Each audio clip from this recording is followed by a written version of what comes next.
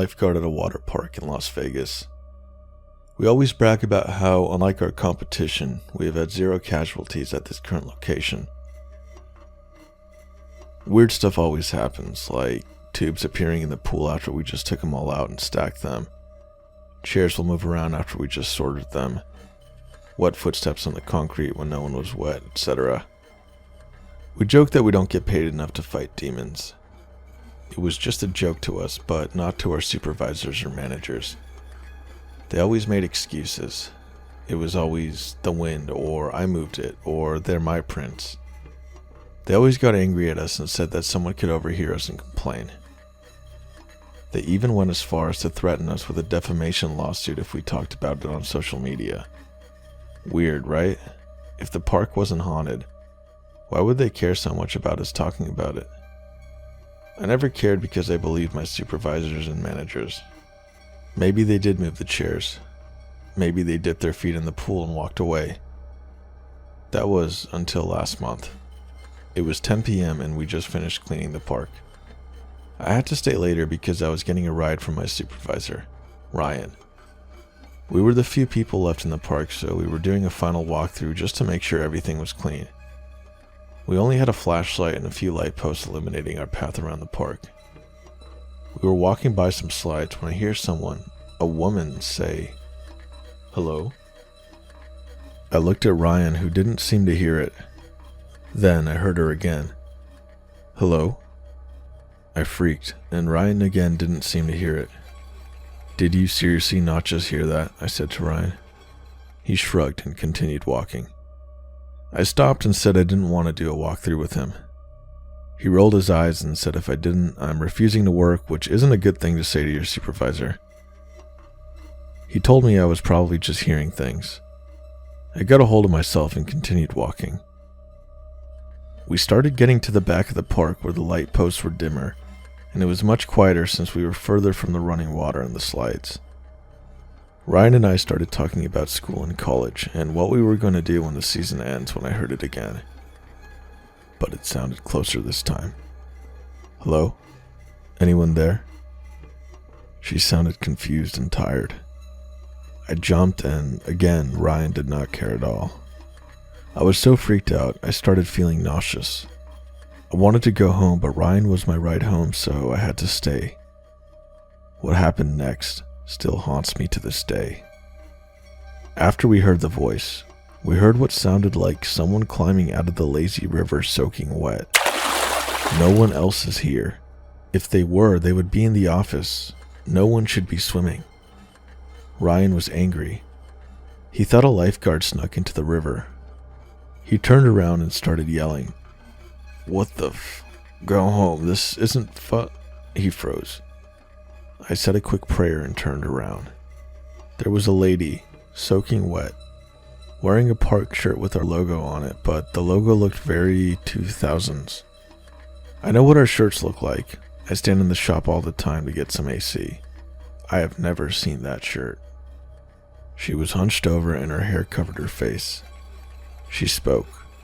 "Hello? Can you help me?" Ryan grabbed my arm and we bolted to the office. Lifeguards weren't allowed inside the office ever. It's a whole thing, but he let me come inside. He pulled one of the managers into the supply room and shut the door. Another supervisor started asking me if I was okay. I was breathing heavily and couldn't speak, but I nodded yes. Ryan and the manager came out of the room and Ryan grabbed his stuff and said, "Let's go." We got in his car and he said we needed to stop by the gas station first. When we pulled in, he told me to type my address in his phone while he pumped gas. When he got in the car, I broke the silence. "Bro, what just happened?" He turned the car on and started driving. "I can't tell anyone. It's like a park secret, but I'll tell you if you swear you won't tell anyone." I swore. Back in 2002, before this location of the park was built, there was a park on the Strip. It was the only water park in Vegas. We only had one casualty, and it was a lady who came in with her family.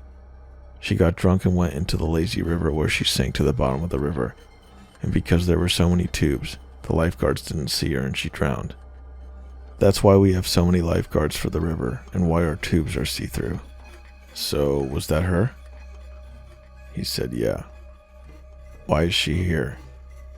I don't know, she's probably confused. She's always asking for help. I said, so you did hear her? He said, yeah, but everyone does when you're in the park late at night. It's a whole different story if you see her. I asked, what happens if you see her? He said, nothing, but it's scary. The car ride was silent the rest of the way. I still work at the park, but Ryan talked to the managers and convinced them to let me work only morning shifts. Ryan quit recently due to college. I only told 2 coworkers, but only because they have had similar experiences themselves.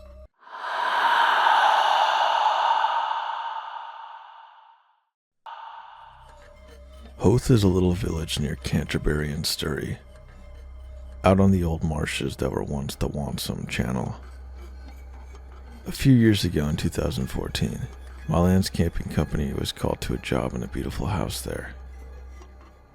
The house was a converted barn and had been bought by the new owners who wanted some work to be done there before moving in, as is often the case. So the first step was to visit the property and take a look and come up with a price for the job. There was a great deal of land surrounding the property with extensive gardens that had fallen into a state of disrepair. After visiting the property, I returned saying that the place gave me the creeps and that although it was empty and isolated, several hundred yards from the next dwelling, it felt like I was being watched. Obviously, everyone laughed at me. I priced the job, which was a big one and would need us to be on the site for about 5 days, and forgot about the whole thing. As it turned out, we were given the contract for the garden clearance and various tree works, and we booked in for a few weeks' time. When we arrived on site, there was a crew of builders there already, who were working inside the house, and living there for a couple weeks while they carried out the renovations. When we arrived, we said our hellos, and John asked what they thought of the house. The reply was, "It's a lovely place, but it's haunted to shit." We laughed and asked why they thought that, and they told us that all night they could hear banging coming from empty rooms. Their tools were being moved around, and they heard whispering. And one had even received a phone call from a distant voice that couldn't be understood. From the number 00000, basically just a bunch of zeros. He showed us the call record to prove it was on his mobile phone. Interested, but still not entirely convinced, we got on with our work. Joe told us that the back courtyard garden gave him the willies, but apart from that, day 1 was uneventful. On day 2, it was quiet in the morning. Then, in the afternoon, I went inside for a coffee. While I was there were knocking sounds coming from one of the back rooms. Nobody was in it though, but it could well have been someone in one of the garden areas knocking against the wooden walls from the outside while doing some job or another. But then there was a sound like wallpaper being unrolled or a poster falling off a wall, something like that. It came from the hall, and then all of a sudden, out of the hall, a shadow shot through the kitchen and out the front door. I was alone in the house at the time, and after looking at every angle, the only way the shadow could have been cast was by the kitchen lights in the middle of the room. But there was nothing to cast it. I was starting to become a believer. On day 3, Paul, one of the builders, was having an argument with somebody on the phone. When he hung up, he said, "I can't believe that. The driver from the skip company says he won't come here to pick up the skip unless we can promise there's someone on site to meet him, because he reckons he saw something here when he dropped the skip off before we got here, and it's definitely haunted." When he did arrive, he said that when he dropped the skip off the first time, he knew the place was empty, but he saw someone moving around in there. And while he was unloading the skip, the radio in his lorry came on loud with a load of static. Day 4 was quiet apart from the knocking and banging, which we'd all gotten used to by then, even though it was louder than before and definitely not one of us messing about. On day 5, a guy turned up to put in a new TV aerial. That involved some wiring being fitted in the back room where most of the noises came from. A few hours in, he was having a coffee with everyone else in the kitchen and said that he'd be glad when he was done because that room was creeping him out. He said that he was sure he kept hearing someone walking around in there, but there was nobody inside the house, let alone in that room. The final thing that happened while we were working there was that another contractor turned up to do some light fittings and parked outside the house. While he was in there, his van radio came on really loud with a lot of static, just like the skip driver had said happened when he was there before. A few weeks after we'd been there, the new owners had moved in, and John and I went over to visit them and settle up the bill one evening after work. John was curious and asked the owner if he was enjoying living there. He obviously read between the lines a bit. Maybe he'd already been asked about the place by one of the other contractors, and he responded by saying, "It's a beautiful house, but I must say, it takes on a completely different feeling at night. It's not such a nice place after it gets dark." We returned to work there a couple more times on smaller jobs, but as the clients were living there full time by then, we didn't spend much time in the actual house itself.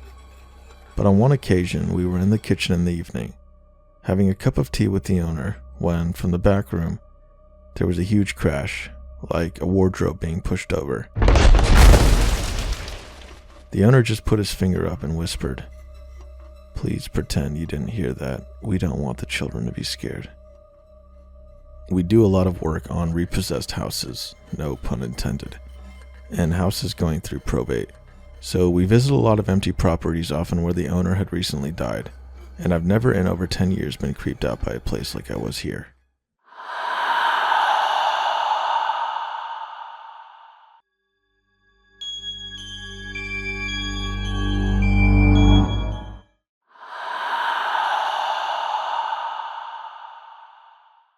I was living in a rural area in Oklahoma with my mother at a small lake house, and I was probably 10 or 11 at this time. One night, as I was sleeping in my room, I randomly and abruptly woke up for no reason. This was not normal for me, and I felt very uneasy. The only sound I could hear was my mother snoring in the next room on the couch. I rolled over and tried to get back to sleep, but my need to use the bathroom was growing more urgent, so I grudgingly forced myself to head that way. The bathroom is on the other side of the house, around a corner and past the kitchen, and finally down a long hallway on the right.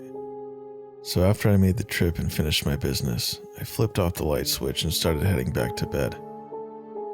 That's when I heard the distinct click of the light switch, and I saw the glow of the bathroom light in the hallway.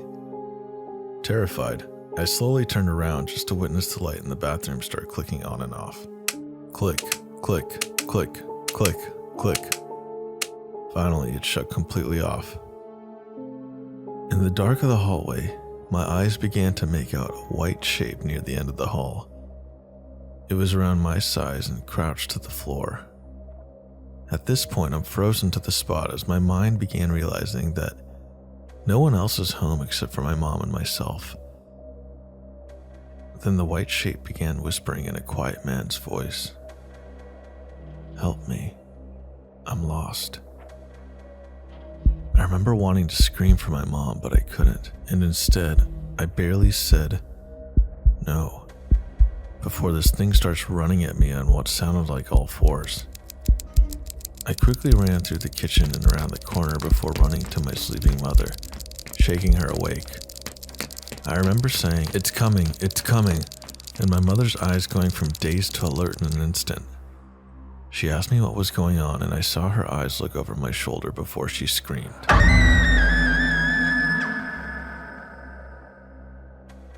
Remembering her scream still makes my blood run cold. Never had I heard pure terror like that in my life, even to this day. She grabbed me by the arms and pulls me into my room and slams the door. She holds me in her arms with her back pressed against the door as we listen. It sounded like this thing was running around in circles in the kitchen. We could hear hands and feet slapping against the tiles. The kitchen had a sliding glass door to the outside, which sounded like it was thrown open then slammed. We sat there horrified until daybreak. I was sent to my grandmother's in the next town for a while after that, and never set foot in that house again. Years later, my mother said she went walking around the property after the incident and came across a small burial site with 3 headstones that each belonged to children from the early 1900s. It freaks me out because what I heard that night was a man's voice, but it was so unnatural. My mom still will not tell me what she saw behind me and what it was that made her scream. She tells me that she's afraid it will know we're talking about it and that it will come back. This is the first of many weird things that have happened in my life since.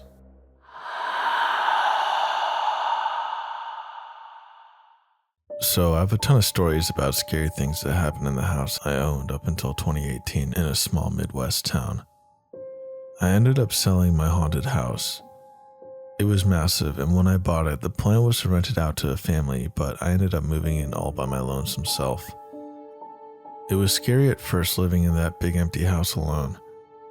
I would hear disembodied singing, what sounded like a bowling ball rolling on the roof directly over my bedroom almost every night.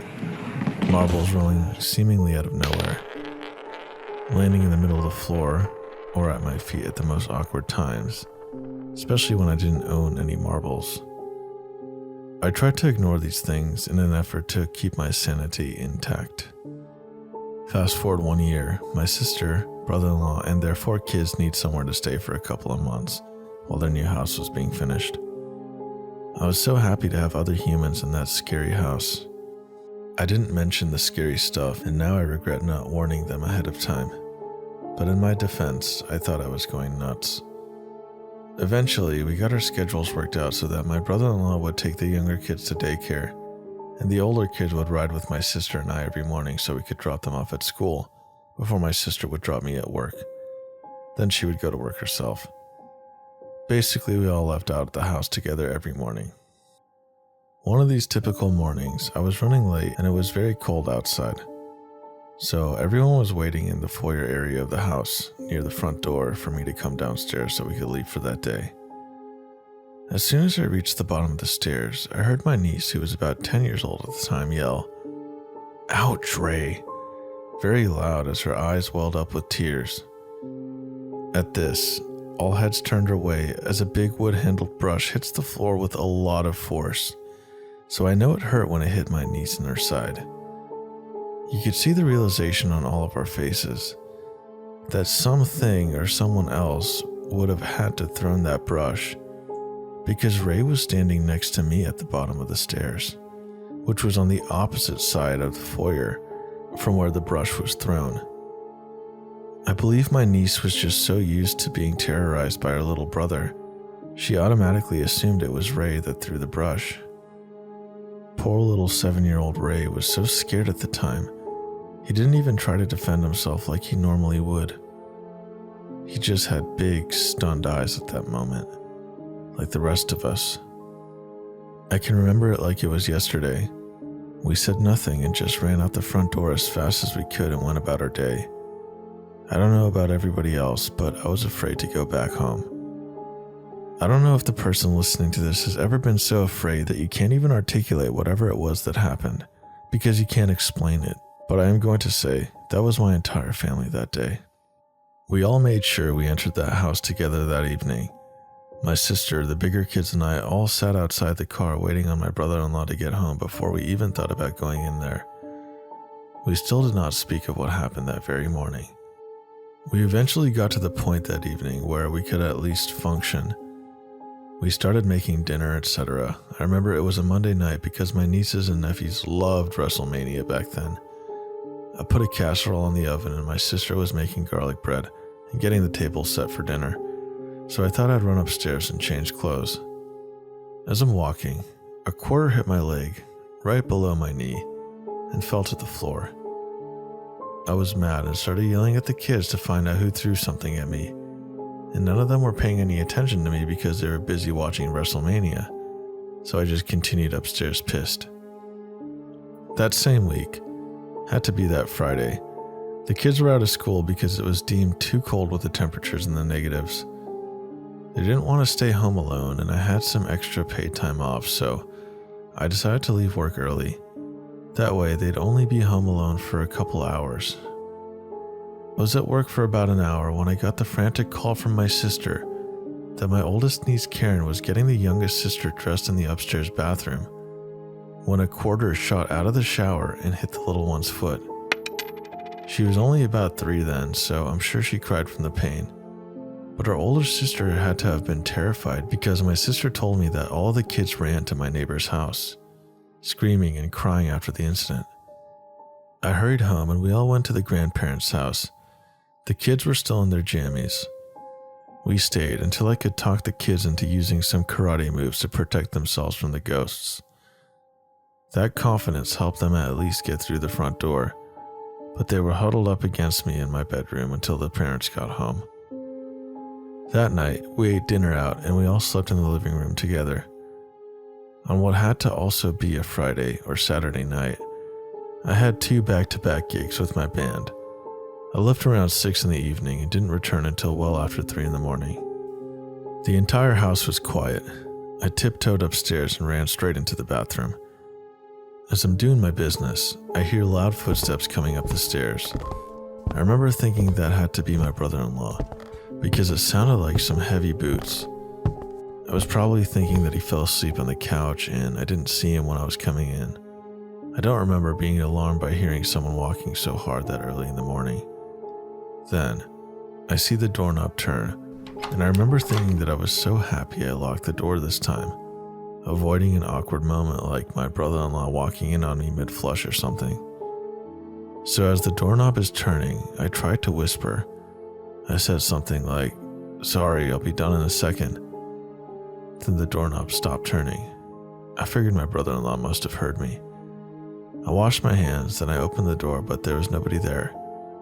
I walked down the long hallway, still no one. I checked downstairs, the basement, all the bedrooms, even the closets, and every soul in that house was dead asleep. Now, it's 3 in the morning, so I'm thinking who the hell was turning the bathroom knob? Who the hell was walking up those stairs like that so early? I'm getting chills just remembering this, and I stayed awake that entire night to rationalize it in my head. I eventually fall asleep when the sun started to come down. I never mentioned this to my family because I didn't want to scare them even more. But it turns out I wasn't the only one experiencing things in that house that I didn't share with my family. So here are a few true stories about my life in my haunted 163-year-old house. It's kind of therapeutic to be out of that nightmare and now be able to talk about some of the things that happened. We all still have PTSD from it. When doing some research into the property, it turns out that the guy who had originally bought the property was a transplant that had lost 6 of his 13 children to scarlet fever, and he also owned slaves. There are some clues but no hard facts that he may have harmed the little boys. He ended up dying from marasmus, which means his body couldn't process protein, so technically he may have died from starvation because of it.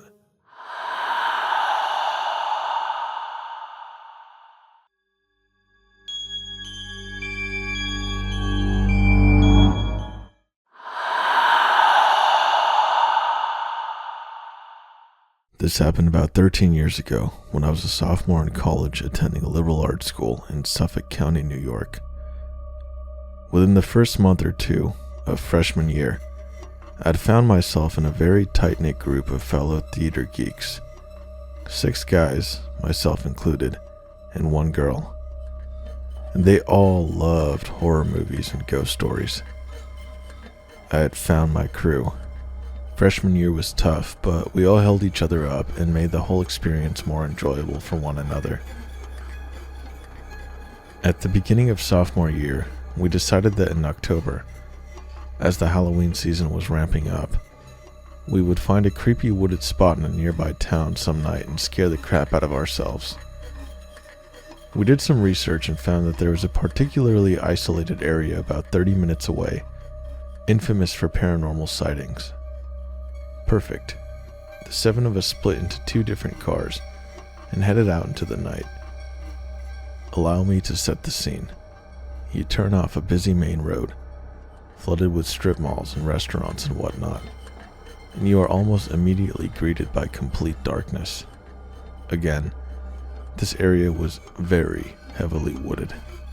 It was essentially a large web of winding roads surrounded by trees, very few streetlights, and very few houses. Without a GPS or a good sense of direction, one could easily get lost in there. We all made sure to have fully charged phones and flashlights, just in case, but the goal was to keep driving until we collectively decided to pull over and go exploring. So, as per the directions, we made a left off of the main road, driving for 30 minutes or so into this dark network, picking directions at random, just getting intentionally lost. Our cars made a turn, and to our surprise, there was a huge log in front of us. We had reached a dead end of some kind, with nothing but trees beyond it. We all got out to see what exactly this was, stepped over the log, and noticed narrow trails leading in different directions. This seemed like as good a time as any to grab our flashlights and do some amateur ghost hunting. We flipped a coin and set off on the trail to the right. The trail was so narrow that we had to walk single file to avoid getting whacked by branches. For whatever reason, I ended up in the back. I'm usually pretty rational and level-headed, but I have to say, the further we went in, the more I was overcome with an uneasy feeling.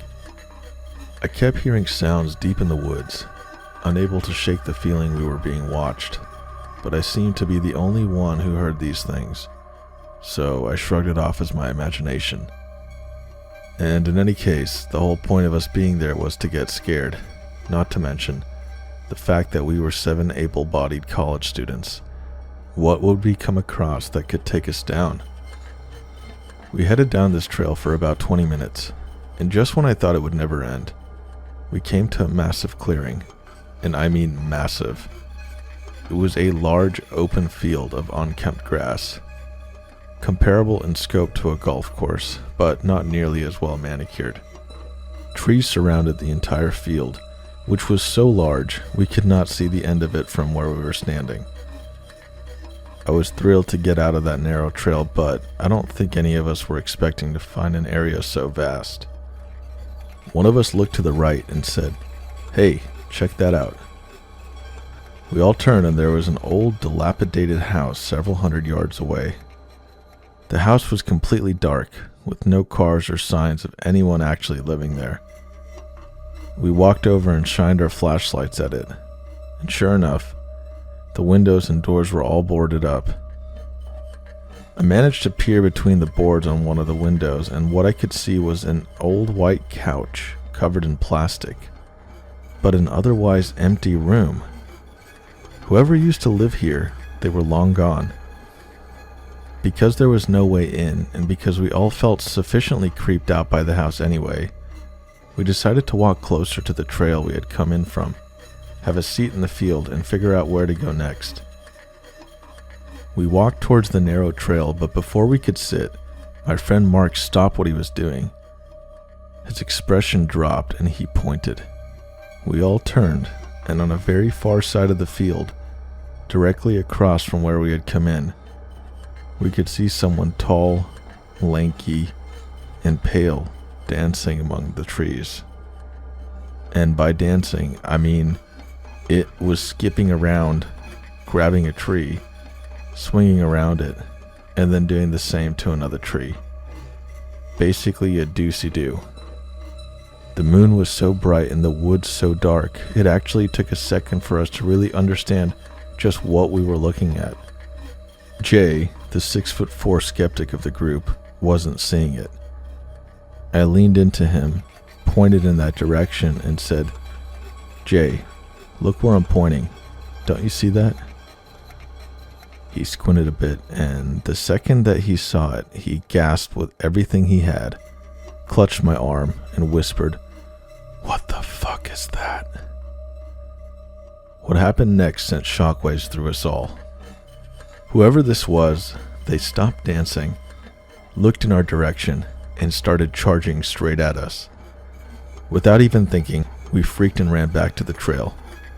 Yet again, Jay was the only one who didn't see what was happening. He shouted after us, "Guys, what is it? Where are you guys going?" After about 15 seconds of running like hell, I heard Jay scream, "Holy shit." I looked back and saw his flashlight following the rest of us into the trail. While the walk into the woods took about 20 minutes, we made it back to our 2 cars, hopped in, and were peeling away in closer to 5. Once we were a safe distance away, we pulled over, got out, and checked in with each other about what just happened. My heart was pounding, and I know everyone else was feeling the same way. Nearly 15 years later, we are all still friends, living in different states, yet keeping in touch through marriages, divorces, children, etc. But occasionally, out of the blue, one of us will send a group text to the others with something to the effect of, "The woods. That really happened, right?" It most certainly did. That experience is always in the back of my mind, and I'm pretty sure it always will remain to be. Here's the thing that still resonates with me about that night. Whoever that was, they were dancing maniacally in the woods at 1 a.m, and then ran directly for a group of young adults, not at all fazed by the fact that they were severely outnumbered. Did he know we were there from the second we parked? Was he the sound that I kept hearing when we walked the trail?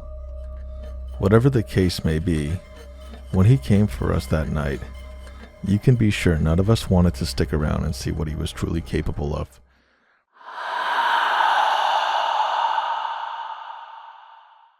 I have a story. It isn't mine, but it happened to my uncle.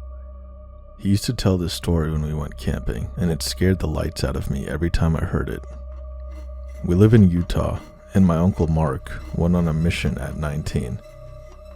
They sent him to an Indian reservation in Arizona. They paired him up with a companion named Carl. When they first got there was a huge rift with the locals on the reservation with them being there. They didn't want my uncle and Carl staying on the reservation grounds. Eventually, they came to a compromise that they would stay on the outskirts in a trailer. This reservation wasn't very big and was located next to a heavily wooded area. The first night, they were trying to sleep when all of a sudden, their trailer started to shake violently back and forth. Startled and unsure of what was happening, they climbed under their table for cover. Mark could distinctively hear someone pushing it from both sides of the trailer, like a group of people. After about 5 minutes, it stopped. That next day, they made rounds of the reservation and were talking to the locals. Carl made a comment to one of the families that their trailer was shaking that night before. The family got very quiet and then told them that they had to leave. They thought it was strange, but didn't think much of it. The next night, it happened again. They awoke to their trailer shaking back and forth. Again, they climbed under the table until it stopped. This went on for 2 more nights. Anytime they tried to talk to anyone about it, they got quiet and told them to leave. Mark started thinking that, due to the tension of their arrival, the locals were doing this to scare them off the reservation. They then go into a convenience store and they were talking together about how frustrated they were with the situation. The clerk overheard and said, "They can't talk about it because it's forbidden." Confused, they asked the clerk, "Can't talk about what?" The clerk continues to tell him about the skinwalkers. He says they are evil demons that were once Native American witches. If they talk about it, the skinwalkers will come for their souls. They just walked out of there baffled. They thought it was another scare tactic. So that night, when the shaking started again, my uncle decided to be brave and confront them. He went to the trailer door, flew it open, and yelled, "Hey." When he did that, he saw these 3 animals run off. 2 were wolves, and 1 was a bear. But they looked strange, almost with human features.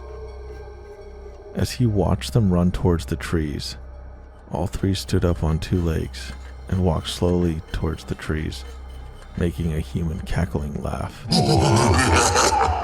It scared him so bad that they called their mission president that next morning and asked to be moved.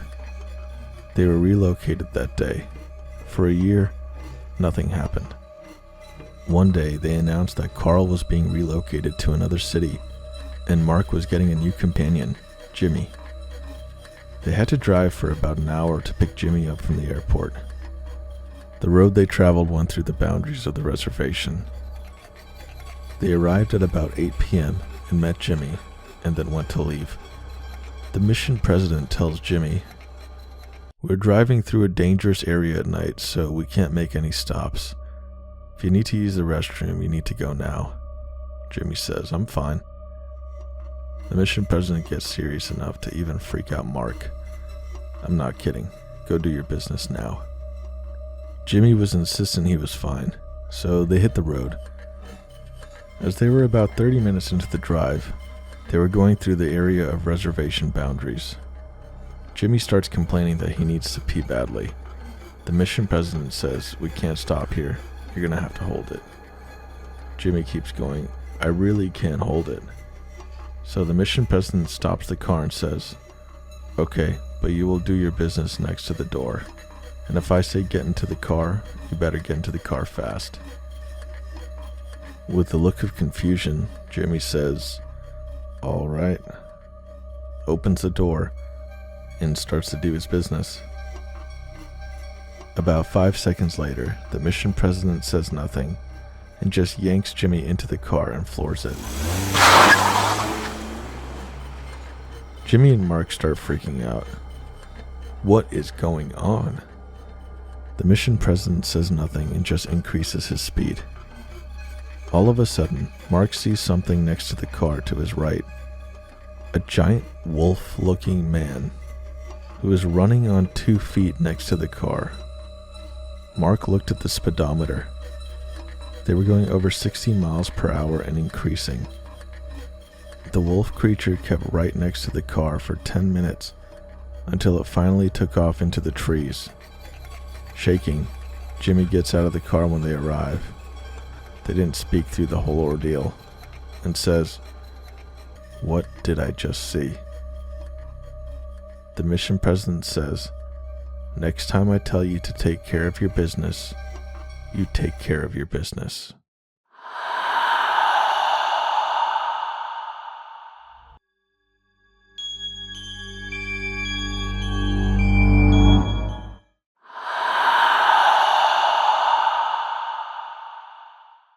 I grew up in southern Pennsylvania, not far from Gettysburg. When I was 8 years old, my parents decided to build a house on vacant property, surrounded by fields, and it was beautiful. I lived with both of my parents and my 2 older brothers who were 15 and 17 at the time. Though I grew up in the area, we only stayed in this house for 4 years. My first night there was not what I expected it to be. I was lying in my bed and just had closed my eyes. Then I hear a voice that sounded like a soft whisper, about 6 inches from my face, say, "Help." Over and over, just repeating the same word until I fell asleep. "Help. Help. Help." I tried my best to forget about it because I thought there was no way the house could be haunted. It was brand new. About a month goes by and I'm sitting on my bed, doing what I used to love doing most, which was reading. I glanced up and looked at my doorway because I saw something out of the corner of my eye. At that moment, I had officially seen a full-body apparition of what appeared to be a soldier from the 1800s. But he didn't see me. He was just walking by my room very slowly. I still remember every detail of his appearance 20 years later. He was covered in blood and looked like he had been shot or stabbed. This lasted for about 5 seconds. Still being creeped out, my curiosity got the best of me and I walked out of the room and searched all over the house, but found nothing unusual. About a week or 2 goes by and I'm in my bed trying to fall asleep, yet again, only to be disturbed before I even had the chance to close my eyes by this voice that was very deep and masculine. I couldn't understand a word it was saying to me because it was speaking in a different language. It sounded annoyed and angry. It happened every night at the exact same time for 2 weeks before it suddenly stopped. After that, I had a night terror. I am absolutely terrified of spiders. I had woken up in the middle of the night. I could see what looked like a tarantula crawling on me in my bed. I swear it was there. I definitely saw it. I was panicking. My dad came into the room to check on me, found out everything was okay. Before I could fall asleep, I heard what sounded like 2 men laughing right next to my bed. At this point, I was getting used to fucked up shit happening. One summer, I stayed up late every night so I could watch Hannah Montana at midnight. One night, when the clock struck midnight, I heard my back door downstairs open. Then I would hear a woman say my name as if she was calling for me. I'd hear the door shut, followed by footsteps. Then there would be silence.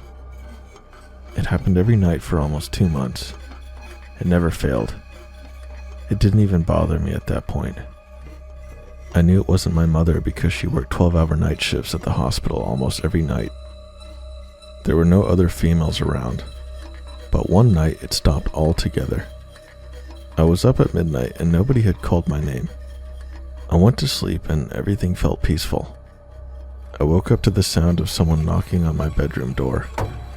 I looked at the clock on my cable box. It was 3 in the morning. I assumed it was one of my brothers and told him to go away. But then the doorknob started turning, but it wouldn't open because the door was locked. I've always slept with my bedroom door open. Always. And I definitely wasn't the one who locked it. The knocking and doorknob rattling went on for what felt like forever, and then it stopped. A few minutes later, I hear what sounds like scratching at the door. I think to myself, what the fuck, is it my cat? But then the knocking, scratching, and turning off the handle started happening at the same exact time. No way in hell my cat would do all 3 at once, let alone the knocking and turning my doorknob. It would happen for about 30 seconds, then it would stop. It happened at least 5 times. Sometimes the knocking would be so hard, it sounded like pounding and my whole door was shaking. Whatever was on the other side of that door really wanted to come in. It got so bad it woke my dad up.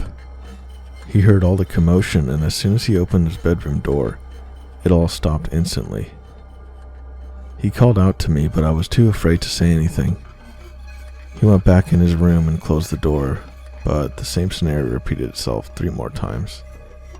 My dad made me sleep in his room, and we never spoke about it ever.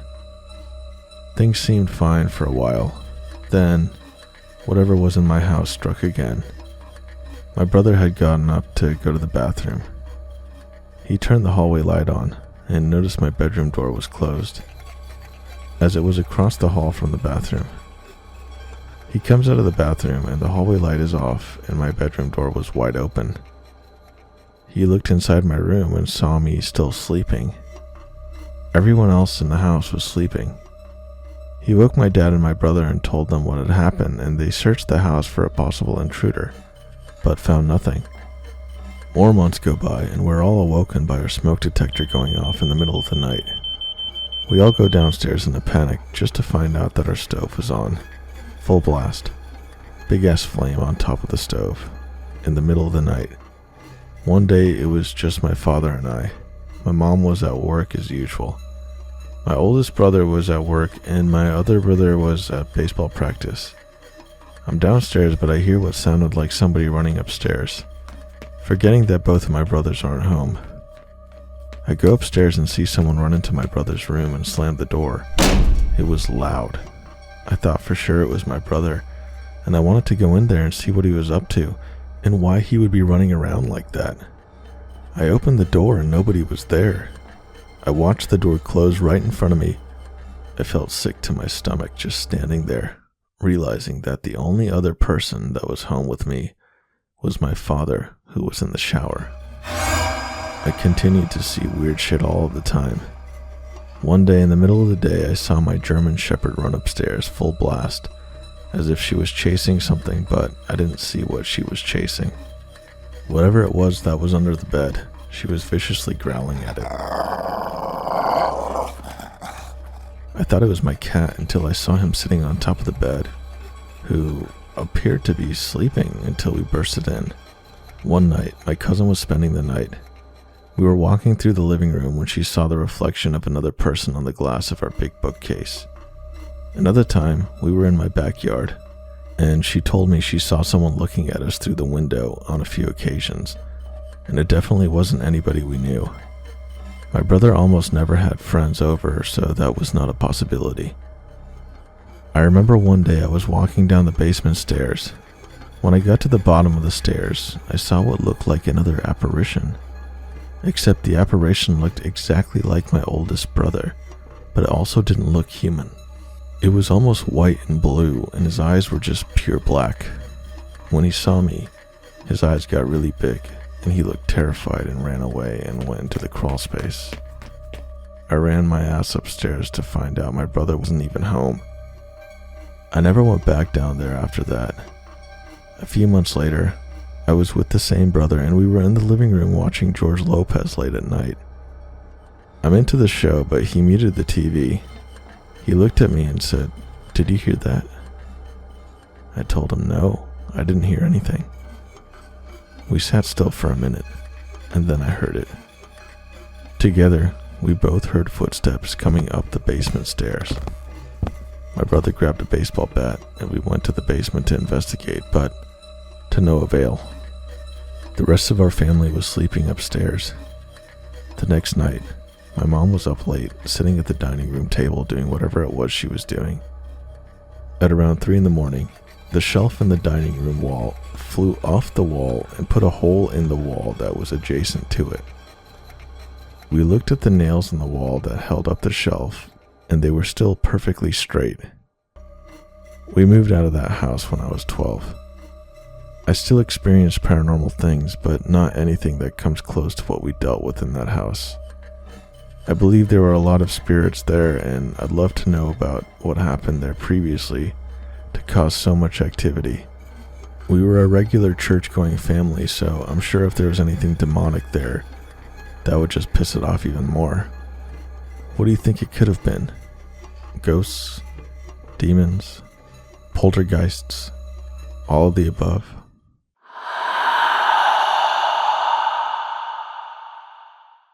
Just to set the record straight, this is 10,000% real, and none of this is a joke or an exaggeration of any kind. My boyfriend, 30, and me, 26, are really scared. We're moving in a few days and afraid we'll be followed by whatever is causing our problems. I moved in with my boyfriend almost a year ago, and a few months ago, the terrible, horrible nightmares and night terror started. We have a dog. His before we met. We'll call him Fido. And not only has the dog had increased sleep disturbances, but also both of us have experienced increasingly disturbing nightmares related to spirits and demons, and sleep paralysis episodes, and what we call reawakening episodes, that neither of us have ever experienced before we started living together. Sometimes we even have the same exact nightmares. It all started out slow, and now it has evolved into almost every single night. And now I can't fall asleep anymore because I'm so terrified of having one of my profound nightmares.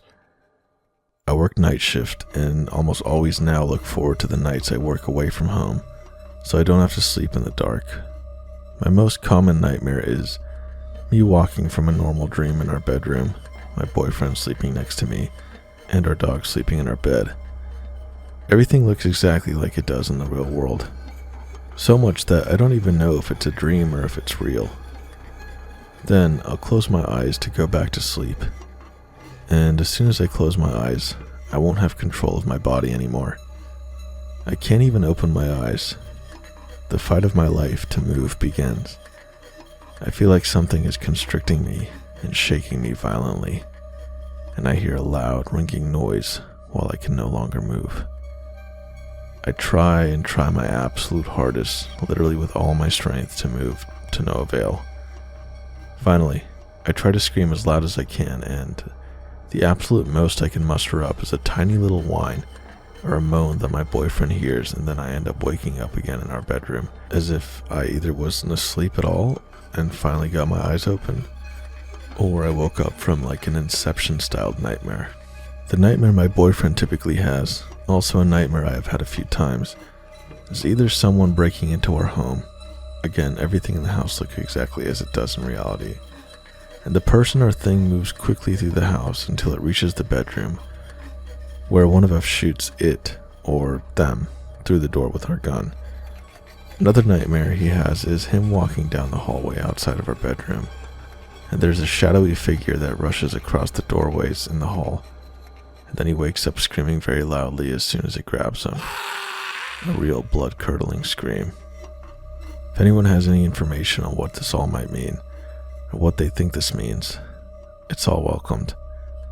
We have had waking experiences together and individually in the house that make us feel uncomfortable, like footstepping noises or things breaking spontaneously. I'm not sure if this is the right place to post it, but any help would be greatly appreciated. Edit. I got so caught up in some details that I completely forgot to mention that a few nights my boyfriend has woken me up. He'd be sitting up at a 90-degree angle in the bed, him looking at and pointing at our bedroom door and saying, "Who's that man? Who was that?" I never actually see anyone or anything though, and he will lay back down and be asleep. He never claims to remember this. He usually wakes me up every night, either laughing, sitting straight up in bed muttering something under his breath, or sometimes he'll wake up whining in his sleep. I am also told by him that I hit him in the face with my hands or elbows every night.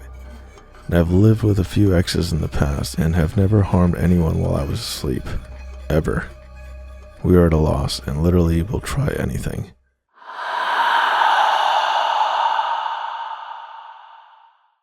I'm a hard skeptic, but I always trust other people's experiences. So basically, when my coworkers tell me there's a ghost at our workplace, I smile and nod and affirm their experiences. But I don't strictly believe there is an irrational explanation for their various stories. I'll include a couple below, because what happened tonight was pretty tame compared to theirs. Anyway, due to a decade of no one ever being willing to close alone due to events that happened there, we always close in pairs. It's a big 2-story boutique, but the upstairs is just our offices. Go figure that I, as the IT guy, have the quote-unquote web office, aka the place where most of the worst shit happens. So anyway, most of the things people have experienced have pretty easy explanations with a few pocket cases.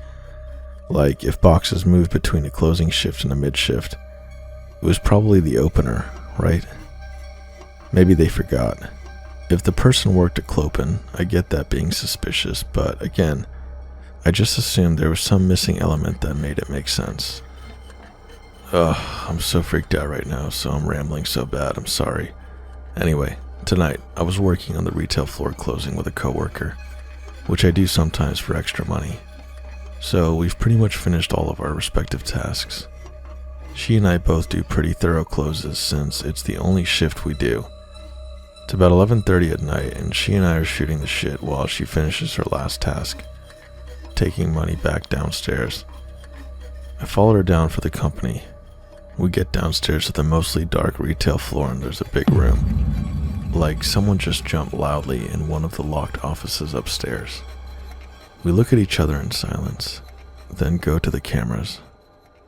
I'm trying to explain that while she was off the floor, the only person in the retail floor except me was her boyfriend, and I made him leave at closing. I'm 100% sure no one else was inside, as I had to check all the rooms as part of my closing duties. We build tasks into each other for redundancy, so I have to check the bathroom to clean it, and I have to check the fitting rooms to take out the trash, etc. So, I know there's no one in there. She's silent still, and staring at the cameras. Nothing is moving. Nothing has fallen off the shelves. No one is upstairs. All the office doors are still closed. She says, "I just want to see if I can see it." I got goosebumps. "The ghost?" I ask. Before she can answer, It happens again. She says she wishes her boyfriend was there to check it out. Well, I'm a big, strong, brave, skeptical man who knows there's no one there. So I go to check. She turns the light back on for me, and I walk the whole floor and check the rooms while she watches. Nothing is even weird, except some products are in the wrong places that we missed. So I fix them. Finally, we decide to go upstairs to turn off the last computer that we closed with and submit her paperwork.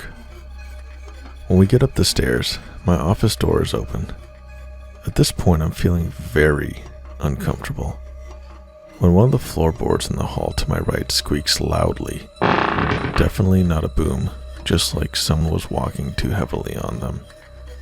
Now I'm convinced someone is still in the store and I missed them. I storm down the hall and turn on all the lights and start opening offices. No one.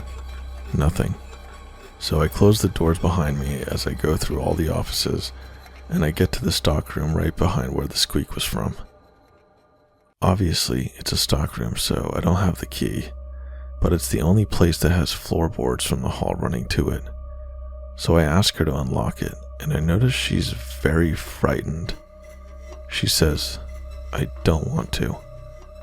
I say, "If you unlock it, I'll check it, and you can wait here." She agrees. I step inside and turn on the light to find absolutely nothing out of place at all. I step inside and, lo and behold, there's the squeaky board just inside the door. So by now, I already am giving more credence to the stories of the boxes in that room moving.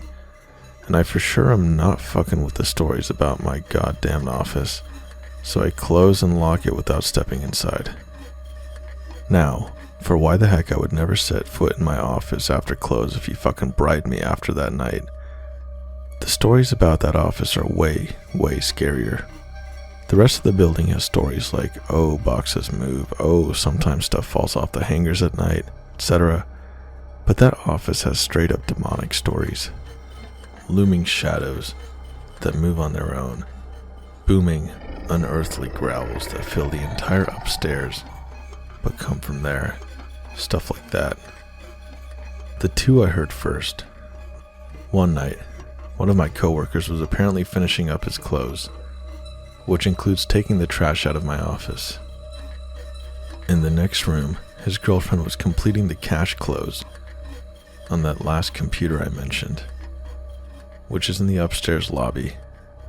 While he was in there alone, he heard the booming, unearthly growl and apparently left the room immediately, dropping the trash bag and leaving the lights on. She was staring at him wide-eyed. Apparently she heard it very clearly too. I heard the story from each of them at different times. So one night I was closing with another girl, and she said it was spooky in there that night. Amused, I asked if she'd heard their stories, and told a brief summary of them. She went so pale, stopped what she was doing, and stared at me in horror. Have I told you that story?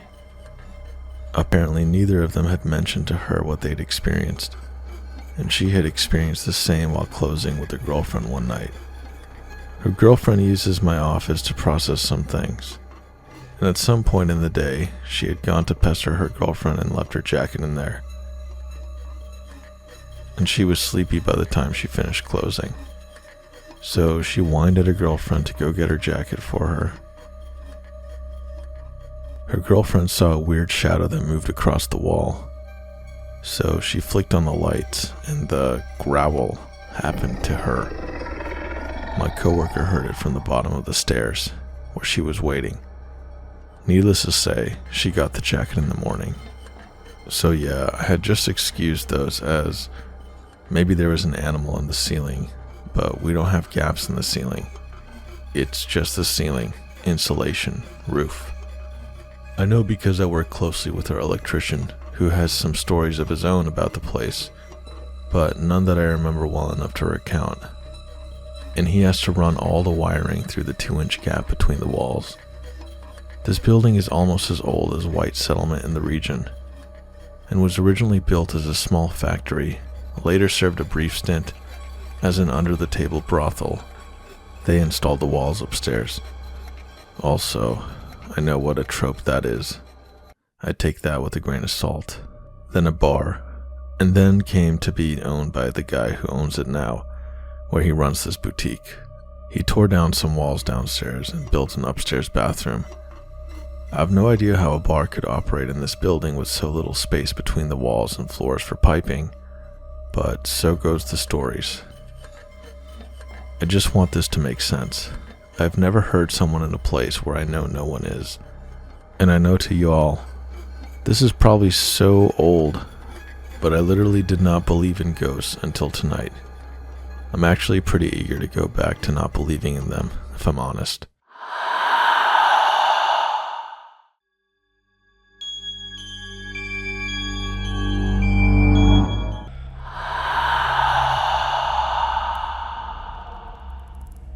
Three months ago, I went on vacation to Italy with my spouse and some friends. We were in a rather old and gloomy house with crucifixes, prie-dieu, all kinds of old things. When it came time to divide up the rooms, one of our friends who claims to be a psychic refused to take a particular room because of quote-unquote bad vibes. I didn't care, so we took it. After the third night, I was suddenly awakened. Something was tugging at my foot 2 times in a row. I wasn't afraid, but I was surprised. It felt a bit like a child playing or wanting to ask something. I told myself that I was dreaming, but the following night, I felt as if someone was resting gently on my legs. When I opened my eyes to see what was going on, I saw a little boy standing at the end of the bed. I was really scared, even though I didn't feel anything evil. I explained the whole thing to my psychic friend, who wanted to help me. She detected several spirits. According to her, the little boy even grabbed her arm, pulled her hair, and then went to another room. He just wanted to play. Nothing has happened since. Recently, however, strange things have been happening. I wake up several times for no reason at night with the feeling that something is wrong. Nothing bad, just I'm pulled from my sleep. Once again, I was awakened with the sensation that my foot was being pulled. And this is where it gets creepy. A week ago, my spouse was getting ready to leave in the morning. Half asleep, I felt a warm hug enveloping me, and I was happy that he was giving me a hug before leaving for work. Except that at the same time, I hear my spouse in the other room leaving and locking the door. Who the hell was hugging me? I was terrified. I turned on the lamp and I left the room. I calmed down, and I wanted to go back to the room and turn off the lamp. But it was already off. But I clearly remember that I turned it on. Here's the story. I'm lost. I have so many questions. Is it possible that this ghost boy followed me? Why showing up 3 months later? Is he trying to tell me something? How do I know what he wants, or how do I help him?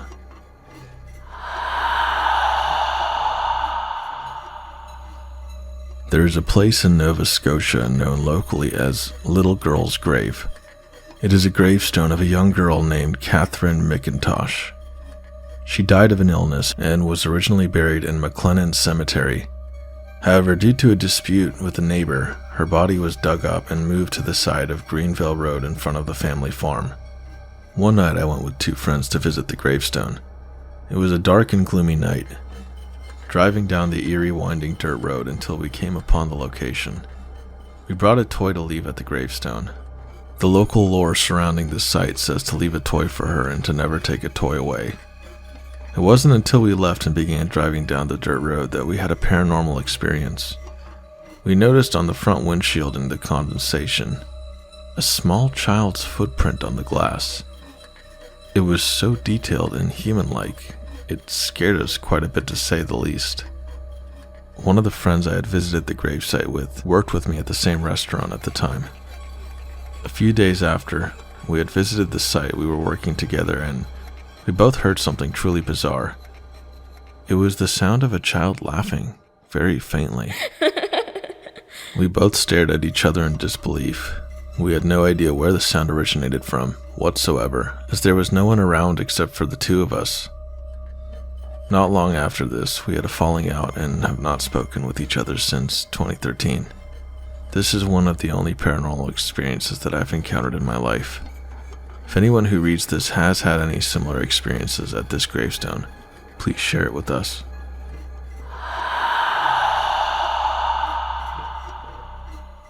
We moved about 4 months ago into a temporary place while we build our forever home. This is a older single-wide trailer, probably from the 1980s, that has been updated inside. It's cheaper, so it helps with building expenses. Anyways, my son's room is on one end of the trailer and ours on the other. We frequently go to the bathroom throughout the night next to his room. Several times now, we have went to use the restroom and heard my son giggling and talking to himself. In complete darkness, by himself. Sometimes you can hear what he's saying. "That tickles. You're funny," etc. Now, my significant other says he has heard him around 3 to 4 a.m. most times. I've heard him around 5 to 6 a.m. My son stays with my ex-husband half the week. We have 50-50 custody. And when my son isn't here, we have heard things from his room. My significant other has heard giggles and muffled talking. Toys randomly come on. However, we always find logical reasons to dismiss it. We live next to a 24-hour gas station about 20 yards from my son's window, and figure it's people talking over there. Plus, we have 2 cats that may sneak in his room and knock toys on. That being said, this morning my son told me there is a boy in his room, and he tickles him. This totally has me freaked out. Backstory on my son: he's 5 years old and is diagnosed with autism. He was nonverbal until last year. We do struggle with complex conversations, so asking him to describe what he sees just doesn't work well yet. He is a very happy, loving child. Since moving, he seems to be acting the same, just these issues at night where he is awake, which is causing him to be sleepy during the day. So, is this a ghost? Imaginary friend? Just hoping someone has had a similar situation. Our home is projected to be done in September, so we will be here for several more months.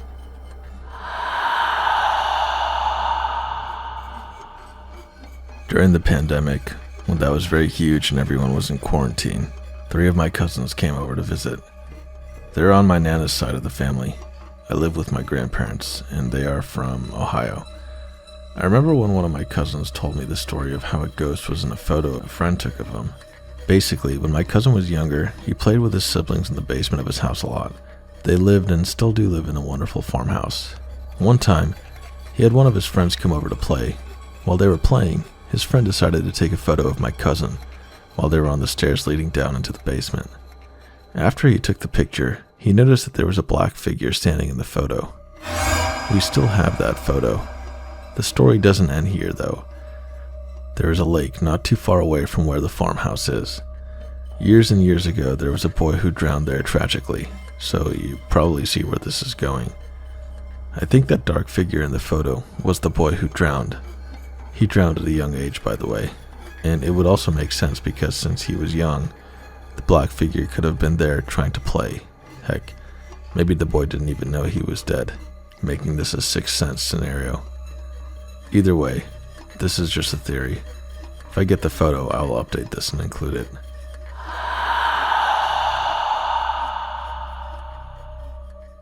My wife and I moved into our old house in New England in summer of 2000. We had looked at dozens of houses, but this one just immediately felt like home. Soon after, we invited our good friend James and his husband up for a weekend. Keep James and his husband in mind. We were pretty well into getting our late night party on, playing cards, drinking, smoking in the dining room. Out of the corner of my eye, I saw, very vividly, an older woman with jet black hair sitting next to the old upright piano in the corner. The piano came with the house. We specifically requested that the previous owner include it in the sale because it was so cool, and we didn't have much furniture. It wasn't even slightly scary. In fact, it was just like she was hanging out. I mentioned it to everyone and we laughed it off. Drinking and fun continued through the night. I was never really a ghost believer and still a skeptic 100%, but the rest of the story really makes me wonder. Several weeks later, we met a neighbor from down the street who lived in the neighborhood for 45 years. "You live in the Muriel King house," she tells us. Muriel was a really interesting lady. She was a famous fashion designer in the 1930s that lived there alone after her husband committed suicide. Very tragic, but she was an interesting lady, very independent and ahead of her time. She traveled all over the world.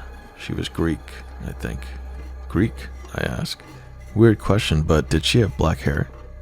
Yes, she had jet black hair even when she was an old woman. It was very striking. Yup, I got the chills right then. Many weeks later, I met another neighbor from down the street that had lived there for 60 plus years, and he starts telling me about Muriel. She was a famous fashion designer. She designed gowns for Rita Hayworth and all the classic film stars, and she designed costumes for Broadway plays too. Her parties were legendary, he tells me. She used to have all her gay boyfriends from Broadway come up on the train, and they'd drink and sing show tunes at the piano in the dining room all night long. Yup, now this could all be coincidental, but it just seems too much to be so. But she must have been an awesome woman. People from around the town have given us some of her original drawings and even an unfinished dress she was working on. There haven't been any more Muriel sightings, but shortly after my wife got pregnant, about 20 years ago, we both awoke up out of a cold sleep at the same time and looked at each other like, what the fuck? And then our bedroom door slammed. Hard. We like to think that Muriel wasn't a fan of kids. She never had any of her own. So she was like, later y'all, I'm out of here. Other than that, nothing's really happened that's given us the chills. I mean, it's more in a good way, like she might hide my keys whenever I smoke too much weed or get drunk.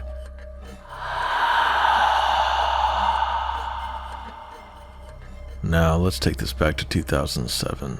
I was like 8 years old, and I was living in a small town. I lived super close to all my friends who were my neighbors, and we would ride our bikes up and down the street.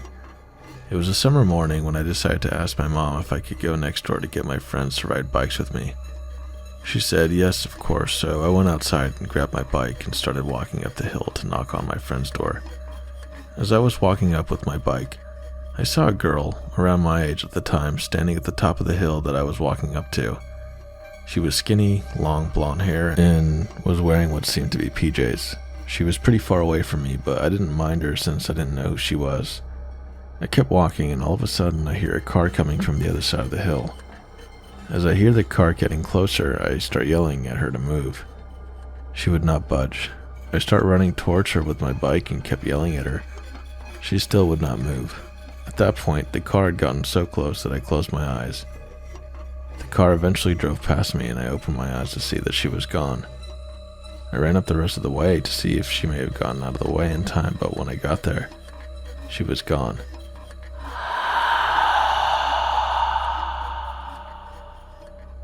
My boyfriend, my dog, and I just moved cross-country into a very old town with a dark history. We were renting a home, and since day one, I've felt uneasy about the basement. My dog has had extremely abnormal behavior whenever going into the basement as well. While staring into the room that makes my hair stand up, he began urinating, no squat or anything, before running up the stairs and refusing to come down for several days. Anytime I have to go down, it's a sickening feeling and an overwhelming fight or flight response. I've seen a tall shadow multiple times, doors in the basement opening and slamming, and so much more. Where do I go from here? I'm uncomfortable being in my own home. I'd love to know the history of the house if there's anything, but I don't know where to start. Any advice welcome. There's much more if anyone wants more information. I'm most worried about whatever darkness is in the basement. Update. December 28, 2022. Thank you, everyone. I feel like with each passing day, things become more unreal. I've set up 2 cameras, one in the basement and one in the hallway leading to the basement. I've read so much about orbs not being much proof, but the camera in the hallway has caught orbs at 4 a.m. only most nights. We also discovered the house has been cleansed previously with sage oil and crosses above every doorway, windows, and mirrors except in the basement. I've spoken with several very spiritual people, and they recommended salt, sage, and blessing the home. I have placed salt down, and I was gifted sage, but I don't believe it is a good idea for me to use it. especially because at this time I lack the courage to face whomever is taking up our space confidently. I have contacted a local church to see about having the home blessed. I have been using positive affirmations to help keep positive energy upstairs. It is a small town and has been difficult to track down the records, but so far I've learned of an officer who may have passed away in the home in 1967.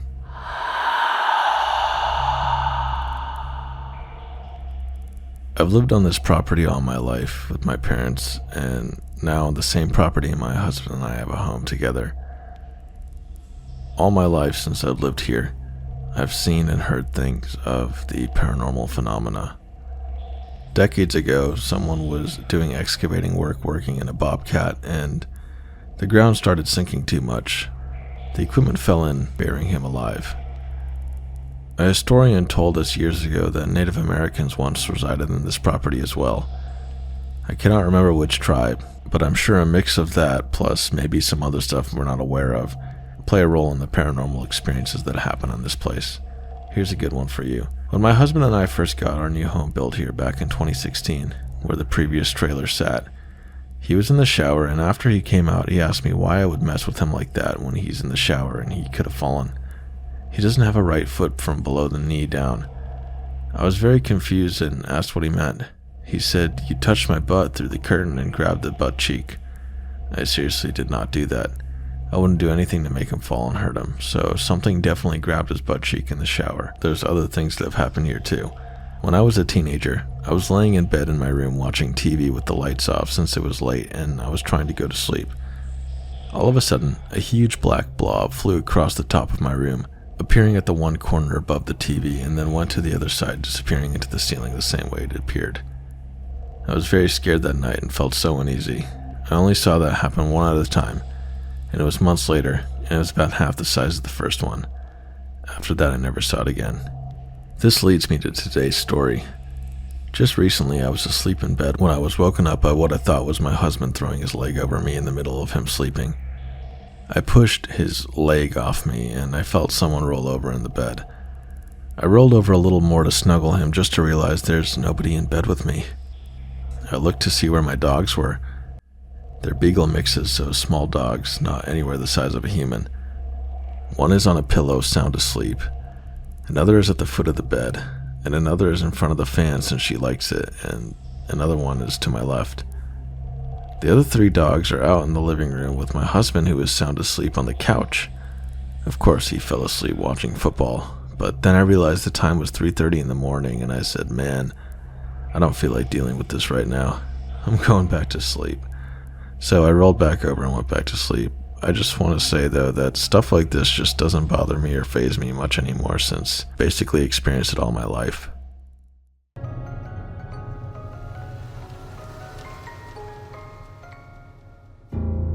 Hey guys, I know it's been a while.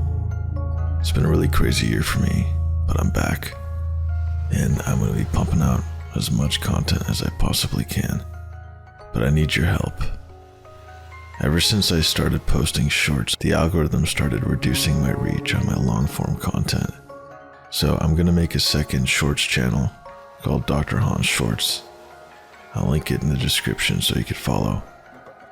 But any engagement, comments, likes, shares, it's all going to be able to help to get my reach back from what the algorithm did to me. Thanks again. Let's get into the stories.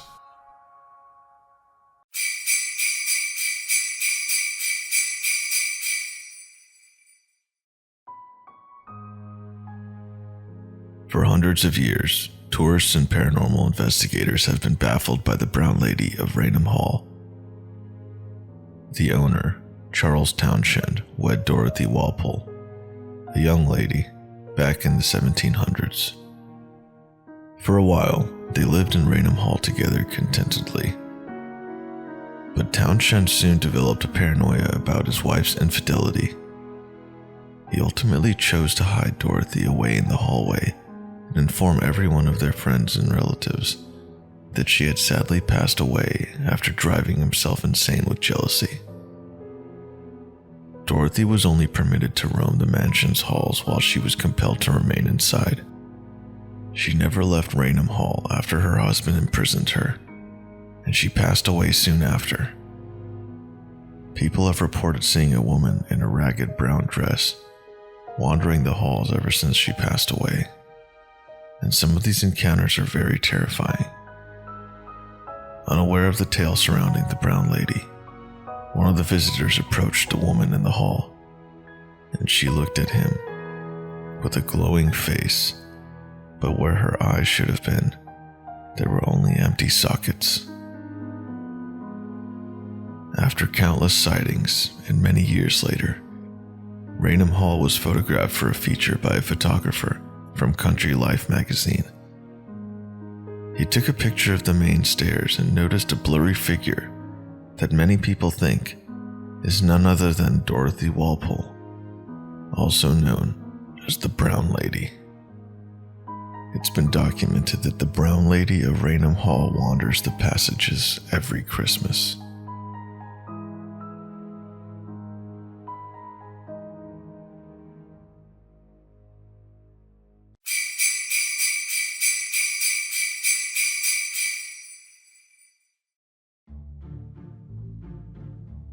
Legend has it that an eccentric woman haunts an old Victorian house.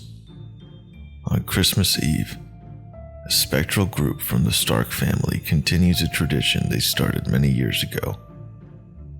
Numerous sightings, especially around Christmas time, have been recorded by visitors to a Victorian property in Ludington, Michigan, which is said to be haunted by the souls of the Stark family. One such ghost, Vera Stark, seemed to have carried her oddities from this life into the next. As she did in life, many who have seen her spirit say she picks flowers in the front yard while wearing nothing but a fur coat.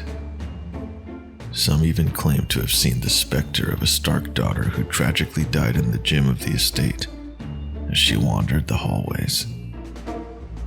The home's current owners said, "Our spirits did not care for it being open to the public and went wild when asked about their plans to open the house to historical tours."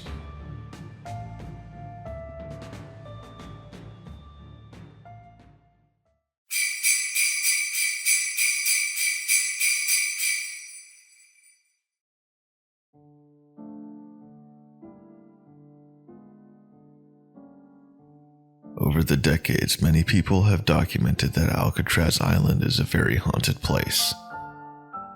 Interestingly enough, there is a story about how an Alcatraz Christmas party was supposedly interrupted by a ghost.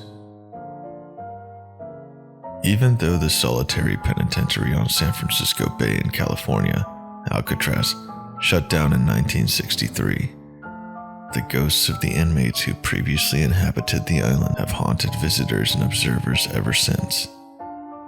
One of the most famous ghost encounters at Alcatraz, often referred to as the Rock, was told over Christmas. The prison has a reputation for unexplained and terrifying psychic experiences. While the institution was still running in the 1940s, Warden Johnston chose to have a modest Christmas celebration at his island boarding house. At one point during the assembly, some of the sentries started relating the tale of a ghostly form that had materialized, wearing a gray suit, brimmed cap, and sporting mutton chop sideburns. While the guards were frozen in shock, staring at the spectral apparition, the room suddenly turned very cold, and the fire in the Ben Franklin stove was extinguished. The specter disappeared as abruptly as he had emerged.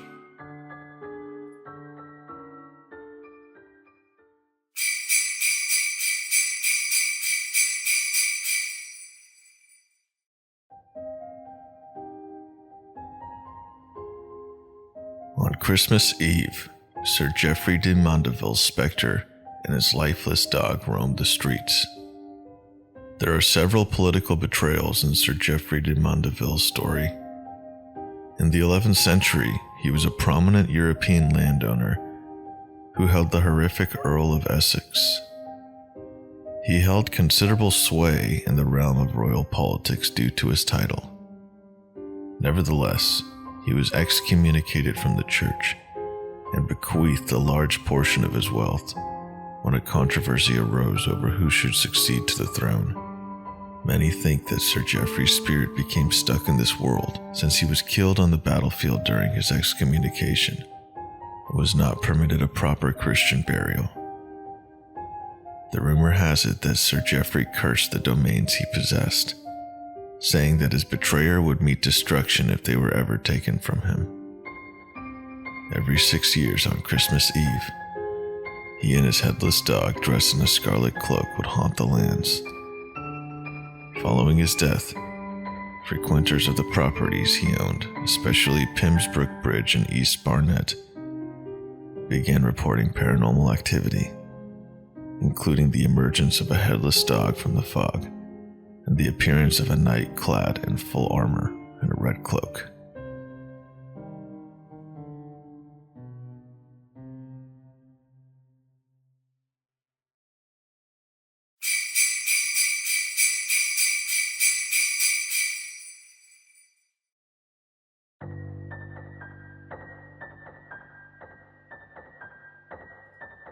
In England, there's a house known as the Bramshall House, and it is haunted by the legend of the Mistletoe Bride.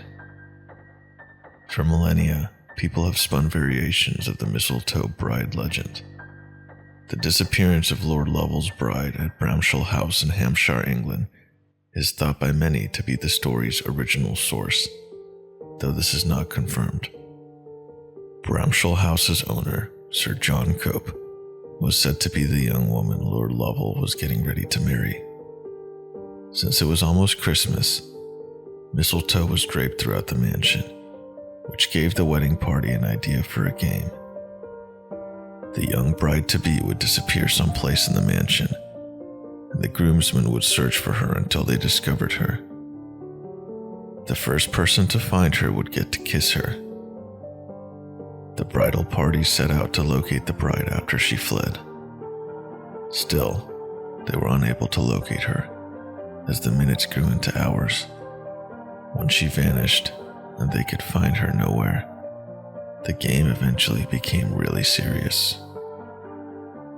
It took Lord Lovell 50 years to discover a hidden closet in an upper floor room of Bramshall House, while still looking for answers regarding his bride's abduction. He discovered a wooden trunk within that was locked shut. When he opened the chest, the almost indistinguishable remnants of his bride were within.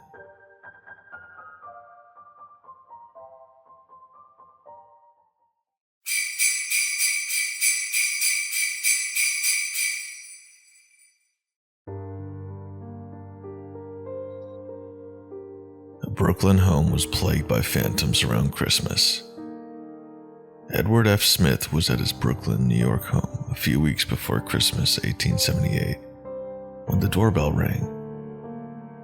When he answered the door, nobody was home.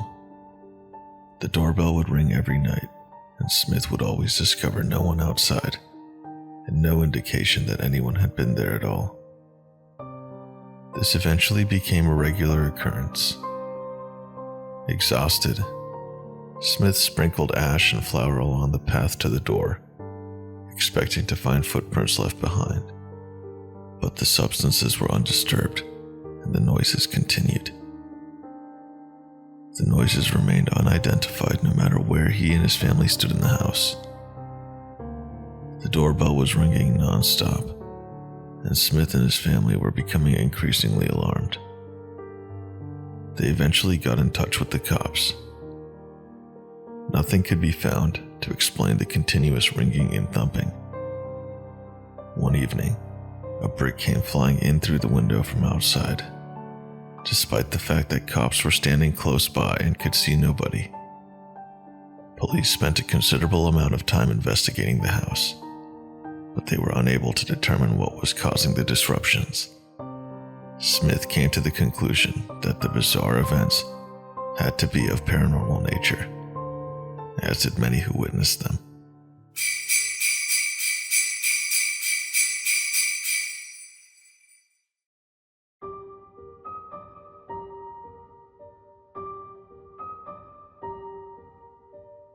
Roos Hall is said to be haunted by a headless horseman every December. One of England's most haunted locations is said to be Roos Hall, a strange estate in the countryside.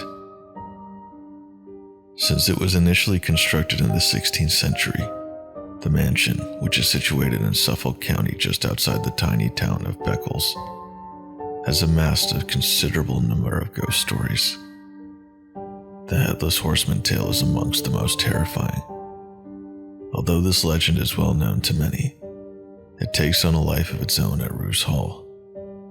A guy on a horse has been reported by many guests of Roos Hall, riding toward them on the road, only to find out later that he is headless. On Christmas Eve, the headless man is said to frequently be seen clattering down the driveway with his phantom coach and 4 horses. And this is just the start of Roos Hall's spectral life. Some have even reported seeing a girl observing the weird markings from the windows, which they refer to as the devil's footprints, according to other tales.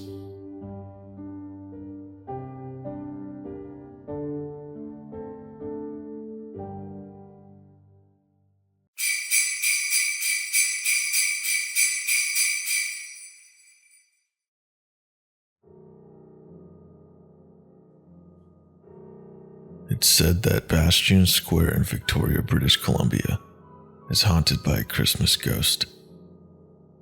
Just as the clock was striking midnight, ushering in the joyous Christmas day, a misdeed, as dark, cowardly, and mysterious as ever disfigured the history of this province, was perpetuated, read a chilling story that ran on the front page of the Daily Colonist, a newspaper published in Victoria on December 25th, 1890.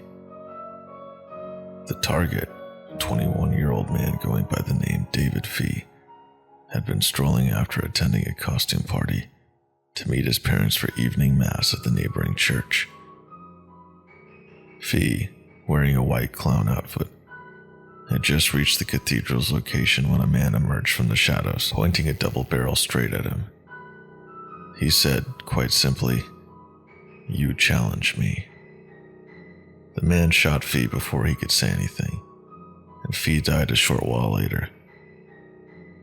It seems that the man mistook Fee for someone else. It's said that Fee's spirit has been haunting his tomb in the streets outside the cathedral ever since that fateful night.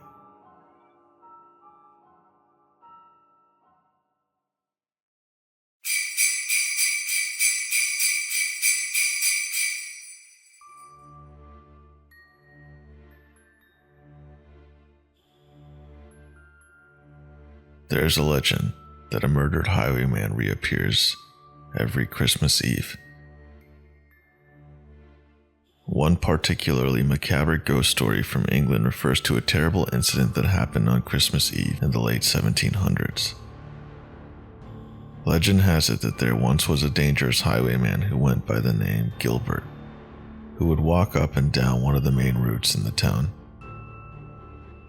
Gilbert captured a guy and his daughter who were riding in a horse-drawn carriage one evening, the night before Christmas.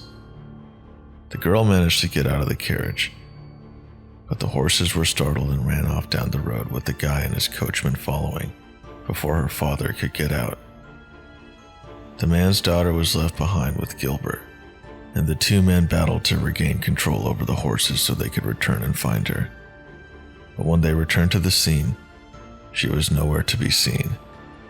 Rather, they found Gilbert crouched on the ground, a dagger embedded in his side. There is a rumor that as the bus drove away, Gilbert confessed to the girl that he had killed her brother sometime earlier. The discovery infuriated her, and she stabbed him before running from the scene. According to local lore, Gilbert was buried by the side of the road and is said to roam the same route on Christmas Eve, waiting for the coach carrying the man and his daughter to pass by once more.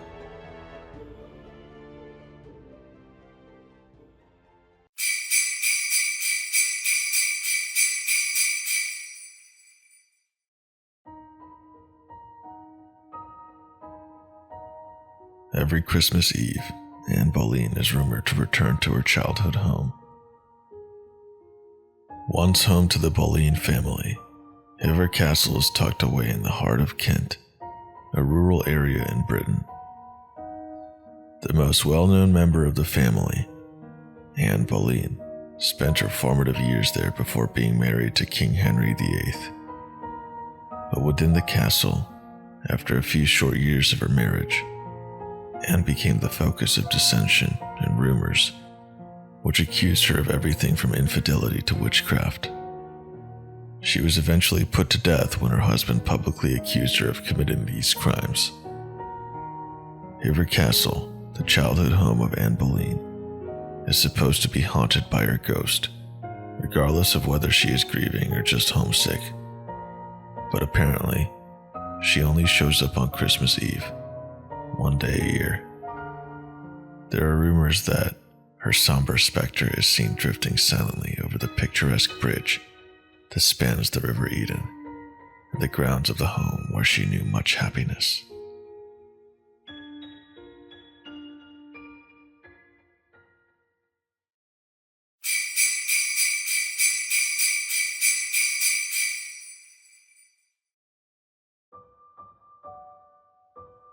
It's said that at the Hotel Bethlehem, a spectral socialite sings Christmas carols. A little girl named Myuu is the subject of one of the scariest ghost stories told about the Hotel Bethlehem in Bethlehem, Pennsylvania. Mary, also known as May, was raised on the stage and developed a passion of singing and performing at a young age. She was born in 1866. She received a lot of notice for her talent, and soon she was appearing on stages in Paris and other parts of Europe with considerable success. She even attracted the interest of a wealthy lord, who promptly wed her and elevated her to the status of British nobility. Unfortunately, her achievements put her in jeopardy. After the lord who had swept her off her feet went bankrupt, her marriage collapsed, and she later married an American soldier who embezzled much of her fortune. Reports at the time of her death stated that she considered her time in Bethlehem to be the happiest of her life. Guests of Hotel Bethlehem still report seeing ghosts of a young May Yohei, dressed elegantly, walking by the Christmas tree or singing at the piano. Some even assert that they heard her sing one of her favorite songs in a faint but identifiable voice.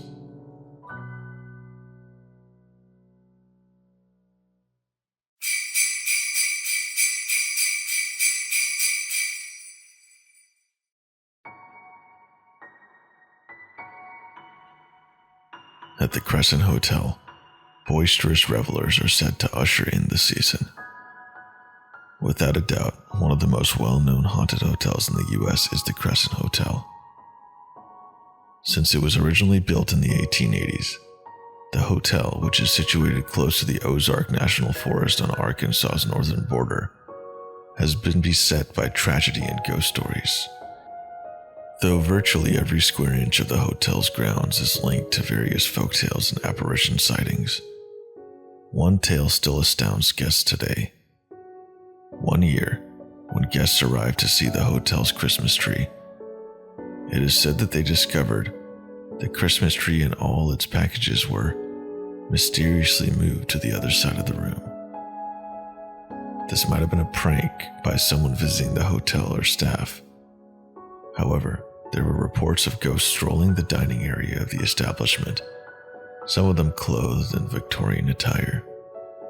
Some claimed the spirits looked playful, jokingly moving the furniture and gifts across the room.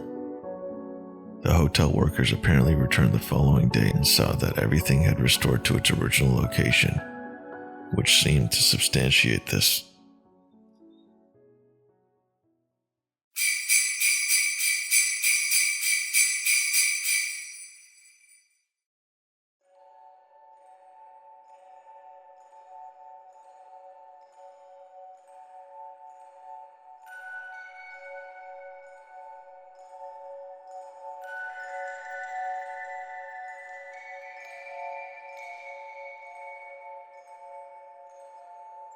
On Christmas Eve, it is said that the ghosts of Poland's kings gather in a dragon's den.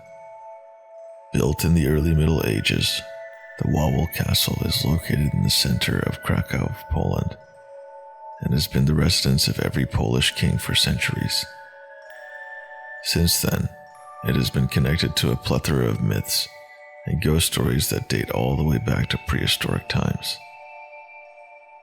One such legend is a vast network of caves said to be beneath a local land parcel called Wawel Hill. Since their discovery centuries ago, these caves have been extensively examined, and there are rumors that within them lies a statue of a dragon and millennia of human record. It is thought that people have lived in the caverns from prehistoric times. According to legend, King Casimir, who was only a young boy when he investigated these caves in the 11th century, discovered an unusual tunnel. He stated to have discovered a big stone inside the tunnel that was shining, and the light was said to be releasing a protecting magical energy that spread over Krakow. Legends from the area still hold that on Christmas Eve, all of Poland's former monarchs gather in that tunnel to decide Krakow's fate.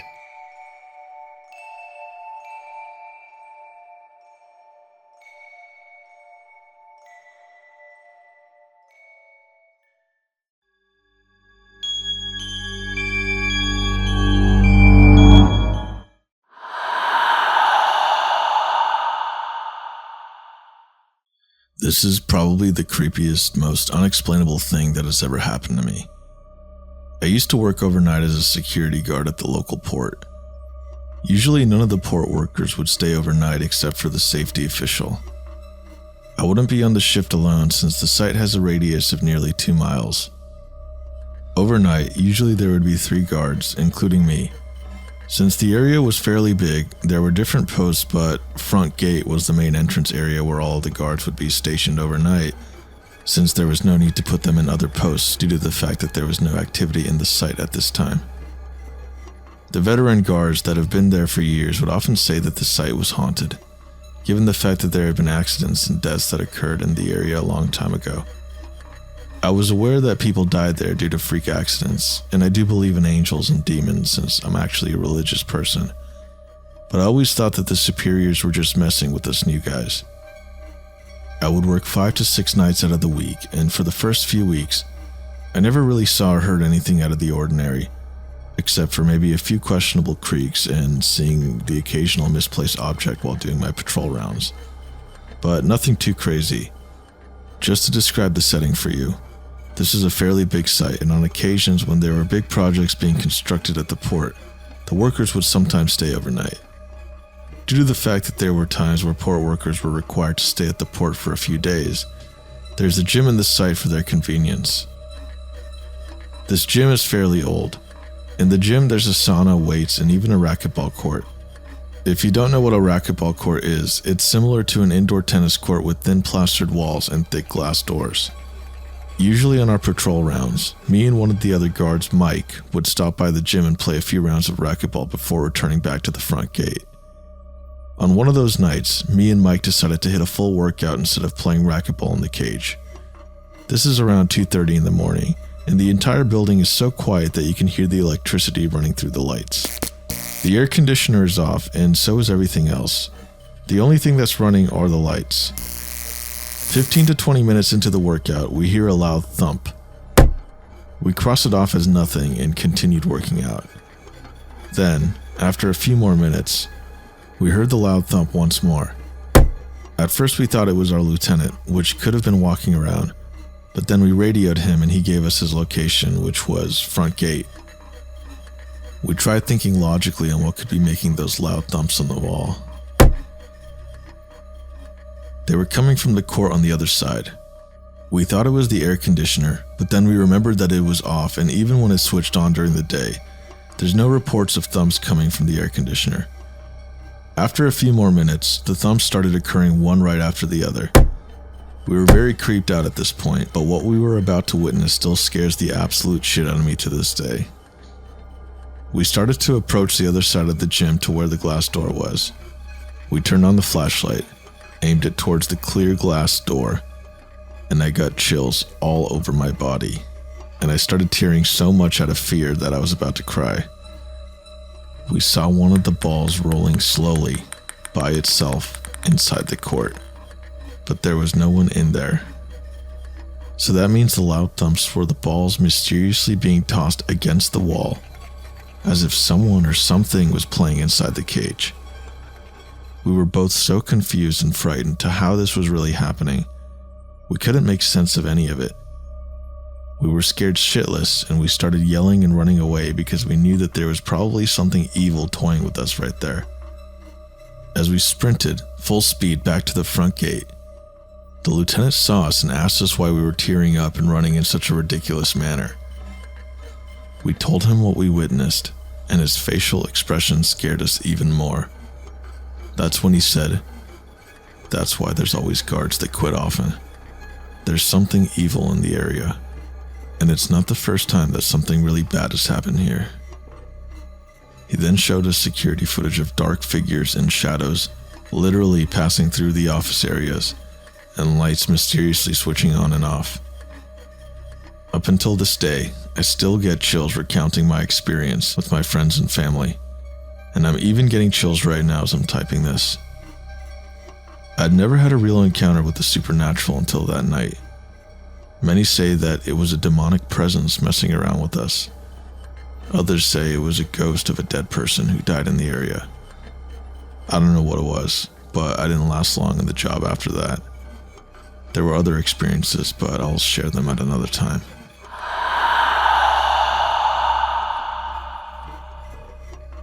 I used to work nights at a gas station.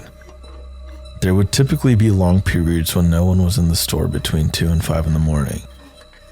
So I would often sit in the office where the screens for the security cameras were. I caught a glimpse of a man wearing a pair of jeans and worker boots walking around on the camera.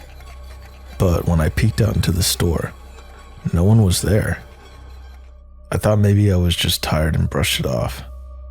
The next night, I again saw what looked like a man wandering around, but no one was there.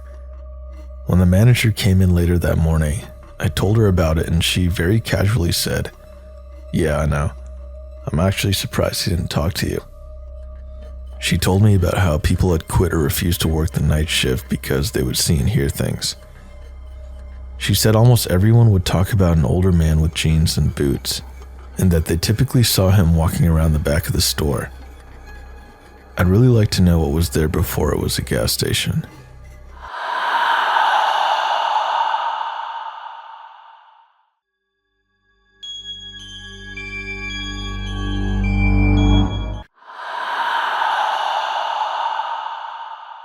Rock Island is a state park located at the tip of Door County, Wisconsin on Lake Michigan.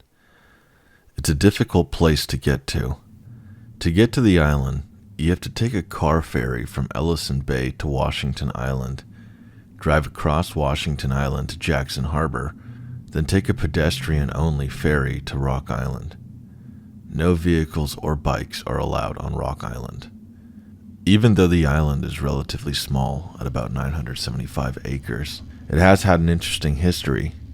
In the early 1600s, it was inhabited by a tribe of Potawatomi Native Americans as well as a small fishing village of European settlers. The two groups did not trust each other and did have a few bad encounters that almost led to violence, but for the most part they lived peacefully together on the island. By the 1640s, the Potawatomi had migrated to other parts of Wisconsin. Shortly after the Potawatomi had left the island, some settlers from the fishing village reported seeing a new group of people on the island. They seemed to be more white settlers, but they wore strange clothes and kept to themselves. No one from the fishing village was ever able to talk to one of these new settlers, or even find where they were living. It was around this time that strange things started to happen in the village. Several animals, to not mention what they were, maybe it was pigs or chickens kept by the settlers, were found slaughtered in the village and seemed to have been used to make markings in blood on some of the buildings in the village. On a different night, a building used for preserving meat burned down. The villagers felt that these things must have been done by these new people on the island, and they intended to find them. But after a thorough search of the island, including the wooded inland area, they never found a single person. These strange occurrences seemed to stop soon after the search, and none of the other settlers were ever seen again. In 1836, the Potawatomi Lighthouse was built on the northern part of the island. After construction was finished, the lighthouse was inspected, and it was reported back that, quote-unquote, the material of which the lighthouse and dwelling are made are of the best quality, and that the work is done in a substantive and workmanlike manner. David E. Corbin was appointed the first keeper of the light on December 19, 1837. Only 3 years later, in 1840, despite the apparent quality of construction of the lighthouse, David Corbin started to complain that plaster started to fall off the building, and some sort of liquid would ooze through the cracks, leaving the house constantly damp. Corbin was completely alone most of the time at the lighthouse, and some have said when visiting him that he would stare at a certain wall and sometimes spoke vaguely of the other visitors.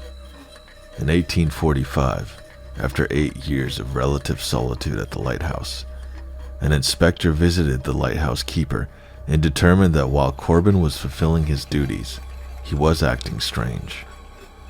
The official report says that the inspector ordered Corbin to take a 25-day leave of absence to, quote-unquote, find a wife, to live with him at the lighthouse. However, some think that the inspector was startled by Corbin's mental state caused by years of solitude and thought it would be best that he spent some time away from the island.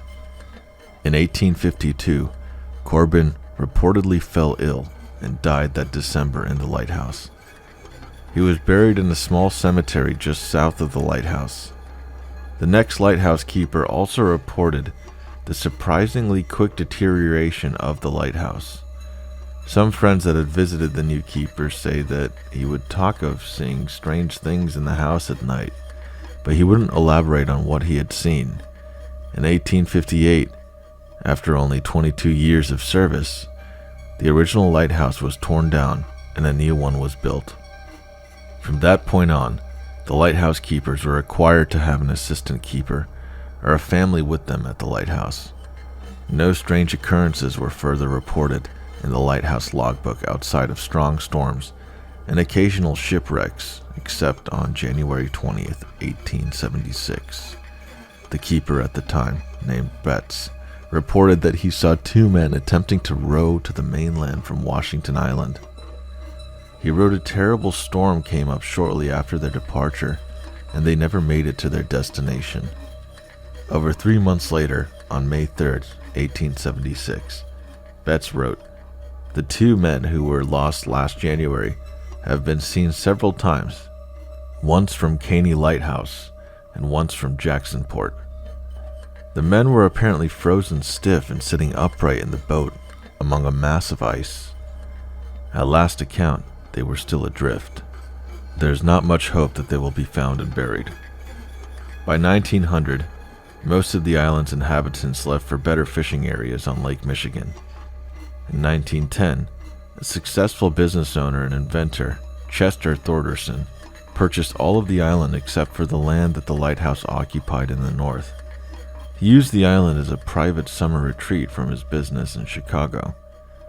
Thorderson is responsible for the unique and mystifying buildings and structures that are still on the island today. On the south end of the island, he built a giant stone hall that has a boathouse on the lower level. A stone water tower was built on the east side of the island, and an imposing wooden gate was constructed on the west end of the island.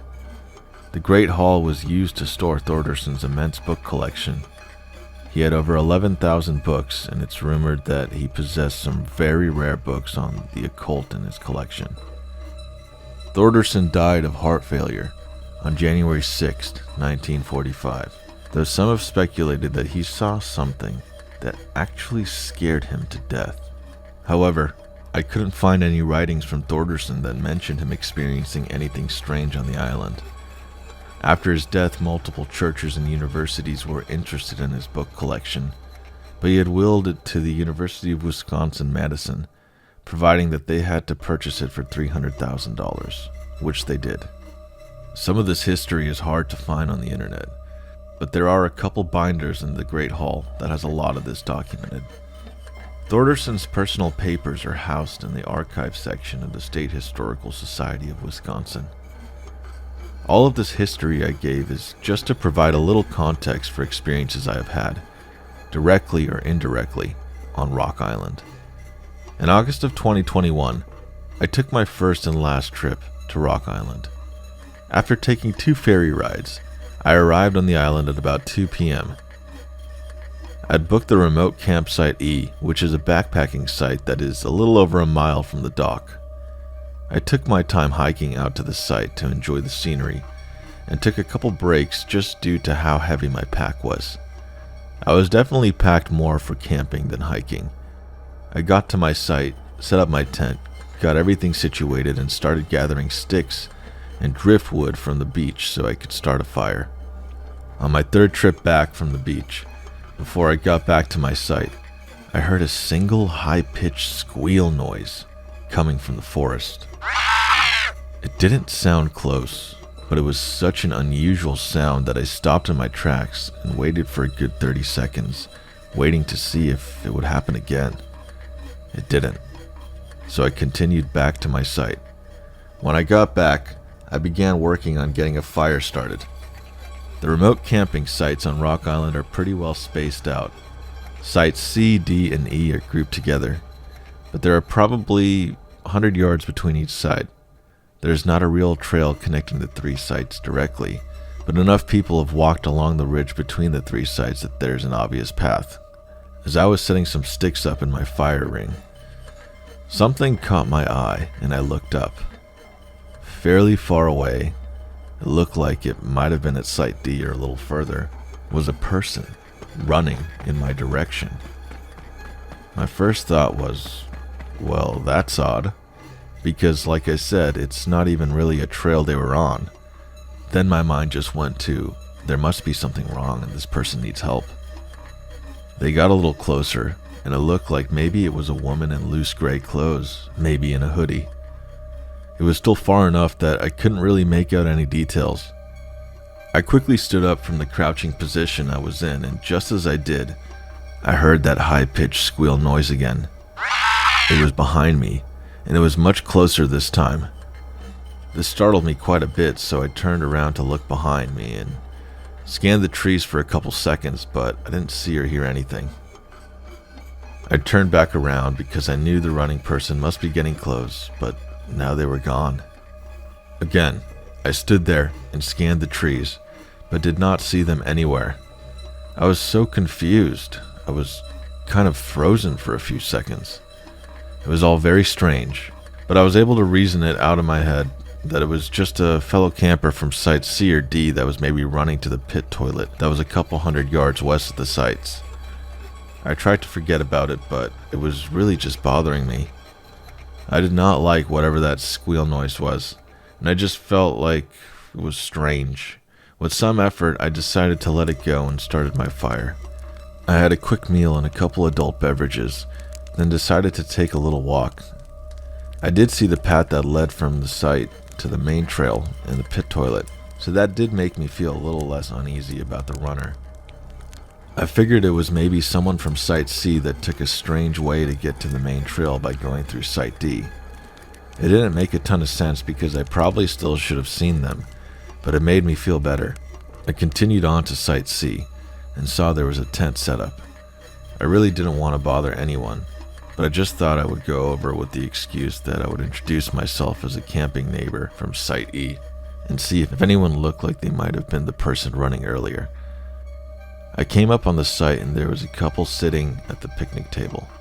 Neither of them looked like they would have been the person I saw running. I introduced myself and they introduced themselves. They were probably in their mid-30s. They were nice and both seemed to be pretty drunk, but a quiet drunk. I didn't ask about the runner or the squealing noises because I thought it might be weird. I wished them a good night and walked back to my tent. When I got back, I had a cigar and a few more drinks. It got dark and it started as a perfect night.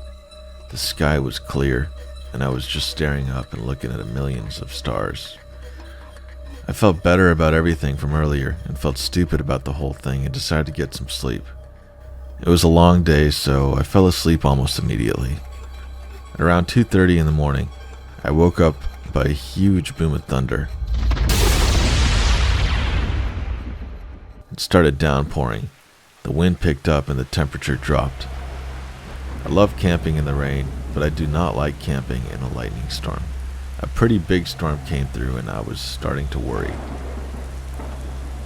The wind was whipping at my tent and the ground was shaking from the thunder and lightning. I did not feel good about being out there in a tent and felt very exposed. The storm lasted for about an hour before it became just a light, steady drizzle. I was just starting to fall back asleep when I heard the squeal noise again. I opened my eyes, wide in the dark, and just laid there silent. There was another louder squeal noise, and it was pretty close. I knew there are no real dangerous animals on Rock Island. There are deer and porcupines, but nothing like bear or wolves. Knowing that still didn't make me feel better, though. There was just something about that squeal that I didn't like. I say squeal because that's the best I could describe it. It sounded to me like a pig squeal. I honestly don't know that much about pig noises, but that's what I thought of when I heard it. An injured or angry pig squeal. I continued to lay in my tent and started to hear footsteps outside my tent. It was still raining, so the sounds were a little buried in the sound of rain, but it definitely sounded like a somewhat large animal or human walking around. I sat up in my tent and took a knife I had out just to feel better. In my head, I just kept saying, "You know, it's just an animal. It's fine. There's nothing in these woods that can hurt you." I listened as the footsteps started moving away from my tent. I just sat there being still, holding my knife for maybe 10 minutes without hearing anything else. I started thinking to myself, it's fine. It was just an animal, you're being stupid, and you need to get some sleep. I was just about to lay back down when there was a very loud squeal, and it was right outside my tent. It felt like my heart just stopped, and a shiver went down my spine. My heart was beating so hard my entire body was pulsing, and I felt it in my ears. It took everything in me, but I forced out a "get out of here." Not shouting, but as stern and mean sounding as I could at that moment. I didn't hear any more squeals or footsteps that night, but I also didn't sleep. I just sat there in my tent for maybe an hour before I laid down. Eventually, the rain stopped and I kept laying there until the sun came up. All that time reassuring myself that I was being stupid. It was just an animal. It was probably 7 a.m. before I decided I had to get out of my tent to relieve myself. As soon as I stepped outside my tent, I saw that my picnic table had been turned over and was upside down. When I saw this, I surprisingly calmly thought, okay, this is enough. I'm leaving the island today. I checked my surroundings and nothing else seemed out of place. I eventually reasoned with myself that the wind had blown the table over during the storm. It still seemed a little strange because the table was pretty heavy and I felt like I would have heard the table flipping over, but that might have made sense. I made some cold instant coffee, had a bite to eat, started to feel better about the whole thing, then decided to go for a hike. I admit, I get easily scared when I'm camping by myself in the woods. Maybe that's natural. After I had some coffee and food, and the sun came out, I realized that nothing I heard or saw was really anything that couldn't be explained. Other than not getting a good night's sleep, I was having a pretty good time.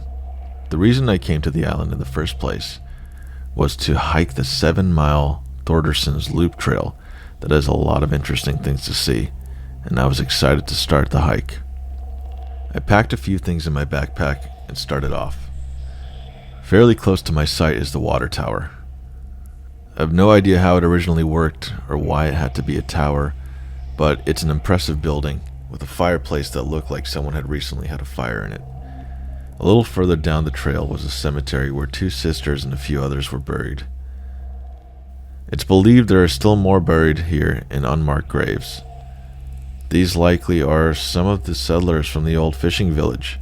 The island has 3 cemeteries. There's one by the beach, and that's where Chester Thorderson is buried. There's one on the eastern part of the island, where the 2 sisters are buried. And there's one on the northern part of the island, where the original lighthouse keeper, David E. Corbin, is buried. There's also at least one Potawatomi burial area on the island, but no one knows exactly where that is. I kept walking on the trail until I came to a nice scenic overlook area with a bench where I sat down and drank some water. I sat on the bench waiting for these people to come around the bend. I started to hear some talking on the trail ahead of me, but I couldn't see anyone yet. There was a bend in the trail and the trees were thick, so I sat on the bench waiting for these people to come around the bend. The voices were coming closer, and I could tell that they weren't speaking English, but I couldn't place what language it might have been. Both voices were very, very deep and guttural. Then, back deep in the woods, I heard a loud and quick, "Ooh." Immediately, both voices I was listening to, with their own "ooh." I kind of smiled because it sounded like these 2 heard whatever it was in the woods, and they were trying to be funny and mock it by responding. I got off the bench, put my backpack back on, and started walking in the direction further down the trail where the voices were coming from, but I never found these people. The rest of the hike went very well.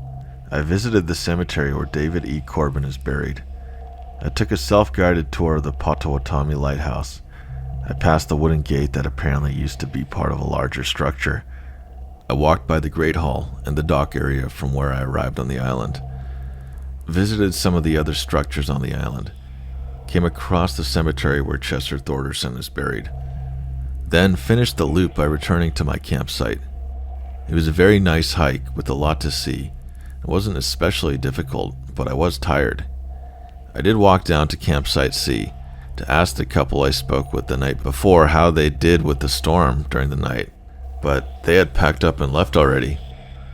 I was disappointed because I also really wanted to ask them about the squealing noises during the night. The rest of the evening was pretty uneventful. I built a fire, made some meals, had a cigar and some drinks. As soon as it got dark, I was ready for bed since I had so little sleep the night before. I got in my tent and quickly fell asleep. I might have been asleep for about 3 hours when I woke up suddenly and was immediately fully alert. Nothing that I was aware of caused me to wake up, but I felt something was wrong. I sat up in my tent, and this part is a little hard to explain. A feeling of complete dread washed over me. It was unlike anything I had ever felt before. I felt like there was something in the tent with me, and I could feel that it was angry, seething with anger, rageful even, and I could even feel its hatred for me. It felt like something very bad was about to happen, and I couldn't do anything about it. I started to shiver uncontrollably. There was a smell of garbage or rotten meat, and it got stronger and stronger to the point where I wanted to throw up, but I couldn't because I was frozen. I'd never felt so exposed and helpless. I stared forward at nothing, just frozen. And the weird thing is, I accepted whatever was about to happen to me. It was like my brain telling me that whatever's about to happen, even if it's death, will at least be a relief. Then I passed out. At least I have to assume I passed out. That's all I remember until I woke up at 8 a.m. that morning. When I woke up, I was laying outside of my sleeping bag, on top of it, and my legs were in an unnatural and uncomfortable position. I was on my back with my left leg straight out, and my right leg was bent so that my foot was up against my left knee. My heart started pounding, but I kept thinking to myself, it was a dream. I'm leaving right now. It was a dream. I'm leaving right now. I packed up everything very quickly and started back toward the dock to catch the first boat off the island. Since the first boat from Washington Island doesn't arrive until about 10:30 in the morning, I had to kill a little time around the Great Hall and dock area.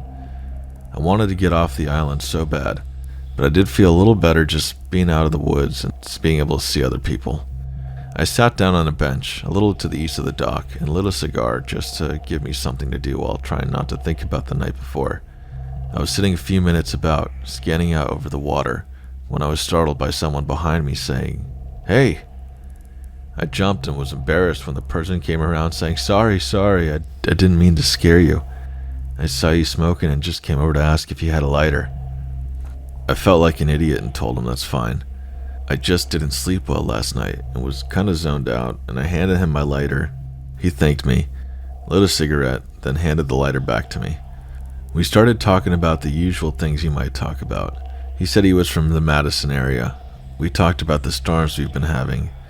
He seemed to be a real outdoorsy kind of guy, and talked about his plans to move to Washington Island. It was a nice, normal conversation, and kind of took my mind off the night I just had for a little bit. He seemed like a pretty nice guy. Then naturally, he asked me what site I'd been staying at. I told him I was staying at Site E the last 2 nights, and he said he usually books that site, but I must have reserved it before him. He said he had booked Site D the last 2 nights. I was surprised by this because no tent or anything was at Site D the 2 times I walked past the site. I told him this, and he said he comes to the island a few times a year, and you have to book a site, but he actually camps at different areas on the island. I asked him where he camps, and he told me most of the time he camps in the East Cemetery, but he also likes to camp in the woods south of the lighthouse. He also told me that he hikes about halfway down the Fernwood Trail and just heads north into the woods where he finds a place to camp. He said that one time he found the ruins of a small log house in those woods, and he's going to try and find it again and camp inside of it. At this point, I started to change my opinion about this guy and wanted to change the subject, but then he asked me if I had heard the screeches in the woods. I took a second to reply and knew he was talking about the squealing I had heard. I told him I had, and asked him if he knew what that was.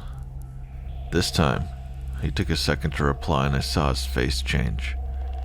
He looked as if he was thinking if he should tell me something, like it was a secret. With no expression at all on his face, he said it matter-of-factly. "A demon lives on this island." Under any other circumstance, I would have laughed this off, but not after what I experienced the night before. He looked at me and must have seen the anxiety and fear I was feeling. He surprised me by letting out a quick laugh. He asked me if I saw anything that night. I told him I hadn't seen anything, and he stared at me like he was trying to figure something out. I felt like he could tell I had experienced something. At this point, I was ready for the conversation to be over. Then he told me he had seen something in the cemetery that night. Now his face and mood kind of changed again, like he was trying to confide in me. I really did not want to ask the question, but I knew he wanted me to ask it. So I asked him what he saw in the cemetery, but my voice was shaky.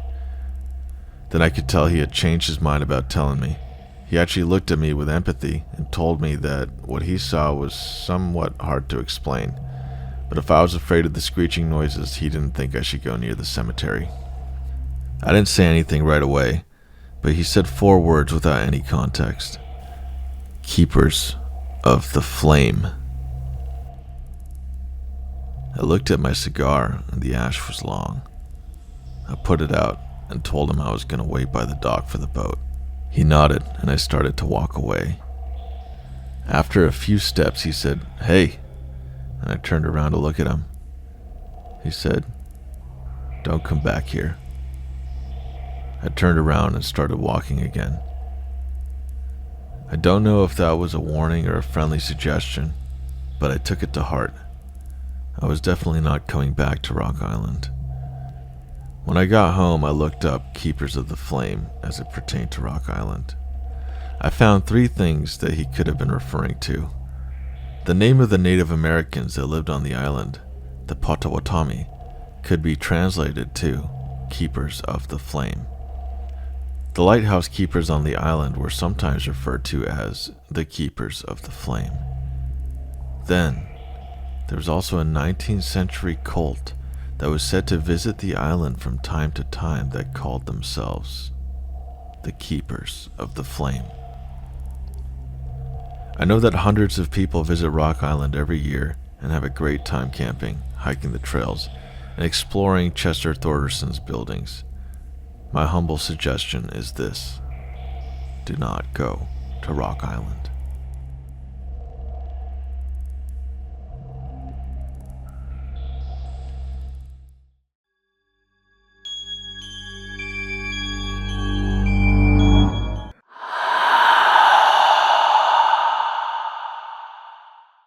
So, I don't know how many people really believe in ghosts or the paranormal, or in people who say they can see them.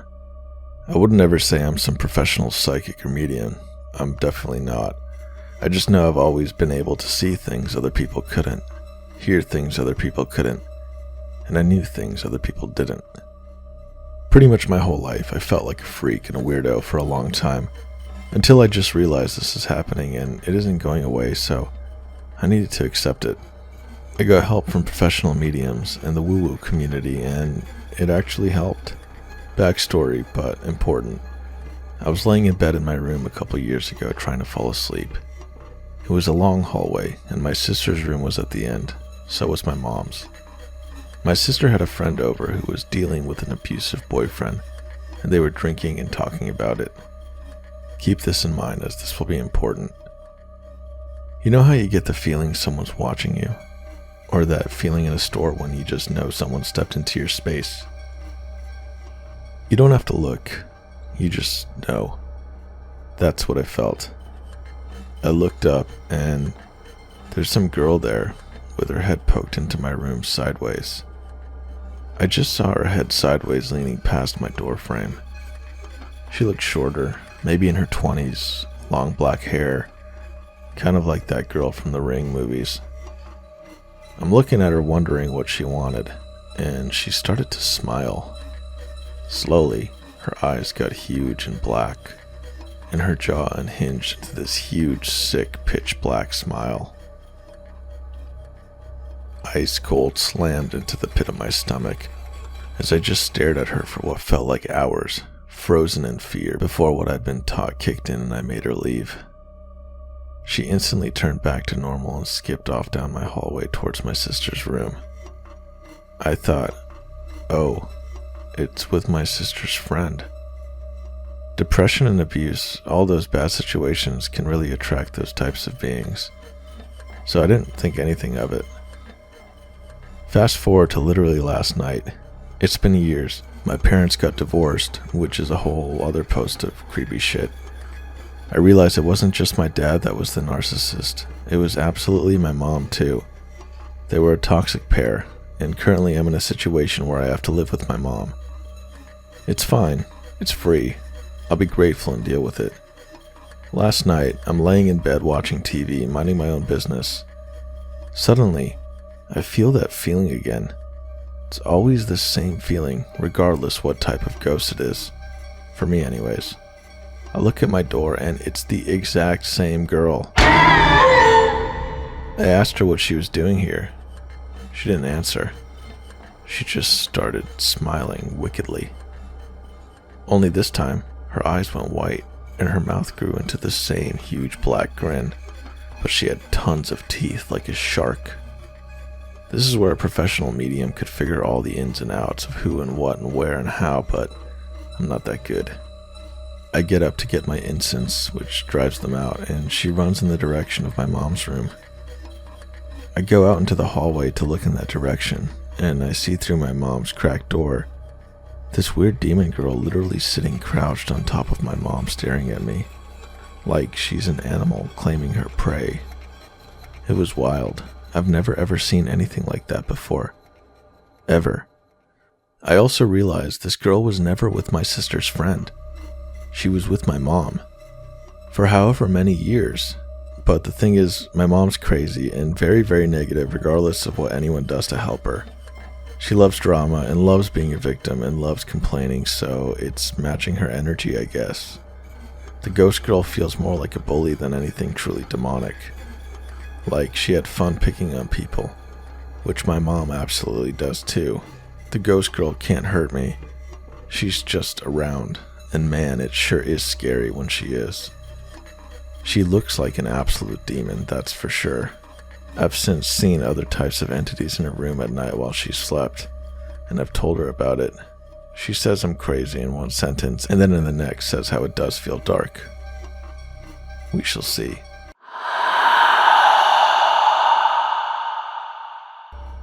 So I had an experience in my old house back in 2010 to 2012. It lasted 2 years. I don't really tell anyone about my story because not only do I look crazy, but I also look like a liar. But I swear everything is 100% true. The first experience I had was when I was over the phone with my friend. We'll call her Anna. She moved to Oklahoma, so we talked over the phone every night. One night we were talking on the phone as usual, and I heard a knock on my door. It was 3 knocks to be precise. I didn't think much of it. I thought it was my mom, so I said, "Come in," and there was no answer. Instead, 3 more knocks, more aggressive than the first set of knocks. "Come in," I yelled, and still nothing. I then heard tapping on my door in 3s. I got up and opened my door and nothing was there. My mom had already fallen asleep in the living room, and my dad was fast asleep in their bedroom.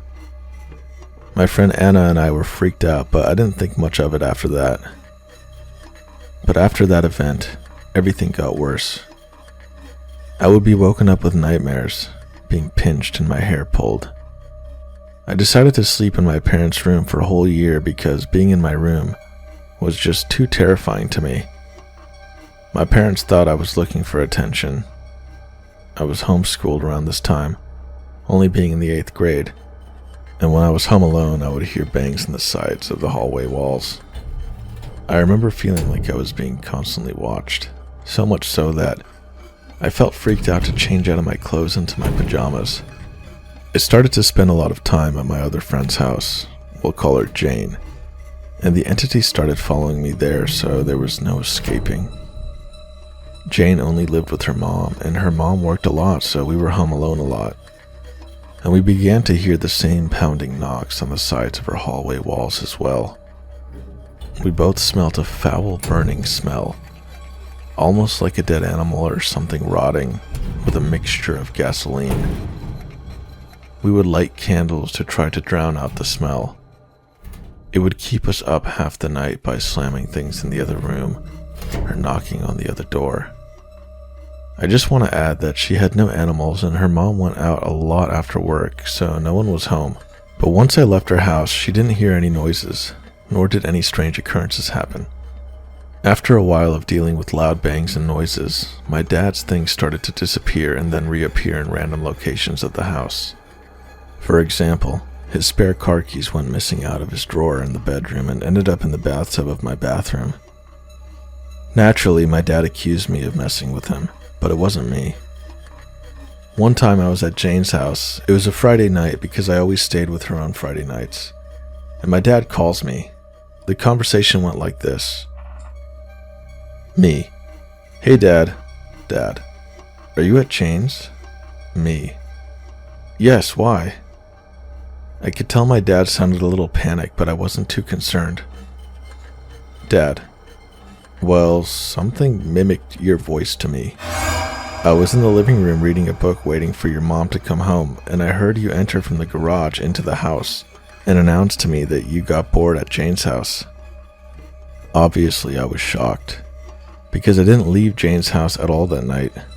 My dad stated that he got an unsettling feeling because I don't have a garage door opener, and that I always came through the front door.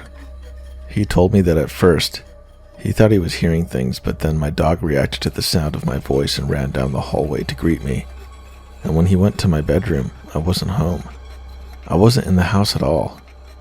Needless to say, my dad finally believed me, but my mother is still skeptical because she never experienced anything. After a while, strange noises and occurrences finally started to diminish. We moved out of the house, and very rarely do strange things happen. Maybe once every couple years I hear or experience something I cannot explain. I guess I will never know as to why a ghost or demon, whatever it was, would try to scare me every day for 2 years, but I'm glad that it has stopped.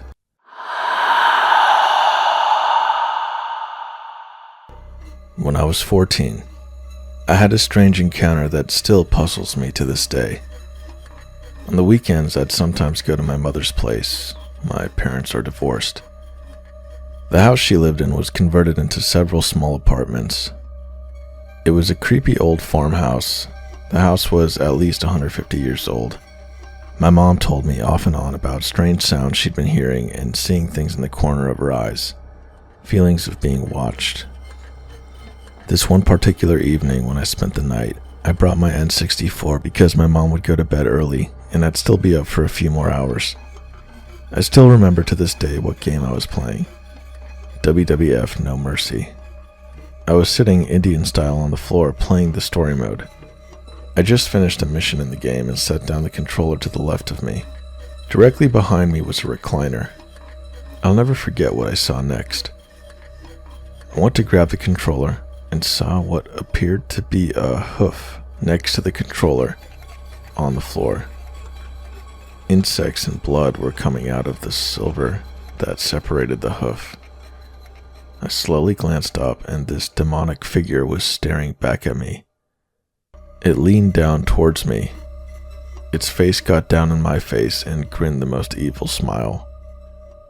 The eyes were black and full of hatred and rage. Face red, one-winged creature. Blood was dripping from the tips of its jagged, sharp teeth. It was so surreal I immediately went into a panic attack and blacked out. I learned later it was the fight or flight response. Several seconds later I came to, laying on the floor, could barely move. The demonic figure in the chair laughing at me. It was as if my fear and energy had been sucked dry from me. I lost all my strength. It was frightening. I can't put it into words just how bad it was. I did all I could to crawl away from it while clenching my chest. My body shaking uncontrollably from the fear and panic, and when I looked over my shoulder, seeing it laughing at me. My mother's room was a mere 15 feet away from the TV, yet it seemed like forever crawling there. I did all I could to crawl to my mom's room and woke her up. I couldn't speak or stand up for quite some time after witnessing what I had just went through. After I woke her up, we talked and she believed me. She told me that her and her boyfriend had seen the same thing weeks earlier but didn't want to scare me. I don't know what to make of it and still think of it to this day. I have no doubt demons and angels are real, and believe me, the last thing you ever want to encounter is a demon smiling in your face. I don't care if you believe me or not, but when 3 people see the same thing on 2 separate occasions, at 2 separate locations, either we're all crazy, or something is or was wrong with that old farmhouse. My mom told me prior to her moving into her apartment, her and her boyfriend had seen the same thing while they were living at my grandfather's house. My mom has thankfully moved since, and we haven't encountered that thing again.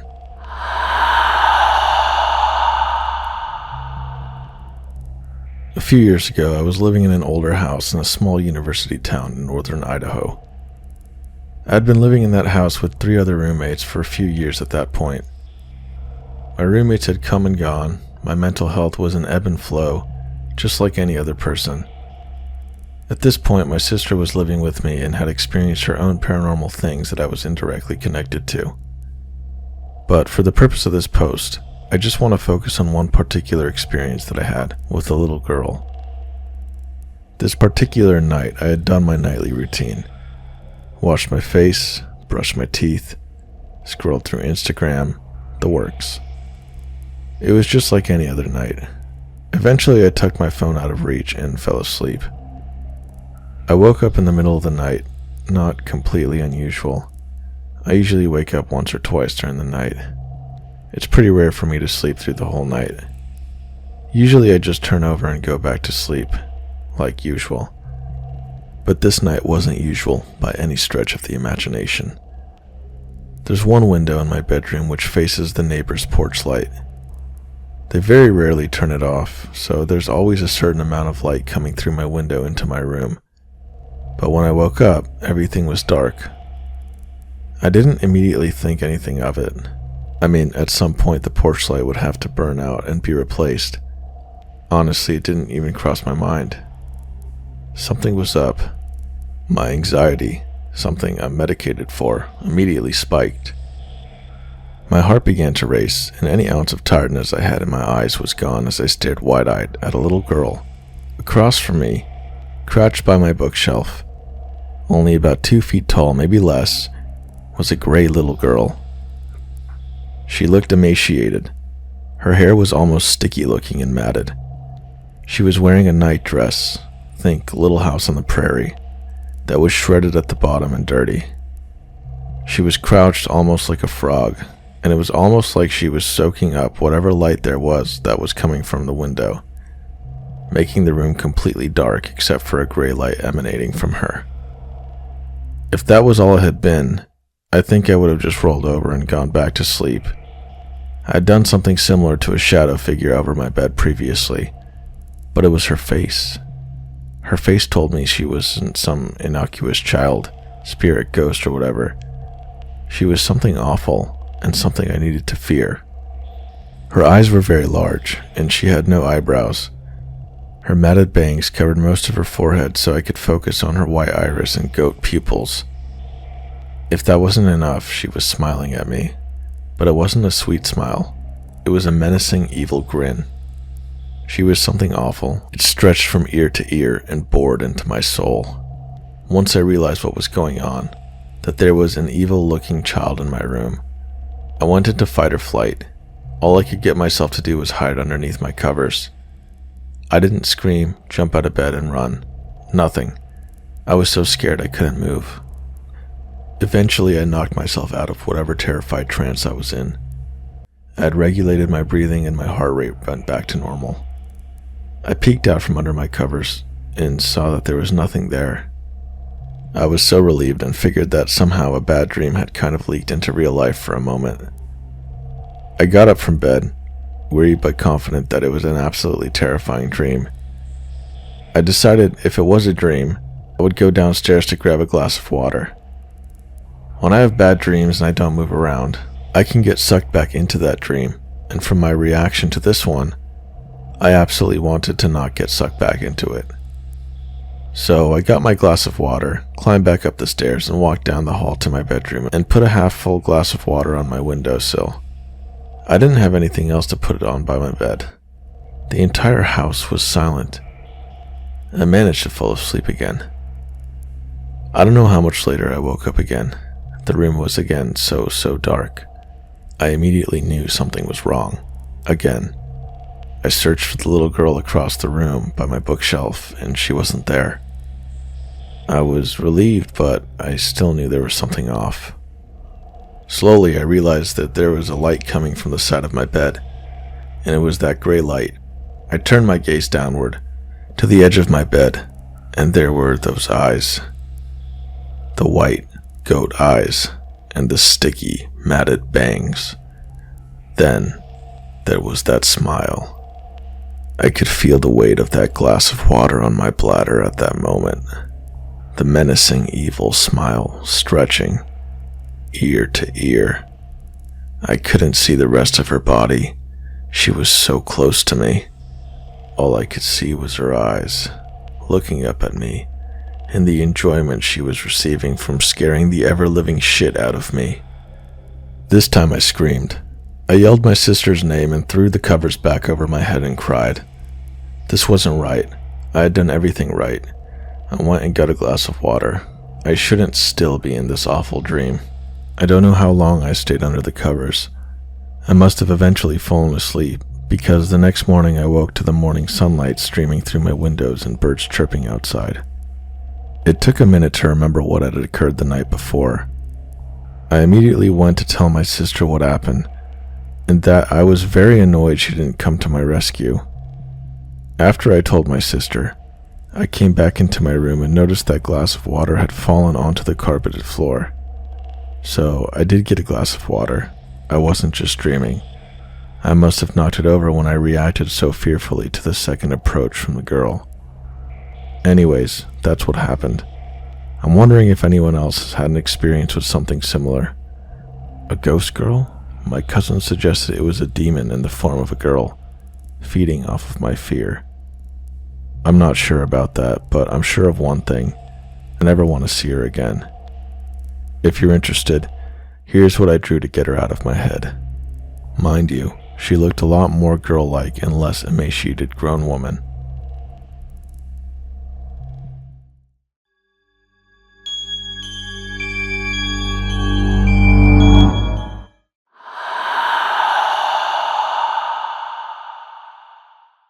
My dad served as a police officer for 25 years. One night he gets a call from a woman who says her neighbor has made a pact with the devil. The woman calling is about 35 years old and totally a religious wacko.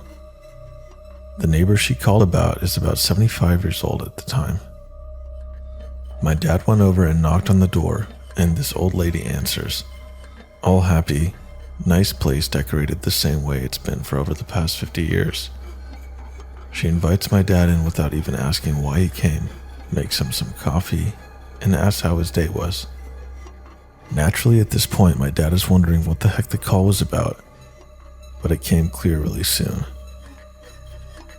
At some point, my dad realizes he isn't the only person she is talking to, and that she thinks her apartment is full of people. My dad thanks her for the coffee and she tells him to come back anytime. The whole time she was talking, he was writing down the names of the people she was talking to and does some research on her when he gets back. Turns out she was talking to family members who were all dead. She had a daughter, 3 sons, a brother, and a husband. All dead, and she had no family and no friends. She hadn't spoken to another person in years. Her groceries were delivered and she rarely left her apartment. Over the next 19 years, my dad personally took care of her. My sister and I came over all the time and just sat and talked with her. She even taught me how to cook. Over the years, she stabilized and stopped talking to her dead relatives. She just needed people to live with. She actually lived till she was 94 and died in the guest room of my parents' house, since it had become harder to take care of her from a distance as she got closer to the end. She was like a grandma for us. While this wasn't really a ghost story, I just thought it was worth telling. TLDR, not called about devil contacting old lady, turned into a great part of my whole family life, and one of the few moments that make me think humanity can actually be good.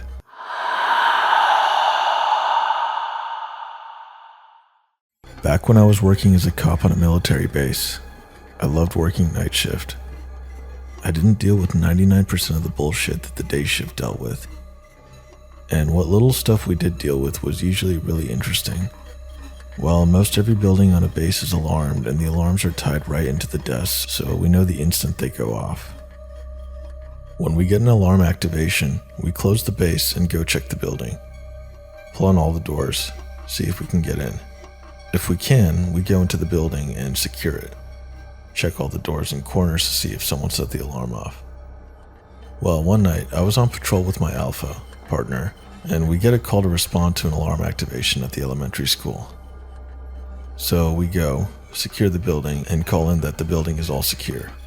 No problem, keep patrolling. So about 15 to 20 minutes go by and we get another alarm activation. We get back out there and check, and now there is a maintenance door open that leads into a boiler roomish thing. Nothing in it, so we close it, lock it, and get out. Another 20 minutes and another alarm. We respond. All the doors are still locked and we can't get in. Maintenance door is locked. Call in the all clear. This time my buddy and I sit on opposite sides of the school and watch to see if someone is coming, and yanking the doors real hard to set the alarm off. We sit there and watch. Nothing happens, and right as we're about to leave, another alarm activation goes off, just as we're sitting there. We inform the desk that we'd like the building manager on site to help us secure the interior and to let us in. It's like 3 a.m. by now. Building custodian shows up and we start doing a walkthrough, checking all the classrooms and checking all the maintenance rooms, and that's when we see one of the maintenance doors open with the lights on in the room. Now, this room is literally the size of a closet. We walk down there and look in. No one is in it, and that door is locked when it closes. We looked in there, and we find a single footprint of a bare foot made of water, left foot as I recall, of a small child.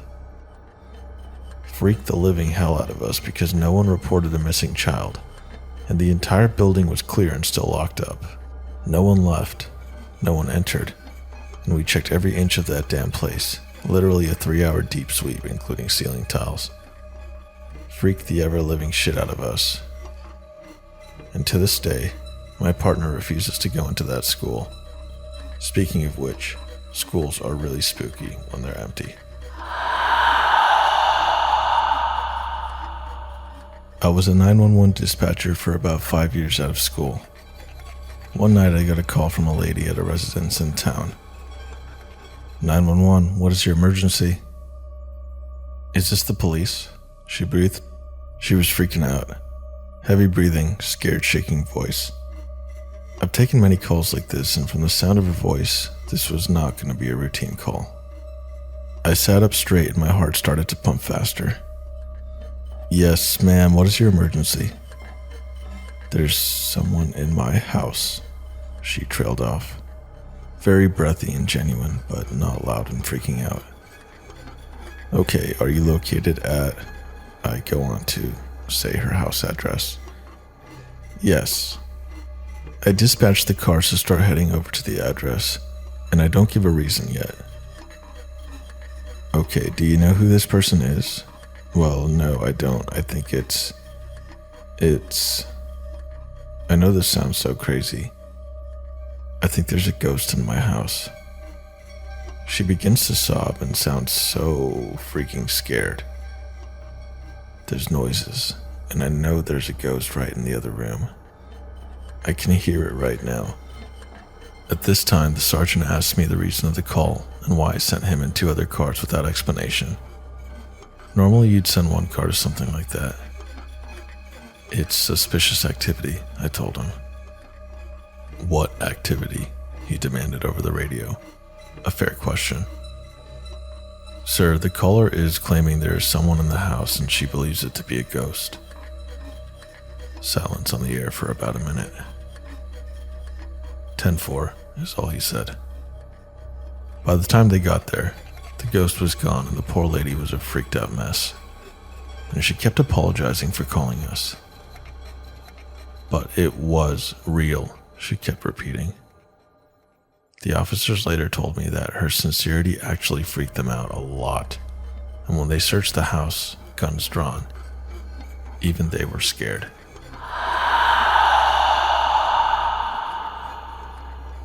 Police officer here. One evening about 8 years ago, it was pouring outside, and we got a call from an elderly woman.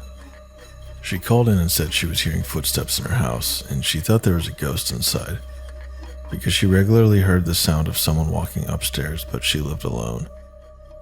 We went just to check it out and make sure that everything was okay. She stayed on the line with 911 operator because she was frightened. About 3 minutes after she initially called in, she said that there was actually a man standing outside in her backyard, staring at her through a sliding glass door.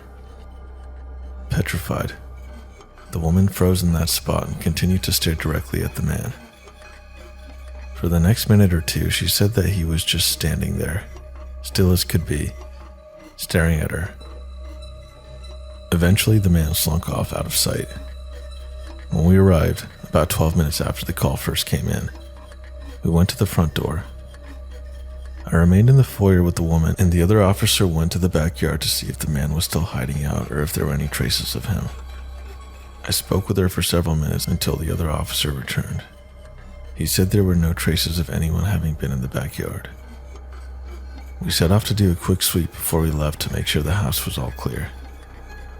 In her living room, the room that has the sliding glass door, we discovered a trail of mud and footprints inside the house. I asked the woman if she had been outside at all that day, or if anyone had been over to visit her. She said no. that she lived alone and that no one had come by to visit. The woman was very old, probably around 85, and had very poor eyesight and was hard of hearing, as elderly people tend to be.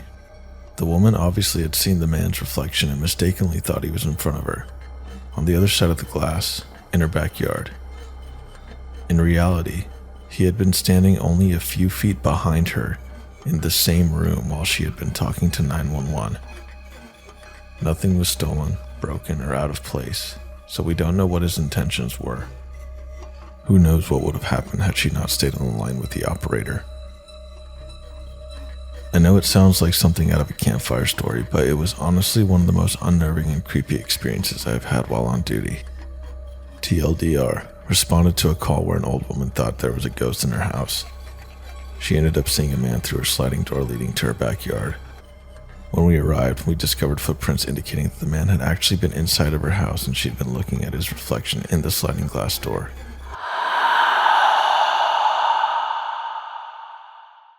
My dad spent his whole career as a cop, and is the stereotypical straightforward bloke with it who has little time for anything you might label as paranormal. That said, he describes one event from about 20 years ago that he just can't explain. One late afternoon in autumn, he was patrolling with a colleague in Newbury, which is in Berkshire, United Kingdom, when they were radioed and asked to check out reports of a fight on the rural outskirts of town. Apparently sounds of an altercation had been heard coming from a field, of all places, and locals were concerned, but hadn't been able to describe or give any more info. When they got to the field in question, my dad and his colleague hopped a fence and headed inwards, not immediately seeing or hearing anything. It was gloomy and a little misty at ground level, but apparently just about enough light was left in the day to see there wasn't obviously anyone about. Apparently they gave the field a sweep and were on their way back to the car when, as my dad describes it, suddenly all went mental. Shouting, screaming, and the sounds of an almighty fight completely surrounded him. Even though he was standing in the field completely empty, apart from his colleague. He says 3 things in particular stuck with him. Firstly, that he was surprisingly not scared shitless at the time, just sort of completely confused. And secondly, the look on his colleague's face that basically said, WTF, you're hearing this too, right? And finally, that after a short time, the sounds just stopped and they made their way back to the car and called in to say nothing was going on. When pushed, he admits that he felt like he was in the middle of something significant, and that he thinks he felt and not just heard the fighting around him. And with hindsight, he was more frightened after the event than at the time. He would never describe this as paranormal himself, but to me, this always sounded like a replay type of event that people talk about, and subsequently learning about the Civil War history of the specific area in question backs this up, for me at least.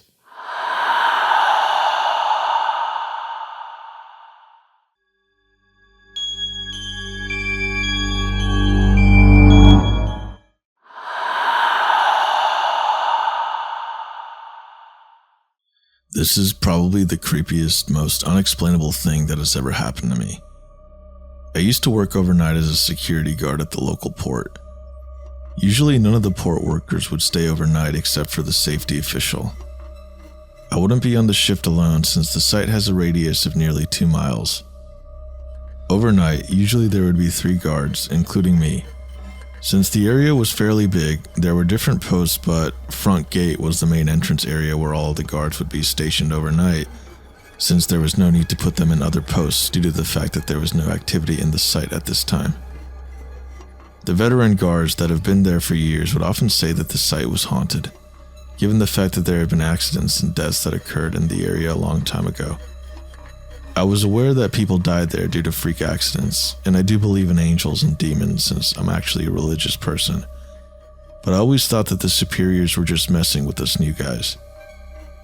I would work 5 to 6 nights out of the week, and for the first few weeks, I never really saw or heard anything out of the ordinary, except for maybe a few questionable creaks and seeing the occasional misplaced object while doing my patrol rounds. But nothing too crazy. Just to describe the setting for you, This is a fairly big site, and on occasions when there were big projects being constructed at the port, the workers would sometimes stay overnight. Due to the fact that there were times where port workers were required to stay at the port for a few days, there's a gym in the site for their convenience. This gym is fairly old. In the gym there's a sauna, weights, and even a racquetball court. If you don't know what a racquetball court is, it's similar to an indoor tennis court with thin plastered walls and thick glass doors. Usually on our patrol rounds, me and one of the other guards, Mike, would stop by the gym and play a few rounds of racquetball before returning back to the front gate. On one of those nights, me and Mike decided to hit a full workout instead of playing racquetball in the cage. This is around 2:30 in the morning, and the entire building is so quiet that you can hear the electricity running through the lights. The air conditioner is off, and so is everything else. The only thing that's running are the lights. 15 to 20 minutes into the workout, we hear a loud thump. We crossed it off as nothing and continued working out. Then, after a few more minutes, we heard the loud thump once more. At first we thought it was our lieutenant, which could have been walking around, but then we radioed him and he gave us his location, which was front gate. We tried thinking logically on what could be making those loud thumps on the wall. They were coming from the court on the other side. We thought it was the air conditioner, but then we remembered that it was off, and even when it switched on during the day, there's no reports of thumps coming from the air conditioner. After a few more minutes, the thumps started occurring one right after the other. We were very creeped out at this point, but what we were about to witness still scares the absolute shit out of me to this day. We started to approach the other side of the gym to where the glass door was. We turned on the flashlight, aimed it towards the clear glass door, and I got chills all over my body, and I started tearing so much out of fear that I was about to cry. We saw one of the balls rolling slowly by itself inside the court, but there was no one in there. So that means the loud thumps were the balls mysteriously being tossed against the wall, as if someone or something was playing inside the cage. We were both so confused and frightened to how this was really happening. We couldn't make sense of any of it. We were scared shitless, and we started yelling and running away because we knew that there was probably something evil toying with us right there. As we sprinted full speed back to the front gate, the lieutenant saw us and asked us why we were tearing up and running in such a ridiculous manner. We told him what we witnessed, and his facial expression scared us even more. That's when he said, "That's why there's always guards that quit often. There's something evil in the area, and it's not the first time that something really bad has happened here." He then showed us security footage of dark figures and shadows literally passing through the office areas, and lights mysteriously switching on and off. Up until this day, I still get chills recounting my experience with my friends and family, and I'm even getting chills right now as I'm typing this. I'd never had a real encounter with the supernatural until that night. Many say that it was a demonic presence messing around with us. Others say it was a ghost of a dead person who died in the area. I don't know what it was, but I didn't last long in the job after that. There were other experiences, but I'll share them at another time.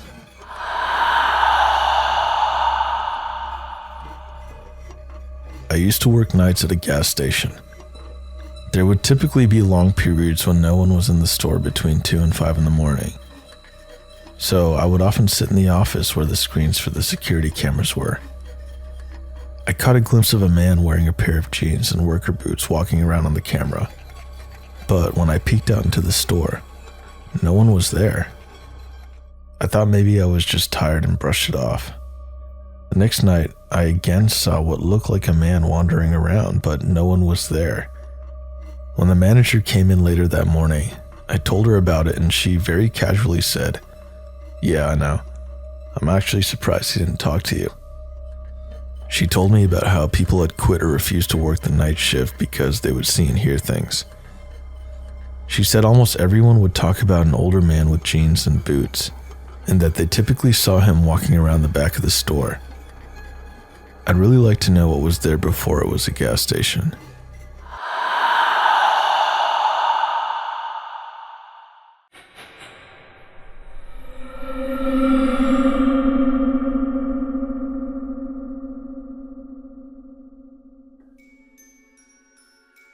Hey guys, my name is Dr. Hans, and this is the first video for my YouTube channel.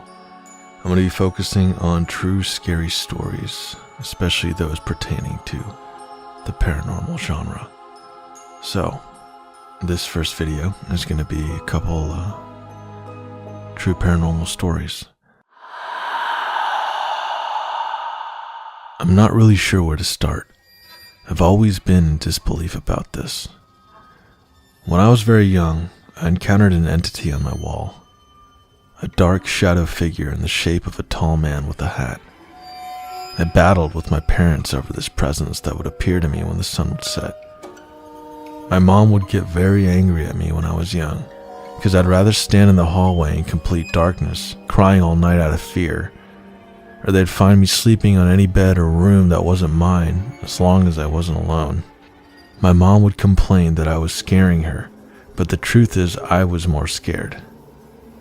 I would hear tapping every night by my bed, followed by the same outline of a tall man. Finally, I was given holy water, and the day I put it on that wall, it was a blessing and an issue resolved. It disappeared that exact same day. Or so I thought.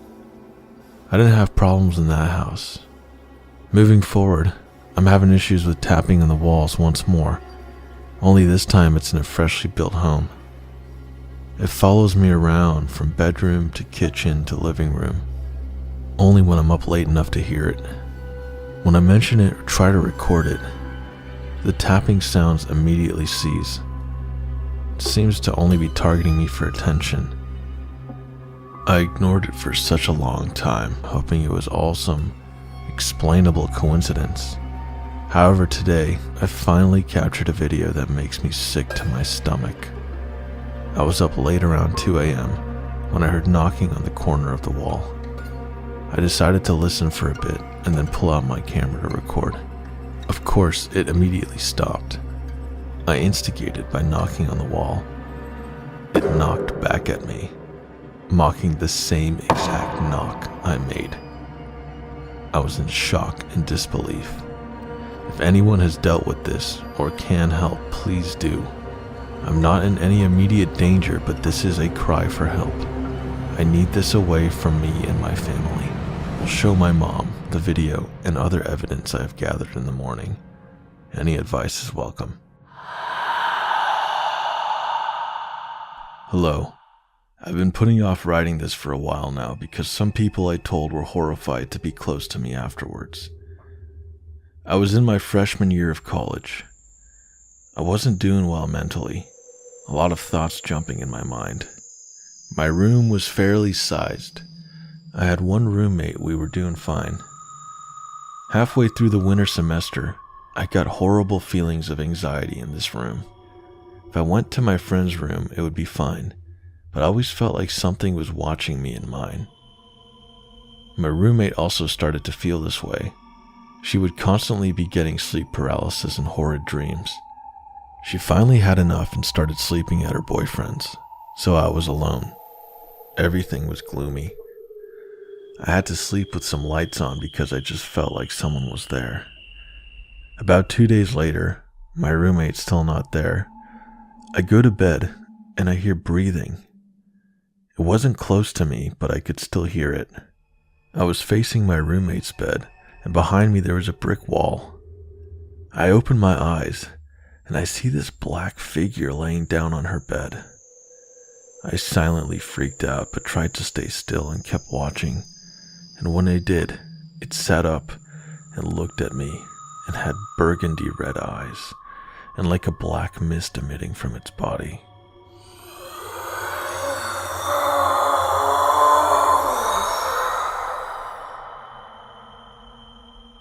I hated that, and I immediately turned to the brick wall and started saying some mantras. This is not my first spirit, and I covered my face with the blankets. When I thought it was going to be okay, I stopped, and all of a sudden, I felt something right near me, and the spirit in my ear said, "If you sleep tonight, I will kill you." Holy shit, I was terrified. I tried not to sleep, but I accidentally passed out, and oh boy, that dream I had that night was weird. Basically, I was in a desert with these people sitting in a circle, and in the middle was the dark figure. They started chanting, and I was scared to say anything.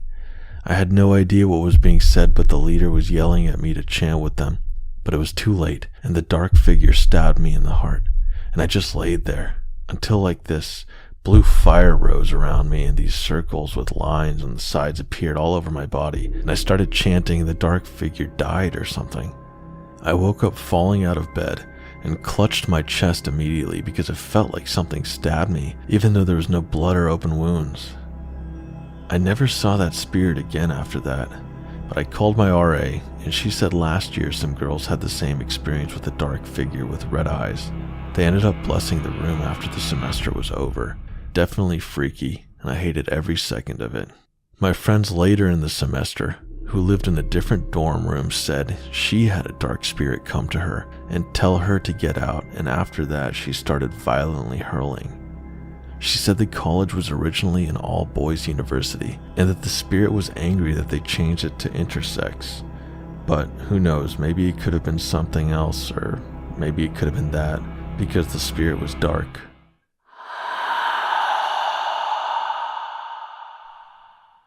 When I was young, like 5 years old, I used to live on this house that was basically on a cliff of sorts, where the back door has stairs heading down to the bottom, and the house had 2 stories. I slept in the same room with my 2 other brothers because it was a small house and I was scared of the dark. I specifically remember that we would sleep with the blinds open, though because we were on the 2nd story, we didn't really care. I don't know exactly when, but at some point I woke up in the middle of the night and looked out my window to see a face staring back at me. A blank white face with deep dark eyes.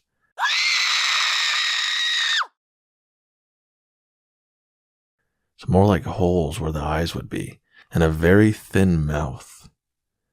I don't really know how else to describe it. I just remember staring at it for at least an hour before I fell asleep again. That is probably what I find most interesting now, though, is that I never felt scared seeing that face, and actually felt quite calm.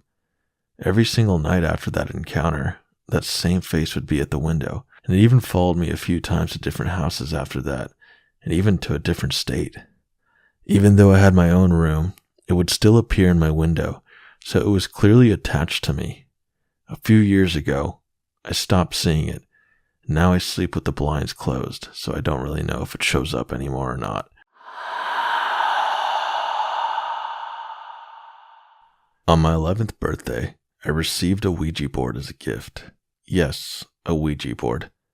Now, before anyone scoffs at this gift, it was considered a game, and it was even sold at Toys R Us. And some kids like being scared, and that was us. Anyway, I had a sleepover with friends after receiving it. We all used it, and of course nothing happened because it's just a game, right? Well, a few weeks went by and my best friend was staying the night. We had dinner, and then my mom gave us ice cream inside coffee mugs. We asked if we could take it to my room to eat it, and my mom said yes.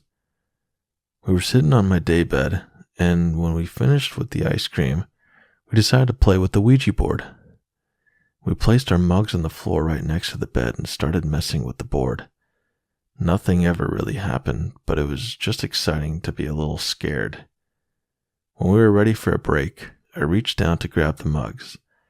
I immediately froze when I realized that not only were the spoons not in the mugs, they were next to the mugs, both broken at the neck. I started crying and took everything to my mom.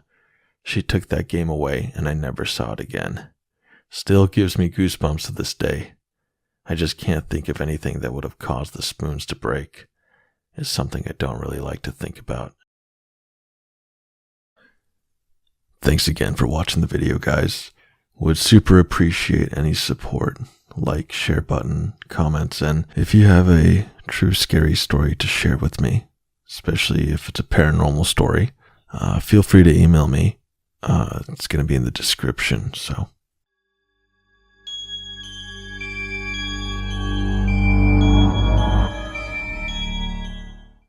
Hey guys, today's story is going to focus on true demon stories. But before we go into that, make sure to hit that like and subscribe button. especially if you want to see more true scary stories and true paranormal stories. I never really believed in the paranormal or supernatural. I always thought the stories about people being haunted or possessed were just stories made up for entertainment, or cases of severely mentally ill patients being misunderstood by fanatical priests claiming demonic possession. I never suspected that they were actually real, but when I was 13, my naive brain would be put in its place. It was the summer of 2007. Life was good. I had a pretty normal teenage life. I had a few friends my age who lived in the same neighborhood as me, and we would do a lot of outdoor activities like hiking, mountain biking, and fishing. We lived just north of the Ozark Mountains in a nice little town in Arkansas. My father had worked very hard to give us all a good life. He came from a poor family and joined the military at 18 to better his future, and it paid off. He got a good job working on airplanes, and we moved to the country. My parents got a steal on a really nice old house in the village. It was a nice little community built into the woods, which had golf courses, private lakes, and trails, and its own shopping center with a Harps and a couple of other restaurants. We were a happy, normal middle-class family. That is, until that thing showed up and ruined our lives. There were a lot of local legends about the natives that used to inhabit the area. Supposedly, our entire community was built on top of sacred land. I used to walk the trails near my house a lot, and you could find cliffs and overhangs with Indian paintings on the walls and remnants of their civilization. I always felt bad about how they were driven from their homes by my ancestors, but I was still grateful for my home and wonderful life. The kids at school would often scare each other by telling tales of shamans summoning skinwalkers and rakes, and that to this day, they still haunt the woods at night, looking for a midnight snack. I always laughed it off. Ghosts and monsters aren't real. They're just made up stories to scare kids. I always thought that the ghost hunter shows were ridiculous. You wouldn't hear or see anything on camera, but the people in the show would jump at a creek in the night and suspenseful music would play while the camera focused on empty darkness. Those shows can be fun for the imagination, but the reality of paranormal entities is much more terrifying. They can tear apart families and bring your whole world crashing down. I would learn this dark reality one summer night. The air was cool.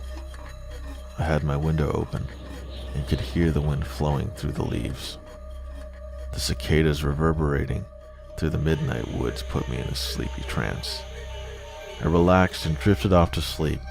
In such a peaceful place, I was completely safe. I always felt one with the woods. It really is beautiful here. Cradled in the sounds of nature, I drifted deep into sleep. Then, a wave of panic. I feel every hair stand up, chills down my spine. I feel the eyes of someone on me. I can feel their sinister intent. Every fiber in me is telling me to run. There is something here that wants to kill me. No, worse. It wants to own me, to see me suffer. It has been watching me for a long time, and I have been chosen. I can't breathe. Help me, help me. I scream, Mom! I hear laughter. Not human, not a physical voice. Multiple voices of all octaves laughing at once.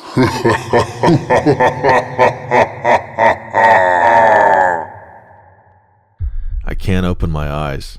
I can't breathe or talk, but I see its eyes. Blue, bloodshot, bulging eyes. Huge pupils. Red is filling my mind.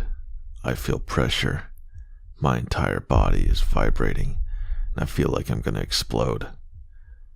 I gasp as I fully awaken, but as I open my eyes, I freeze. I can't believe what I'm seeing. Through my open door, I can see something laying on our living room couch. It's clearly visible, but clearly not a person. It's like a shadow, but flowing. The moonlight illuminates its face. A skull, with a sinister smile and has those same eyes from my dream. Huge, bulging, wide-open eyes, crystal blue pupils. It's staring at me, smiling. It's awkwardly sprawled out on the couch, and its shadowy body like a translucent but pitch-black cloak, flowing as if underwater. I'm getting chills just typing this, and I want to be clear that this is not a fictional story. This really happened. I was so scared, I was frozen.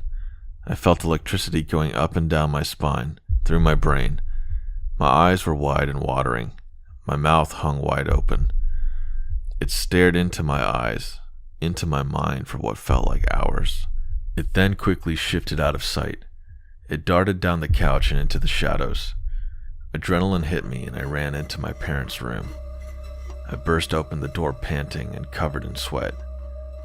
My parents were at first annoyed, and it was the typical thing parents do when something like this happens. But as I described every detail about my encounter, and when they saw how terrified I was, I started to see a look of unease and fear in my father's eyes. He was scared. He believed me. My father, being a devout Christian, believed in demons, and he was convinced I had just been tormented and that I was in danger. He was very serious, and I could see that he was disturbed by what had just happened. He woke up my little sister, and the whole family gathered in the living room. I wish my dad had never done what he did next. He got out his Bible and turned the pages to a verse. I don't quite remember the actual verse, but it was something about casting out demons. "In the name of Jesus Christ, I command you to leave my family alone," he yelled angrily, cursing the demon. "If you want one of us, take me. Leave my family alone."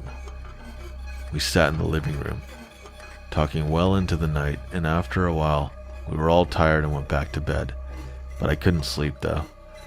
I couldn't forget those eyes, its evil smile, the way it moved. It was all so disturbing.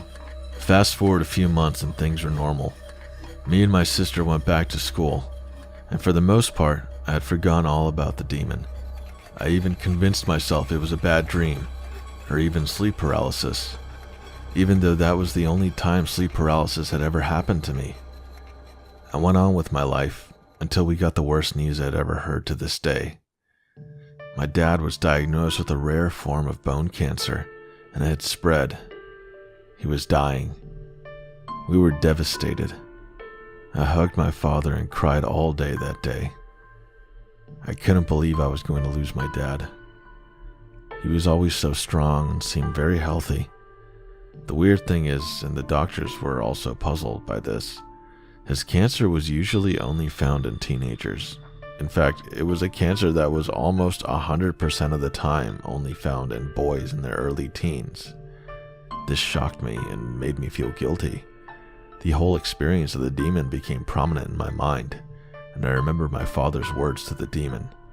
I think it had its eye on me and went for my dad instead. I wish it had taken me, though. My family would be much better off today if it had. My father remained positive through his sickness. He went to chemotherapy sessions, started eating healthier, and worked out as much as he could. With his bald head and amputated leg, people would often come up to him and thank him for his service. He always laughed and said thank you because he was a veteran. However, contrary to what people thought, his condition was much worse than if he had stepped on an IED. He lived for 3 more years, even though the doctors said he had less than a year to live. He always stayed happy and positive, more for our sake than his own. But toward the end, he started to slowly deteriorate. It was awful. I couldn't do anything to help him. The man I looked up to, who protected us, who I always saw as invincible, was crumbling before me. He lost all his weight and started sleeping on the couch to not disturb my mom. He was so sick. He suffered so much. I would hear his death rattles and moans and want nothing more than to help him in any way I could. Something that disturbs me so much to this day is that I started to realize something. He more and more began to physically resemble the demon. He was getting so thin he looked like a skeleton, and he also had very blue eyes. Sometimes he would just look at me from the couch and I would get chills. The demon had been mocking me, imitating what he would do to my father while viciously smiling, as if it was funny. This enrages me. How could something be so vile, so purely evil? My poor father soon died and left us a broken family. My mother fell into a deep depression. I looked after my little sister, tried to be the best father figure I could be, even though I was a poor substitute. We fell behind on the bills and the bank foreclosed our house. We lost everything. The next handful of years were a struggle, but now I'm an adult and have gotten some sort of a stable life. I recently figured out why my father was so shaken that night and didn't just blow it off as a bad dream. I visited my sister recently and we started talking about ghosts and the paranormal. I asked if she had ever seen anything like that and she hesitated for a second, but then told me, and what she said to me gave me the chills. She was very young the night I saw the demon and had largely forgotten that night. But she told me she used to see a shadowy man standing at the end of her bed, and he had a skull for a face. Demons are real.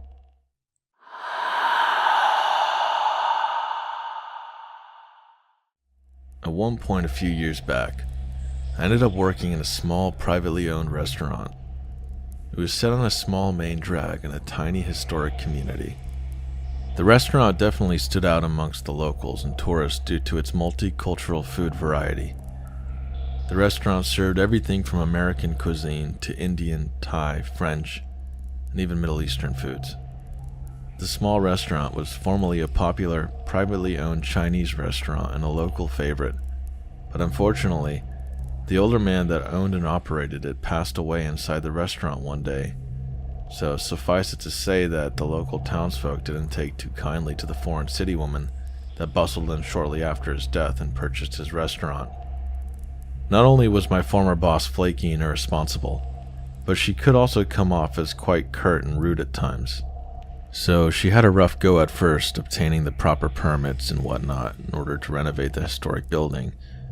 The thing is that when you do certain renovations in an old building like that, the local laws require you to then update a lot of other things that could be quite costly.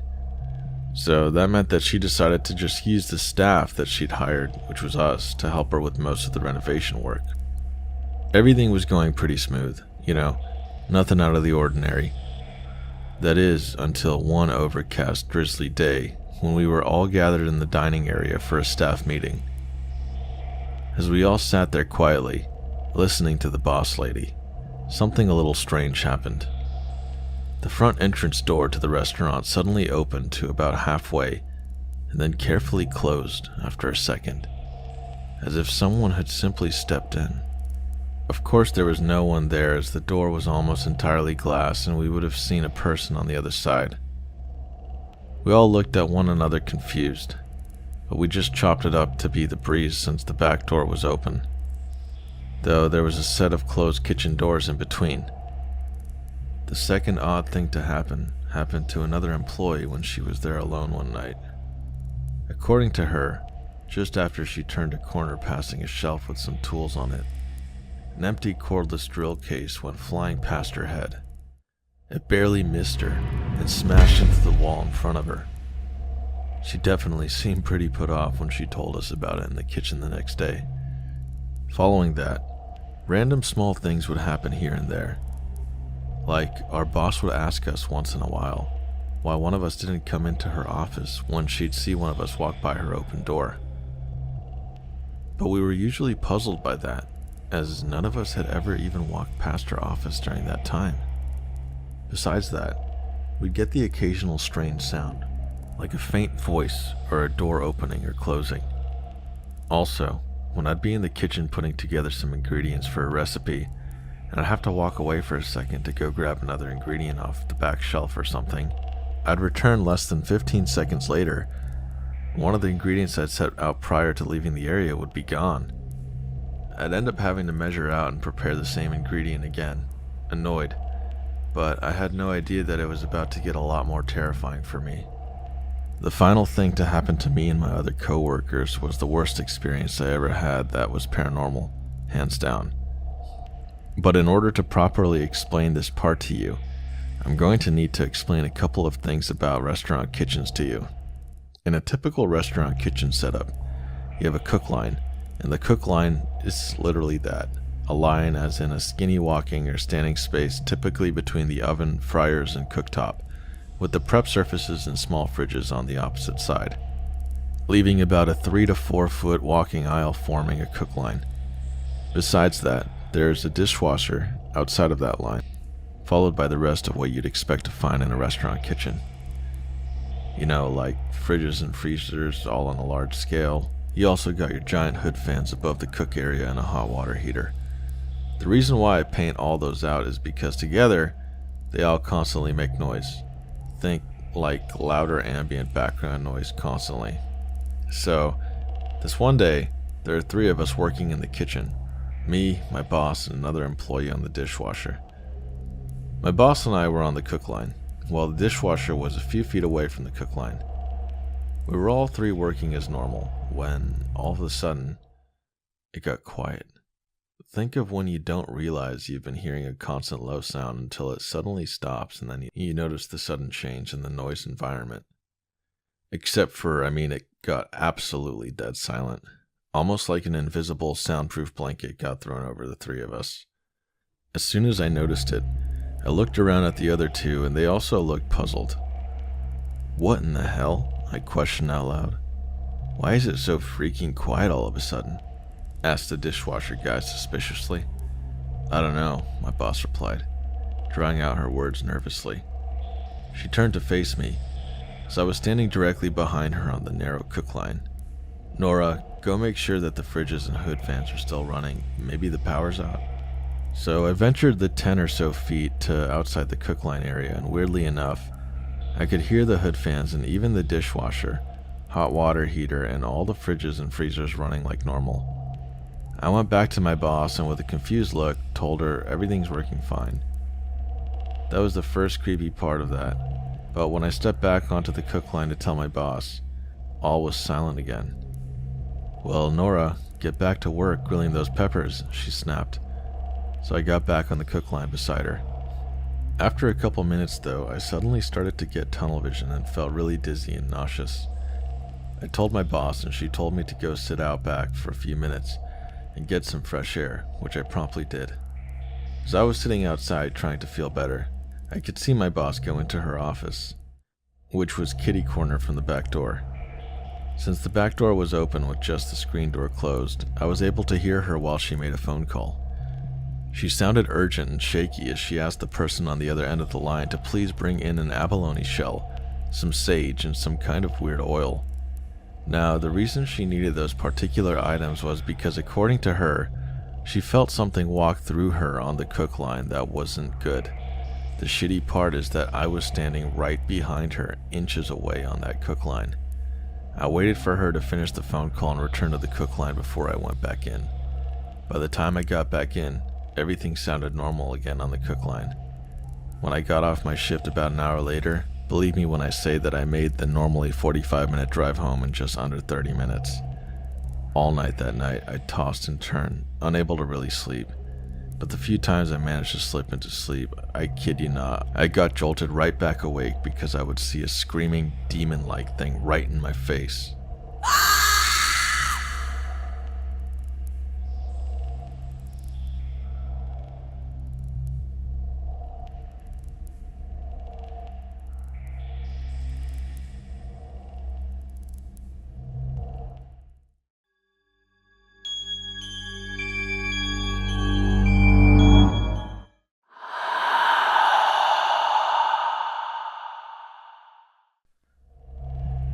Between the ages of 6 to 10, we lived in a mobile home on the lake.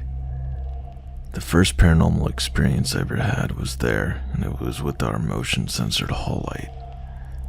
It was a pet-free household, and I was the only child, and my parents' room was on the other side of the trailer. The light would flicker on and off, and then in the morning time, it wouldn't cut off, we would press the button that could override the sensor and cut it off, but it just wouldn't work. I was watching TV while it was storming when my mother and I heard a loud boom.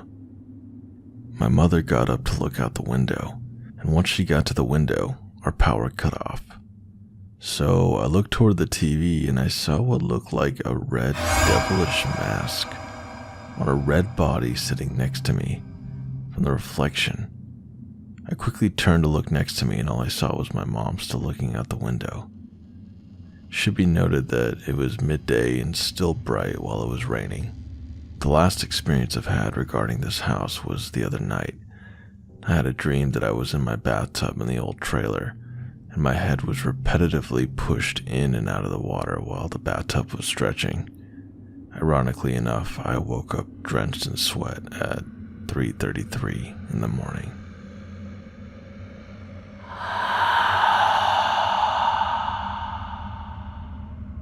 I live in a very rural area in southeast Georgia. I have 2 dogs who are friendly and they love to play. One clear sunny day, I had the dogs out in the yard when a strange dog showed up. It was running all around the yard with my dogs chasing it. All 3 of them seemed to be really enjoying their game of chase, and it lasted for about 15 minutes. Then, the strange dog just ran full speed into the side of my home and disappeared into it.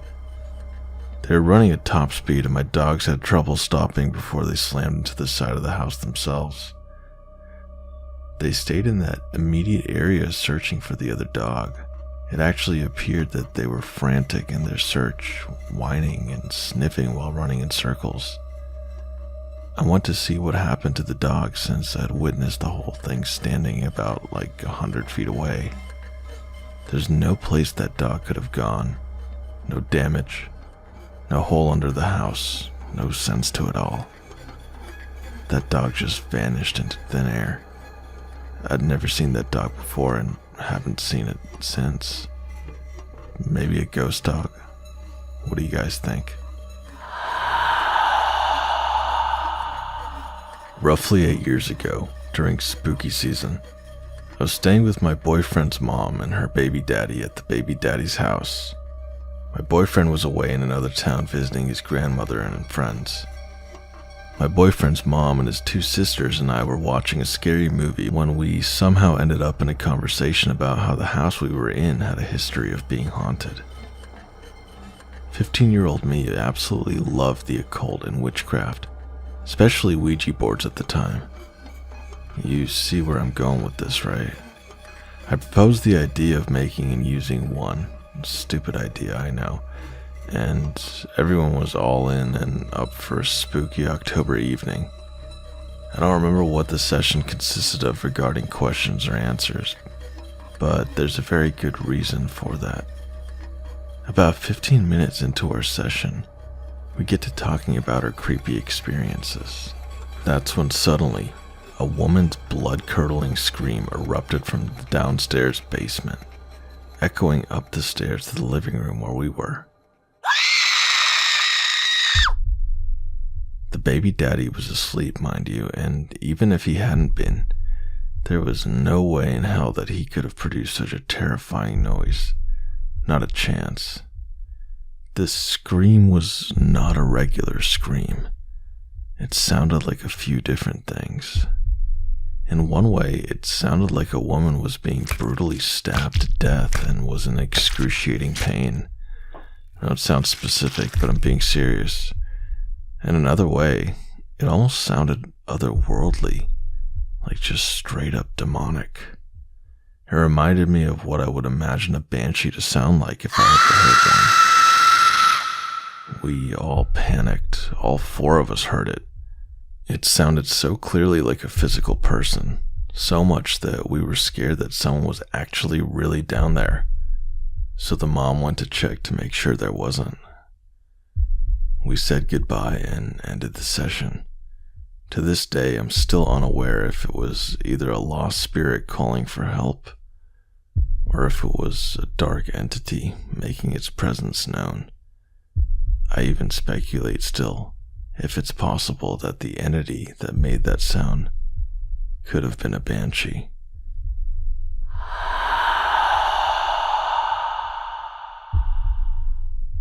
For as long as I can remember, I've had an interest in the spiritual world and thought it would be cool to communicate with the dead.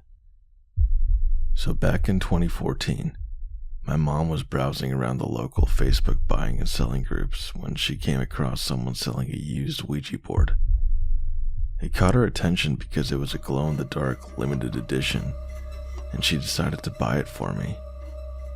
She'd remembered playing with one as a child and thought I'd enjoy it too since we'd talked about it in the past. My mom then contacted the seller, who would stop by and drop off the board. It was one of those stormy, gloomy, almost spooky days when the guy came to the house to bring us the board. As soon as I saw it, I got a bad vibe.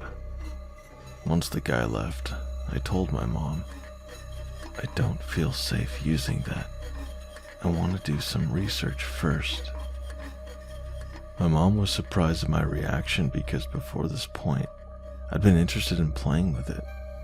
I ended up surfing the web, watching YouTube videos, and hearing many stories, most of which were bad, which made me feel uncomfortable about trying the Ouija board.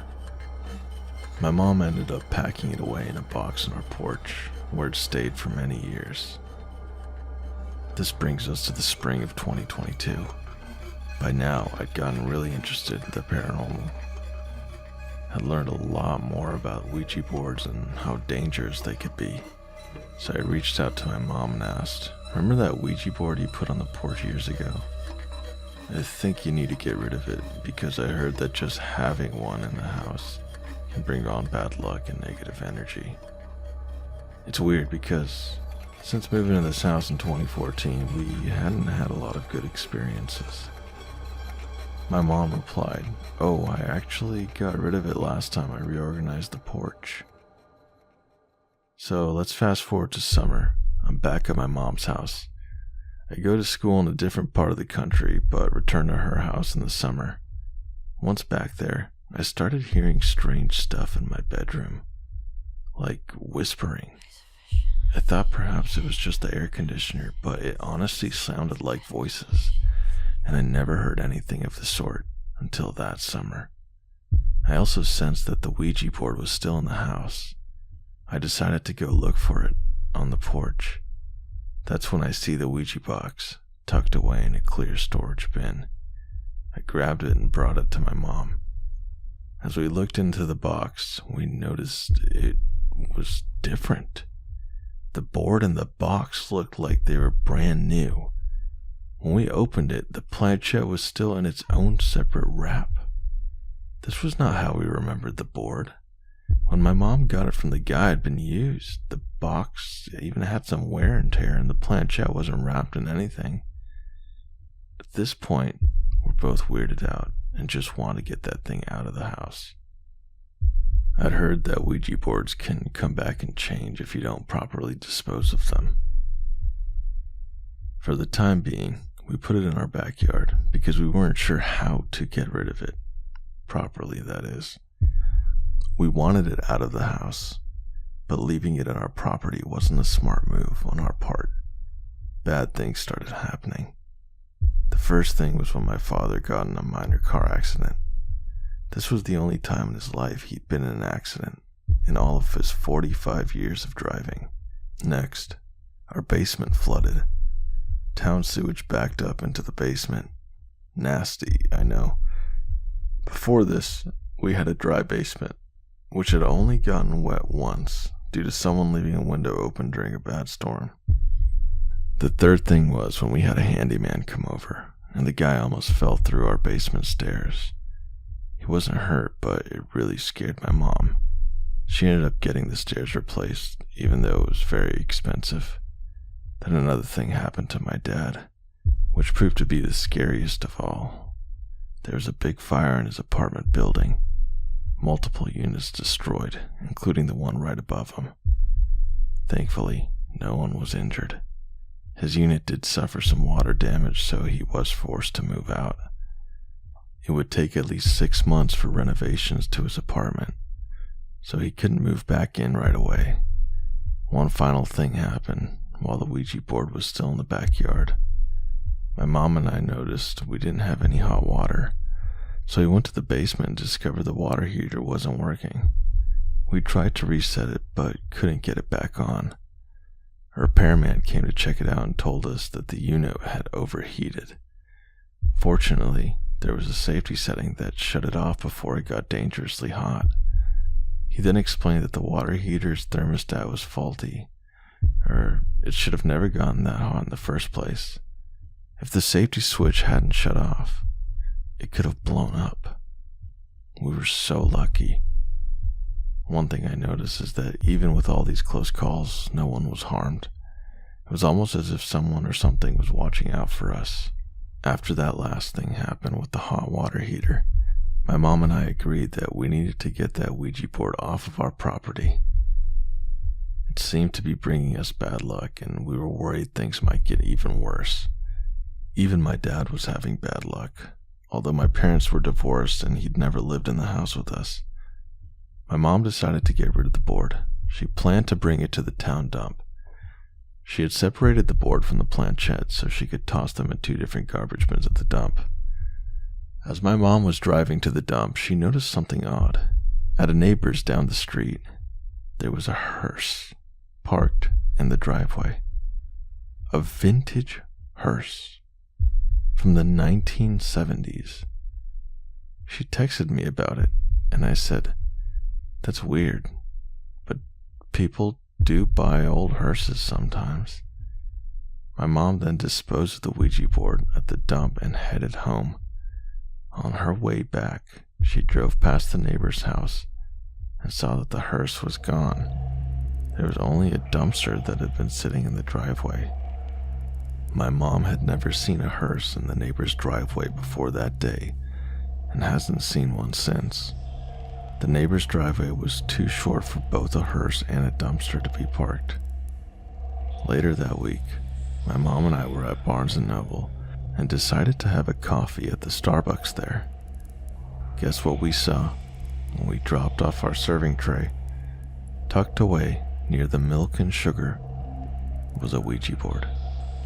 I know they sell them at Barnes & Noble's, and I guess someone could have left it there, but it still totally freaked us out.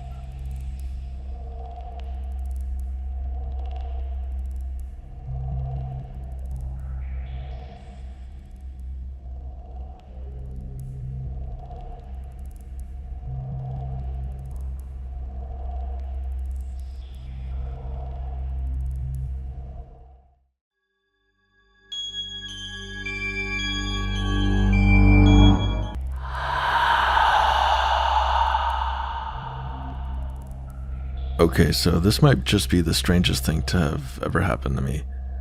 I was around 5 years old and I always used to sleep in my mom's bed with her. One morning I woke up. My mom was next to me in bed sleeping and snoring when I heard creaking on our staircase. I looked through the crack of the door and could barely see someone walking up the stairs. This shook me right up as it was only me and my mom in the house. I sat back on the bed frozen in fear and I tried to wake my mom up but she wouldn't budge. As the creaking got closer and louder, I looked again and could see that this person was my mom. Somehow different, but it was her. I yanked the covers over me and tried to get as close to my mom as possible. That's when I felt a hand on my back, and then this person who looked like my mom bit me on the back. My fight or flight kicked in, but I couldn't do anything except lie there frozen, unsure of what just happened. Anyway, I must have passed out or fell asleep, as when I opened my eyes, my mom was once again next to me in the bed, but awake this time. I told her about this dream and she pretty much told me I'm crazy, until I told my mom that she bit my back. My mom checked, and lo and behold, I did have a bite mark on my back. Still to this day, I have no idea what happened, and I have no idea who the other woman was that looked like my mom. And it's something we've never spoken about again.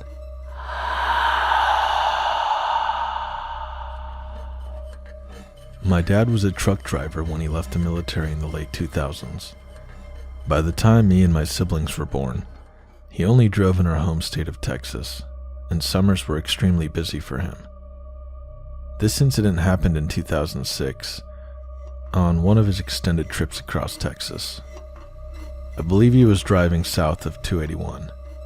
He was getting pretty tired when he pulled into a truck stop. He was making his way to the on-site convenience store when he noticed a young woman pacing back and forth at the front of the shop.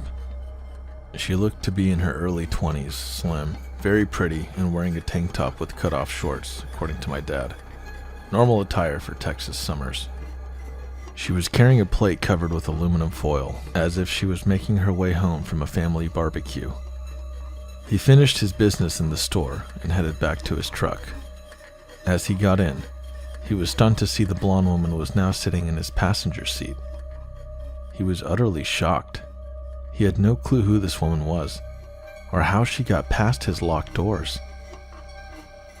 My dad was always very vigilant on the road, and he never left his truck unlocked. He demanded that she get out of his truck. He wasn't afraid at this point, but something felt off about this mysterious woman.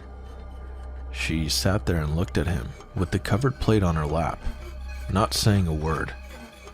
For a moment he wondered if he should just get out, walk over to the passenger side door, and just yank her out of the cab, but he decided against it.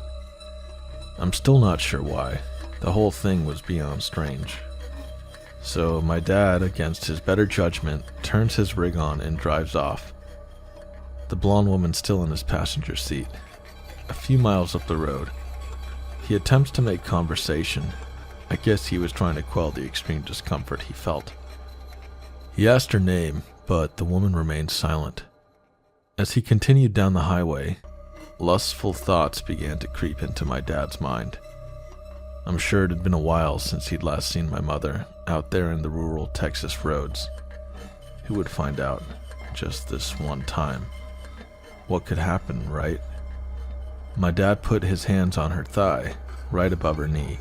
As soon as he touched her, the woman turned from a gorgeous young woman into some kind of hellish monster. Her face turned rugged, and her eyes were now black pits. Her teeth had turned into sharp fangs, with a long, unnatural tongue.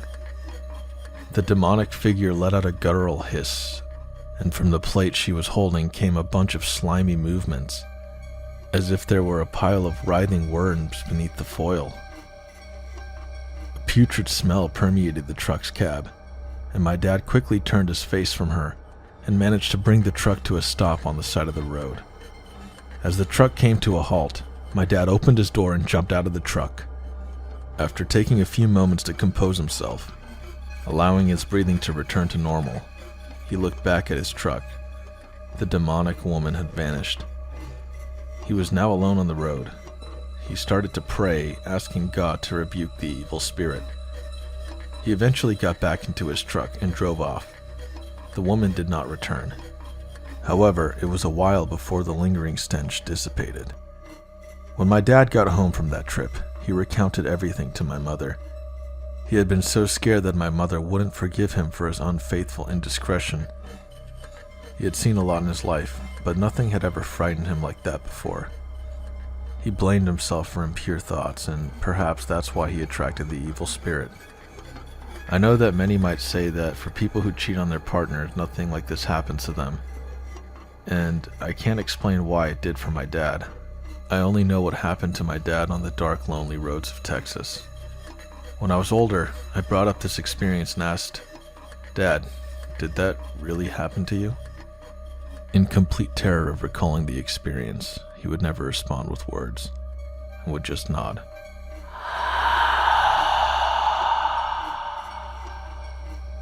I've been asked over the past 6 years to retell this story over and over by other airmen, so I feel it is necessary to share with everyone. We were stationed at F.E. Warren, which is a nuclear weapon-oriented base to say the least. The weapons are always stored off in the middle of bumfuck nowhere with nothing but flat dirt roads and cornfields for as far as the eye can see. You could watch your dog run away for 2 days. Fast forward to my fire team talking up this quote-unquote haunted school less than a mile down the road. I get amped up and persuade the FSC to let us off-site to go to the school. He lets us go since he felt it was necessary to see this place. So we prepared the trip by ensuring all of our NVGs, thermals, and our flashlights were highly operational, because someone said ghosts drain batteries. Hop in the truck and make our way. The first thing we noticed upon approaching this old, decrepit school was that something from the deep dark was absolutely screeching at us, so loudly that it almost didn't seem real. Turns out it was an owl in a pipe that was projecting his screech. My fire team partner, Saldivar, points out that owls are a bad omen in his religion. Well, crap. The only entrance point is the front door that's been busted wide open from all the storms. We enter into the main hallway. Long, dark, dank, but definitely not alone. Immediately in front of us is the auditorium. Had a bloody owl shredded to bits in the direct center. The four of us are huddled together when my fire team leader Curtis sees something run out from the auditorium that we were standing in, and ran down the hallway. Like a shadow, is what I remember him saying. We walk down to the end of that terrifying hallway and come to the entrance to the notorious basement. Walking through, I continually looked over my shoulder because something kept touching my neck softly. My spine is shivering cold. My entire body hot as fire. It made no sense at all. Blood is scribbled poorly on the walls, spelling out the phrase, "Get out." Well, okay then. I try to act like this isn't terrifying and tell the boys to head up. We get back up to the top and lo and behold, there's a giant open maintenance shaft in the wall, right at the entrance to the basement. That wasn't open. Walk back to entry of the hallway and attempt to turn on the devices we had. NVGs were at low battery. This is where it gets weird. We're in a line formation, basically four dudes crapping their pants in a row staring off into this dark, horrifying long hallway. We get the thermals up and basically we make out these two tiny glowing balls that are basically at the end of the hallway, just intertwining with one another. We pass the thermals back and forth debating whether it's a spirit or dust picking up low light, and we conclude that it was not dust as we could clearly see dust around these glowing balls.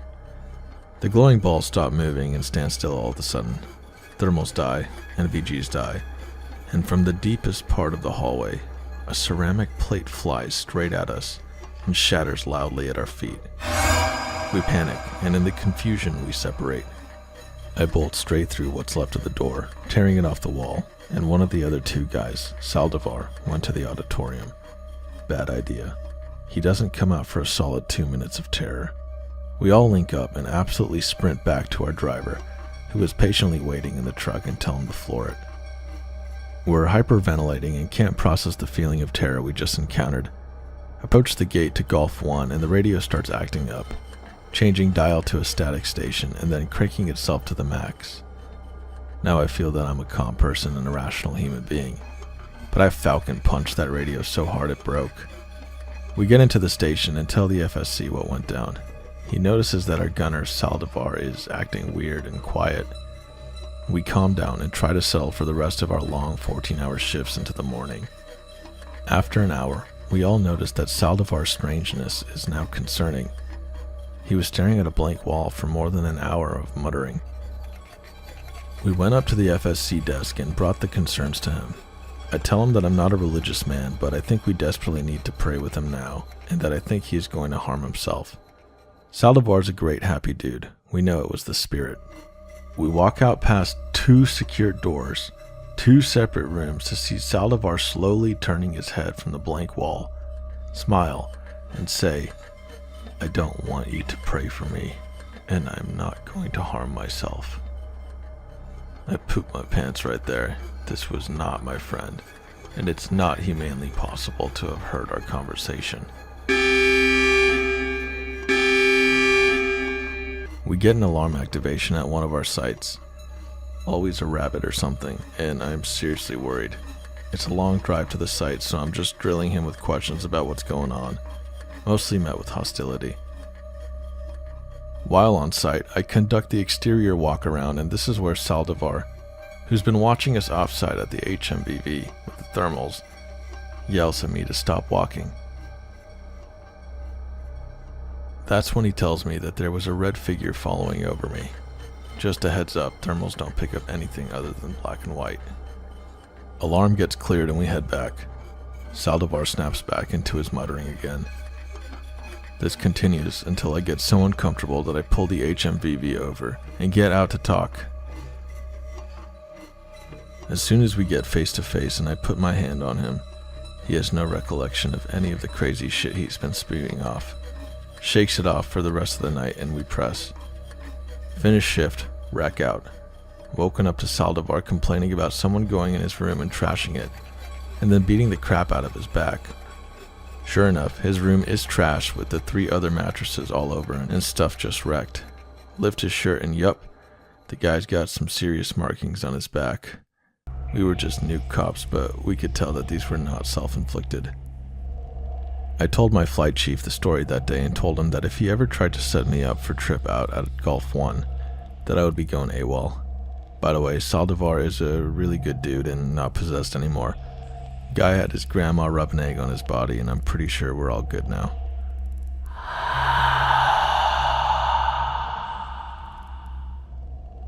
My mother went to Eastern Washington University and stayed in one of the houses the locals rented out to college students.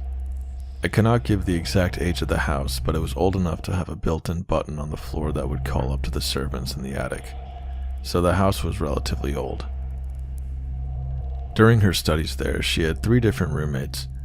My uncle was the first, who then was replaced by my mother's best friend, who was replaced by my father. All 3 of them can confirm strange happenings in this house and be woken up in the middle of the night with people whispering. The worst of it was in my mother's room and the attic. My mother hated that house, but she didn't have anywhere else to live and the dorms were expensive, so she sucked it up and lived there until she graduated. She hated sleeping alone. The air in her room constantly felt thick and heavy, and at night she would hear multiple people whispering incoherent words at once. While living there, my mother had a cat named Puss, who would constantly hide under the bed. One time my mother caught Puss out from under her bed, sitting watching and growling at one of the corners of the room.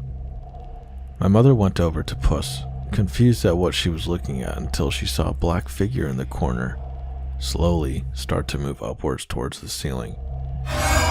Puss started to become more aggressive, her hissing and growling getting louder, before she freaked out and shot off back under the bed, still growling at the corner until the black figure was gone.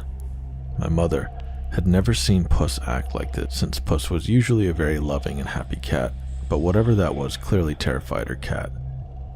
Sometime later, my mother was talking with a friend who was excited to be touring 2 famous paranormal investigators around the college and town, showing them supposed haunted places. My mother brought up the fact that she has always had weird stuff happening in her house and thinks it may be haunted.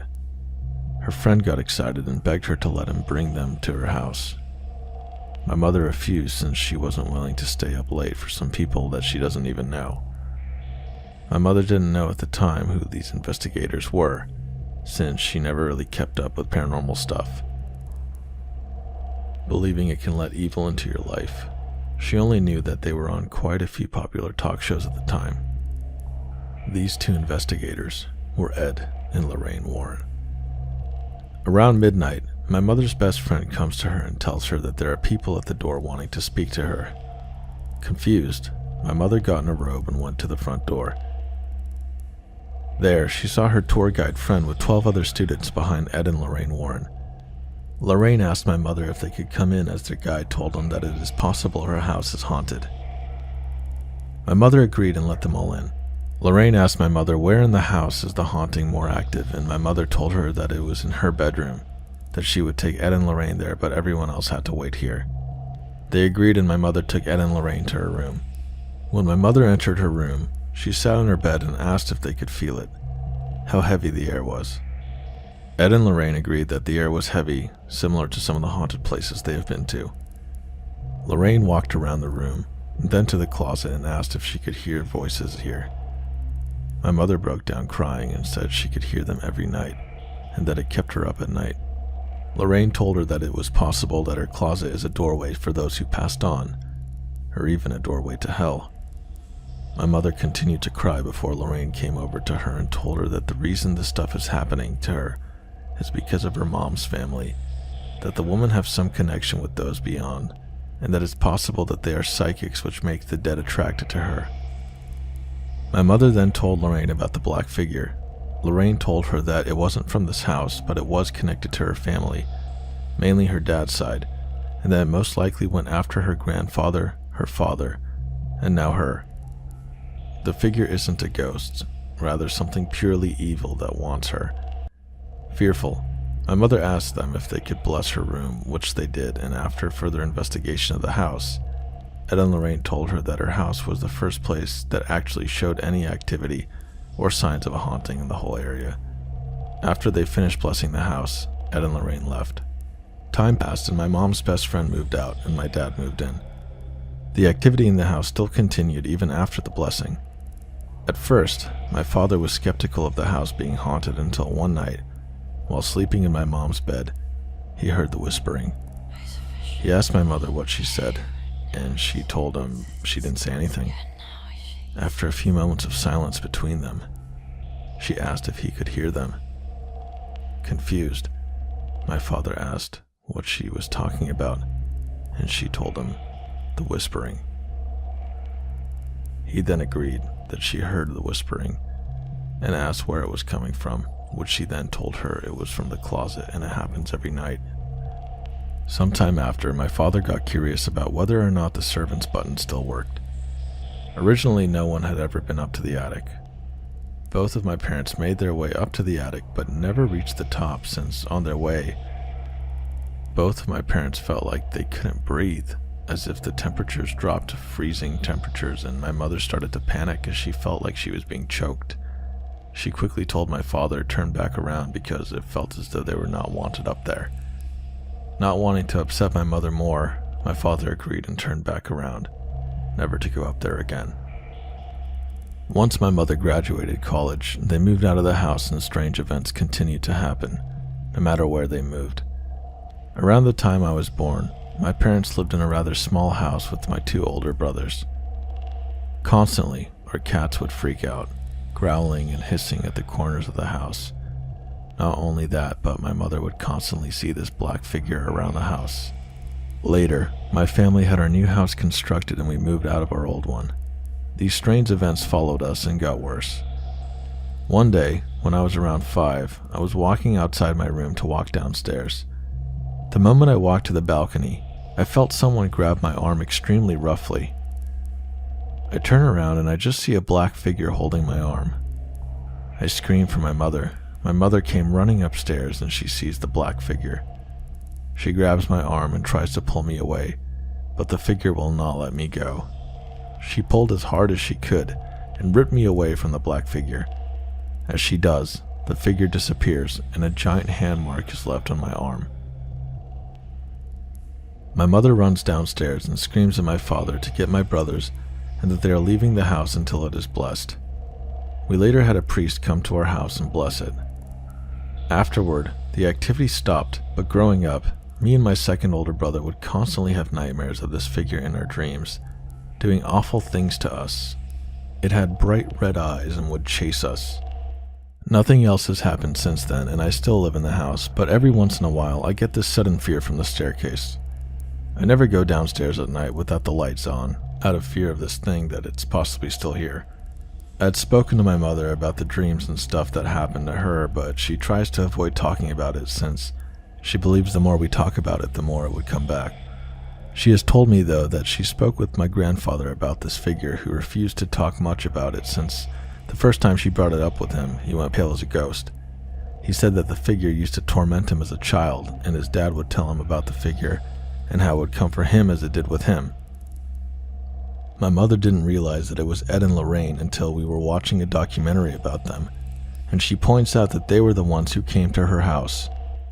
I was speechless and she was confused as I told her that they were the Ed and Lorraine Warren, the most famous paranormal investigators, and that they were the ones who started publicly doing paranormal investigations, and now there are famous horror movies that involve them. My mother freaks out and tells my father about it, and while my father was shocked, he didn't think much of it. I apologize if my story is a little all over the place, but this was my best attempt to explain my mother's story and my experience, since my mother doesn't like to talk about it much out of fear. To be honest, while writing this, I had to get up and walk around a few times since my computer is set up near the area I was attacked, so I had to go to a different room every once in a while because I felt freezing cold and felt like something was behind me.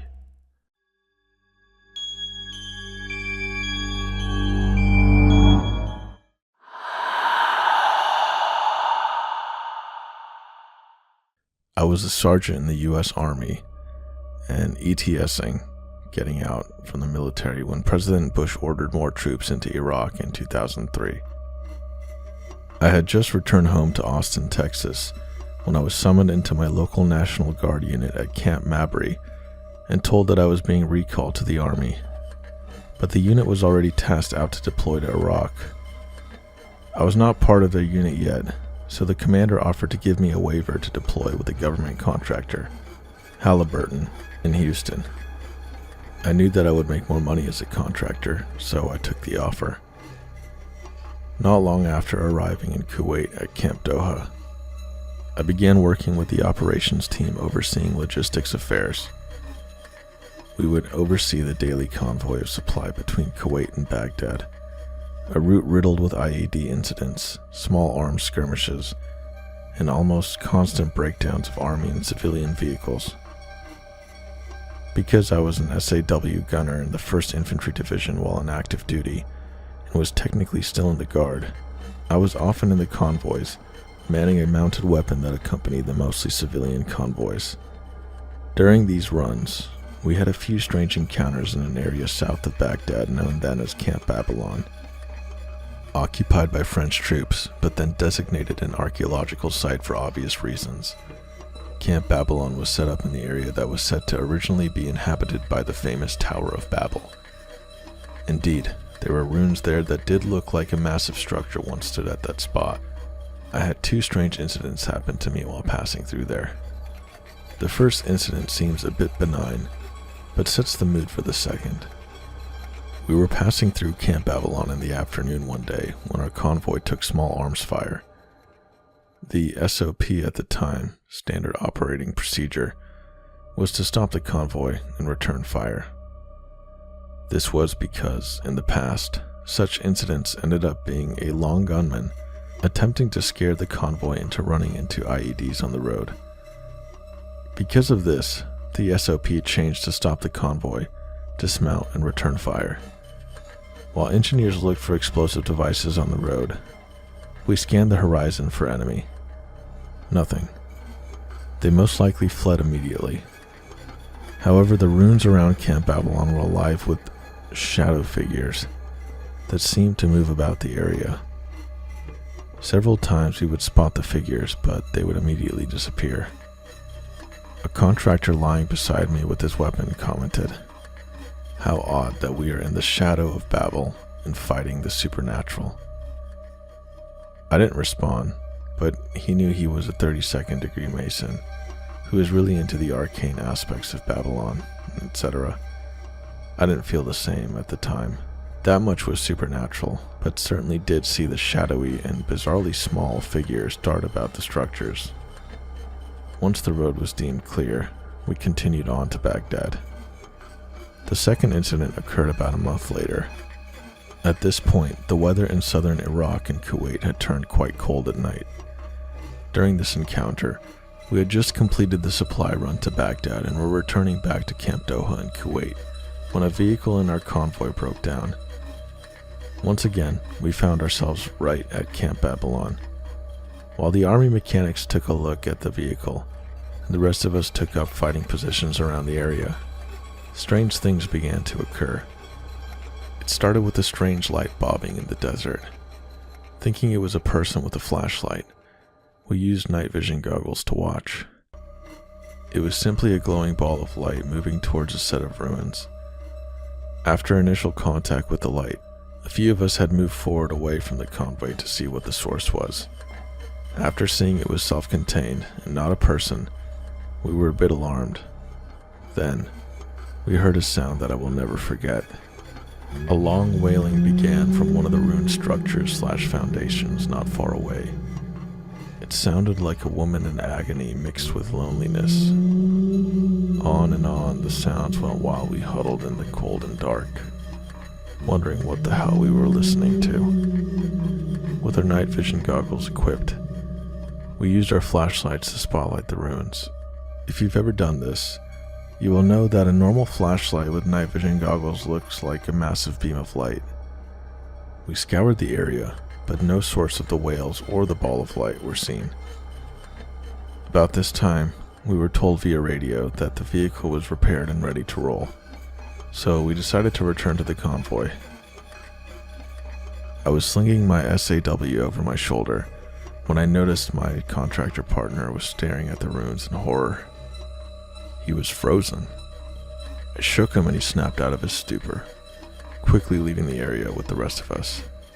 Once we were back at the camp, and it was pleasantly daylight the following morning, several of us were chatting about the encounter at Camp Avalon before our daily operations briefing. It was then that I remembered the terrified expression on the face of the contractor, so I asked him about it.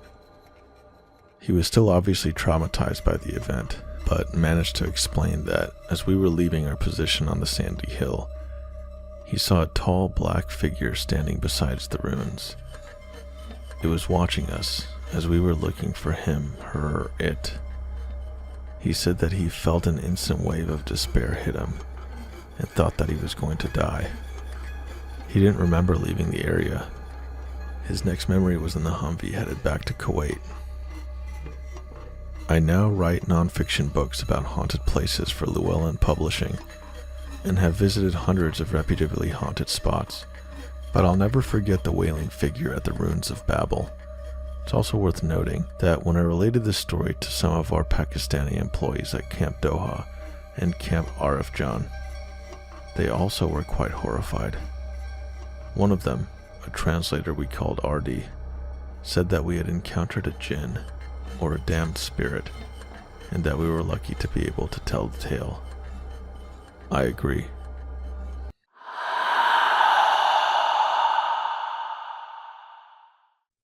In the early 80s, I lived in Okinawa, Japan.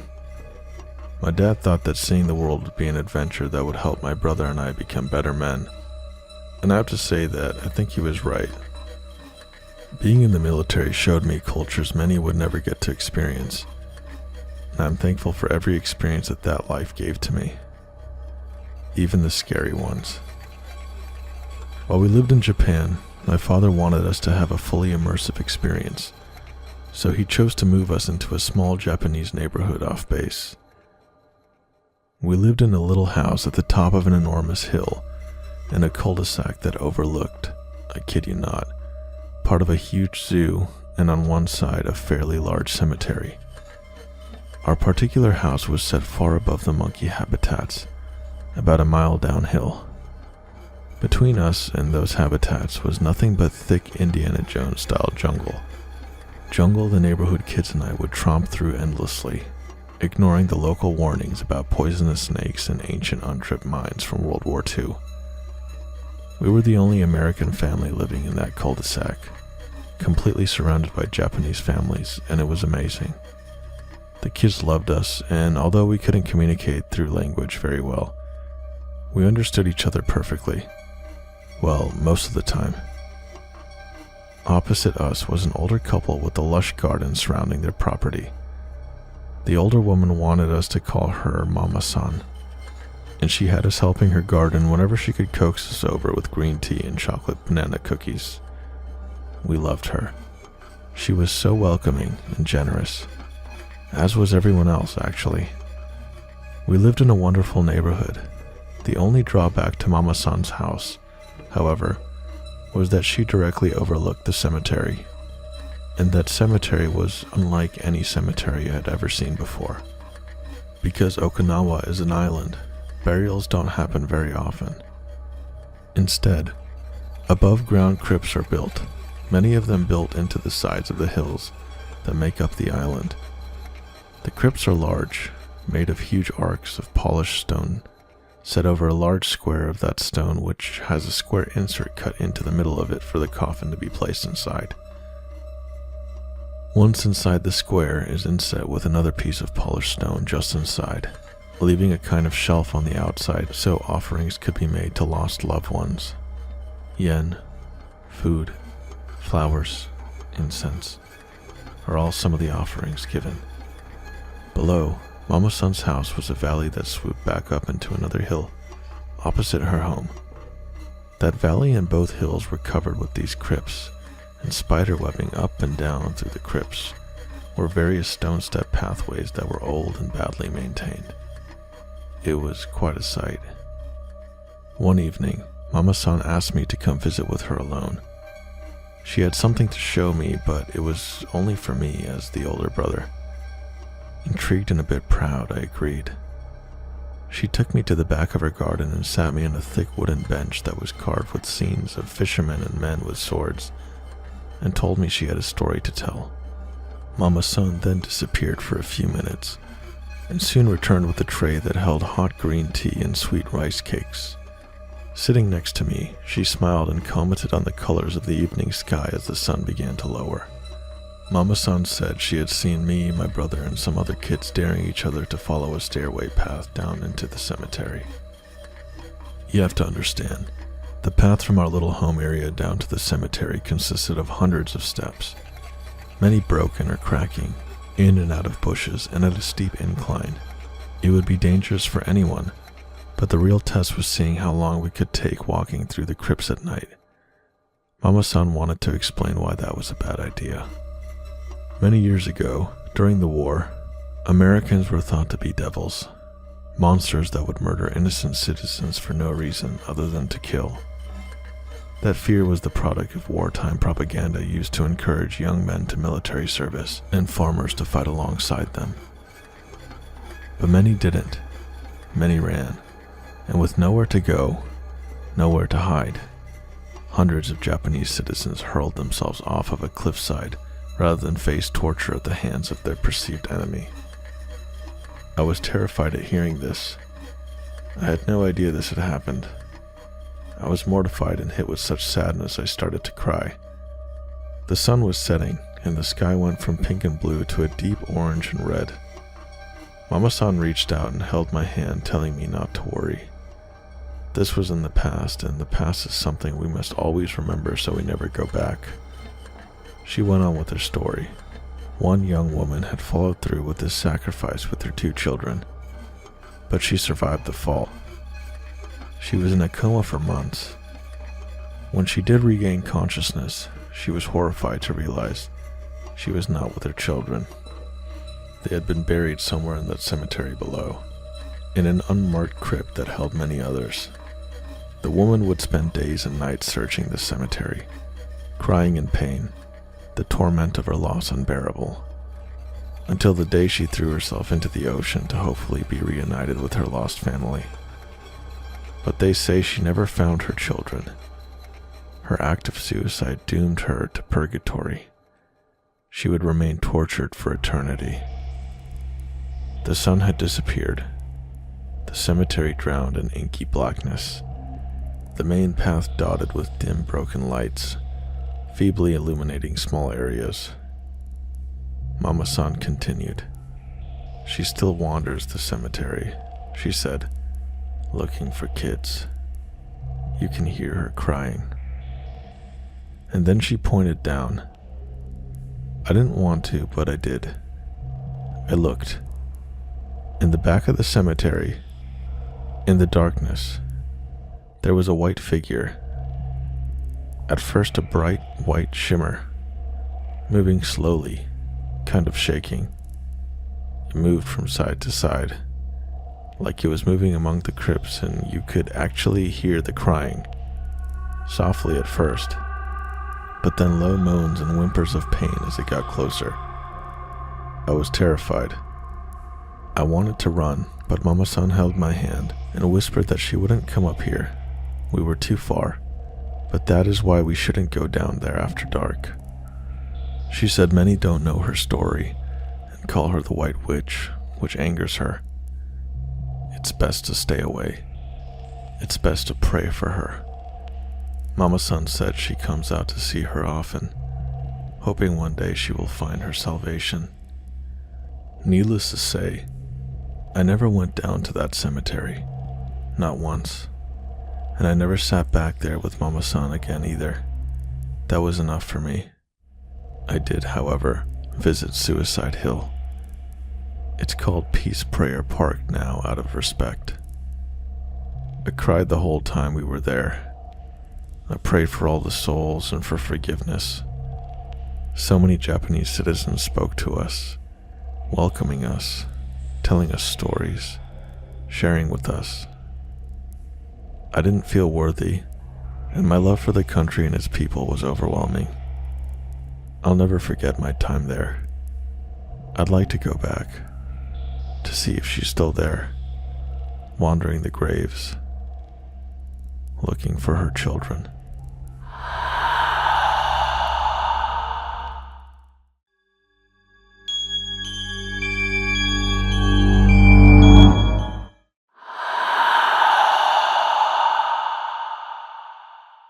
Navy Security Forces member here.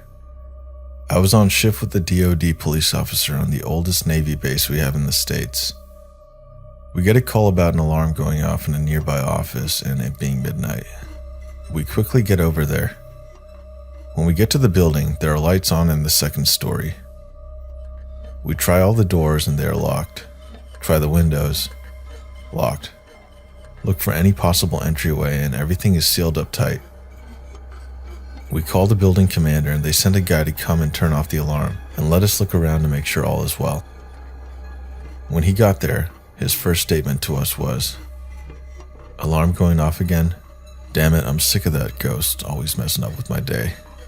Apparently everyone that works in that building has claimed there is a ghost or poltergeist that likes to move stuff around and cause the alarm to go off, and a check of the call log for the alarm activation showed that every time it went off, the building was locked up and tight. My command's headquartered in an old World War II hospital. There's an extensive basement that is used as a gym and storage area. There's some cages with gear in them on the storage side, and the other side is locker rooms for the gym, complete with showers. The male shower is the old autopsy room, because it was the only room with a drain. Apparently, there's a headless nurse that haunts the building. It's not one of those blatant poltergeists that scares the crap out of you, but one of those ghosts that just does really creepy, subtle stuff. Like you're not sure if you just saw something or not. With one exception. There's a story about a time that a sailor was in the gym later at night, after everybody had gone home for the day. He got his PT in, then went to take a shower in what was the former autopsy room. As he was showering, after rinsing the shampoo out of his hair and opening his eyes, he noticed that the water around the drain was reddish. He assumed it was dirt, since dirt in the region is red and these are old pipes. He finished his shower and then took a second look. It was way too red to be dirt. It looked like blood. That was pretty weird, but he knew it was an old autopsy room and figured it was just old World War II blood and dismissed it. He got dressed and left the locker room. On his way to the stairs, he noticed the light in the hallway towards the storage area, what was the former morgue. He noticed it was left on. Not surprising. Sailors can be forgetful, so he went to turn it off rather than bother the watchstanders with it. When he went to turn the light off, he heard a noise further down the hall. It sounded to him like the door to the outside, which was around the corner. This could be an intruder, so he walked to the corner and looked. Someone dressed in a simple white dress was hunched over an old-style gurney with a body bag on it, pushing it towards the door. As he looked, it stopped, let go of the gurney, and turned to face him. She hadn't been hunched over. She just had no head. He noped the F out of there, went straight up the stairs to the quarterdeck, aka lobby. He tried to tell the sailors on watch what he'd seen, but he was mostly a babbling mess. They called the chaplain, and he took the guy somewhere off to talk because he had no interest of going back into the building. Once he'd calmed down and was rational again, he told this whole story. When people at the command found out some scary shit happened to him, he told them all this story. Supposedly the guy was so traumatized that he couldn't work in the building anymore, and they had to send him home for some psychiatric reasons. Because of that incident, there is now a time limit for when he can use the gym for PT. Although I don't know if it's technically official, I just know that nobody uses that gym after normal working hours ever since. Oh yeah, and as a junior enlisted, I get to be the roving security watch on the graveyard shift and do solo rounds of the building after midnight. I take a flashlight every time, but it doesn't make me feel much better about it, especially knowing that there could be a headless nurse pushing a gurney, just waiting for me to notice her.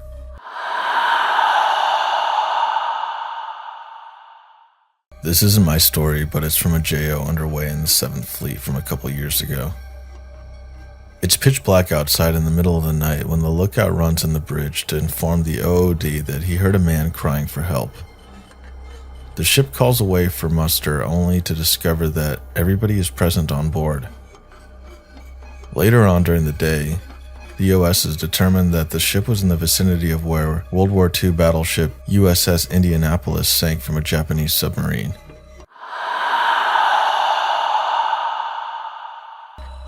I was walking down the P-way at night, very late. I can hear someone walking behind me, even though I didn't see anyone down the cross P-way. I guess it was someone coming from there going to berthing. I kept walking past berthing and continued to hear the footsteps, and then I heard the distinct sound of a steel-toed boot hit the knee knocker that I just passed. I turned around because clearly they hadn't turned down into berthing. I stopped and turned around to see who it was. I heard 2 more footsteps, now, clearly in front of me, and then it stopped. There was no one there. I told one of the girls I was on watch with what happened, and she said that one night she was walking down the P-way at night and looked that same cross P-way and saw what I guess you could say was a shadow person. Like, it's dark with red lights on, but not dark enough to not figure out who it is you're looking at. While on shore duty, me and another guy watched one of our rolly chairs forcefully roll across the floor. Same night, we had a motion alarm go off on the loading dock, even though we were watching the camera and nothing was moving in there. While stationed in Pearl Harbor and finishing my rounds as CDO, I was returned to my office around 2300 to pick up some folders. The entire floor was open with a single light at the rear, but I knew the layout, so no concerns. Halfway across the darkened floor, I heard what sounded like an old typewriter and someone talking, but not loud or clear enough to make out what was being said. All the hairs on my neck just instantly went up, and I had the feeling like leaving might be a really good idea. The next day, I was commenting about it to one of the aunties working in my department, and she mentioned that during the Pearl Harbor attack, one of the secretaries working on that floor was killed. It still gives me the chills thinking about it. When I was in the Navy, I saw a UFO. A lot of people will tell me no, that it was just some weird lights, but nothing created on the planet Earth moves the way this thing did. It was just getting dark outside, underway at about 10 knots in the Mediterranean, dead flat seas. I'm sitting watch up in the Bright Bridge console when I notice a single point of light in the air. To me, it's what looks like a helicopter hovering above one of 2 merchant vessels in sight. I check with the AIS and get the names of the 2 vessels and relay the information over to our TIC/IDS. It's not incredibly uncommon for a merchant vessel to have a helicopter on board, but there's absolutely no signal coming from the bearings I was giving, and no record of either ship having a helicopter. At this point, I started to get more concerned and curious. The point of light is still hovering above one of the ships. I head out to the port bridge wing and get on the big eyes, high-powered mounted binoculars, to see if I can get a better look at the aircraft. It appears to be at least 11 nautical miles away, and even with the magnification, all I can see is a single point of light. At this point, the OOD is interested as well, and joins me on the bridge wing, and we watched this point of light zip 15 nautical miles in a matter of 2 to 3 seconds and stop directly over the other merchant vessel. There was no wind-up acceleration. It just went from hover to full speed to full stop instantly. The officer standing with me was completely speechless and in awe at what just happened, and called for a higher power air radar search on that vector. Still, nothing at all.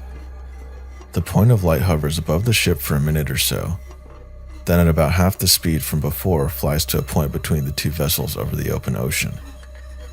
It makes 3 to 4 dips down to the water and then back up to about 10,000 feet. Then it started to make an infinity loop pattern in the sky. It was dropping from around 10,000 to 2,000 feet and back up at an incredibly rapid pace.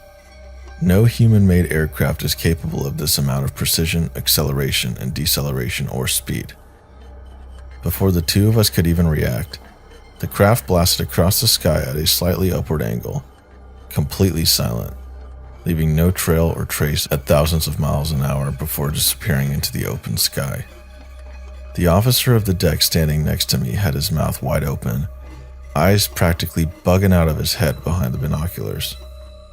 He looked at me and said, "Red Clam, what in the fuck did we just see?" To which I replied confidently, "We just saw a UFO, sir." We reported it to CIC as a glare on the windscreen of the bridge. That we messed up, haha, but we know what we saw with our bare eyes. The two vessels involved got underway a few minutes after our report, each heading back towards the coast at 15 knots, along the same exact track. I lost track of the vessels when I got off watch 4 hours later, but I've always been curious about them and where they ended up. TLDR, the officer of the deck and I saw a UFO while on watch in the middle of the Mediterranean Sea.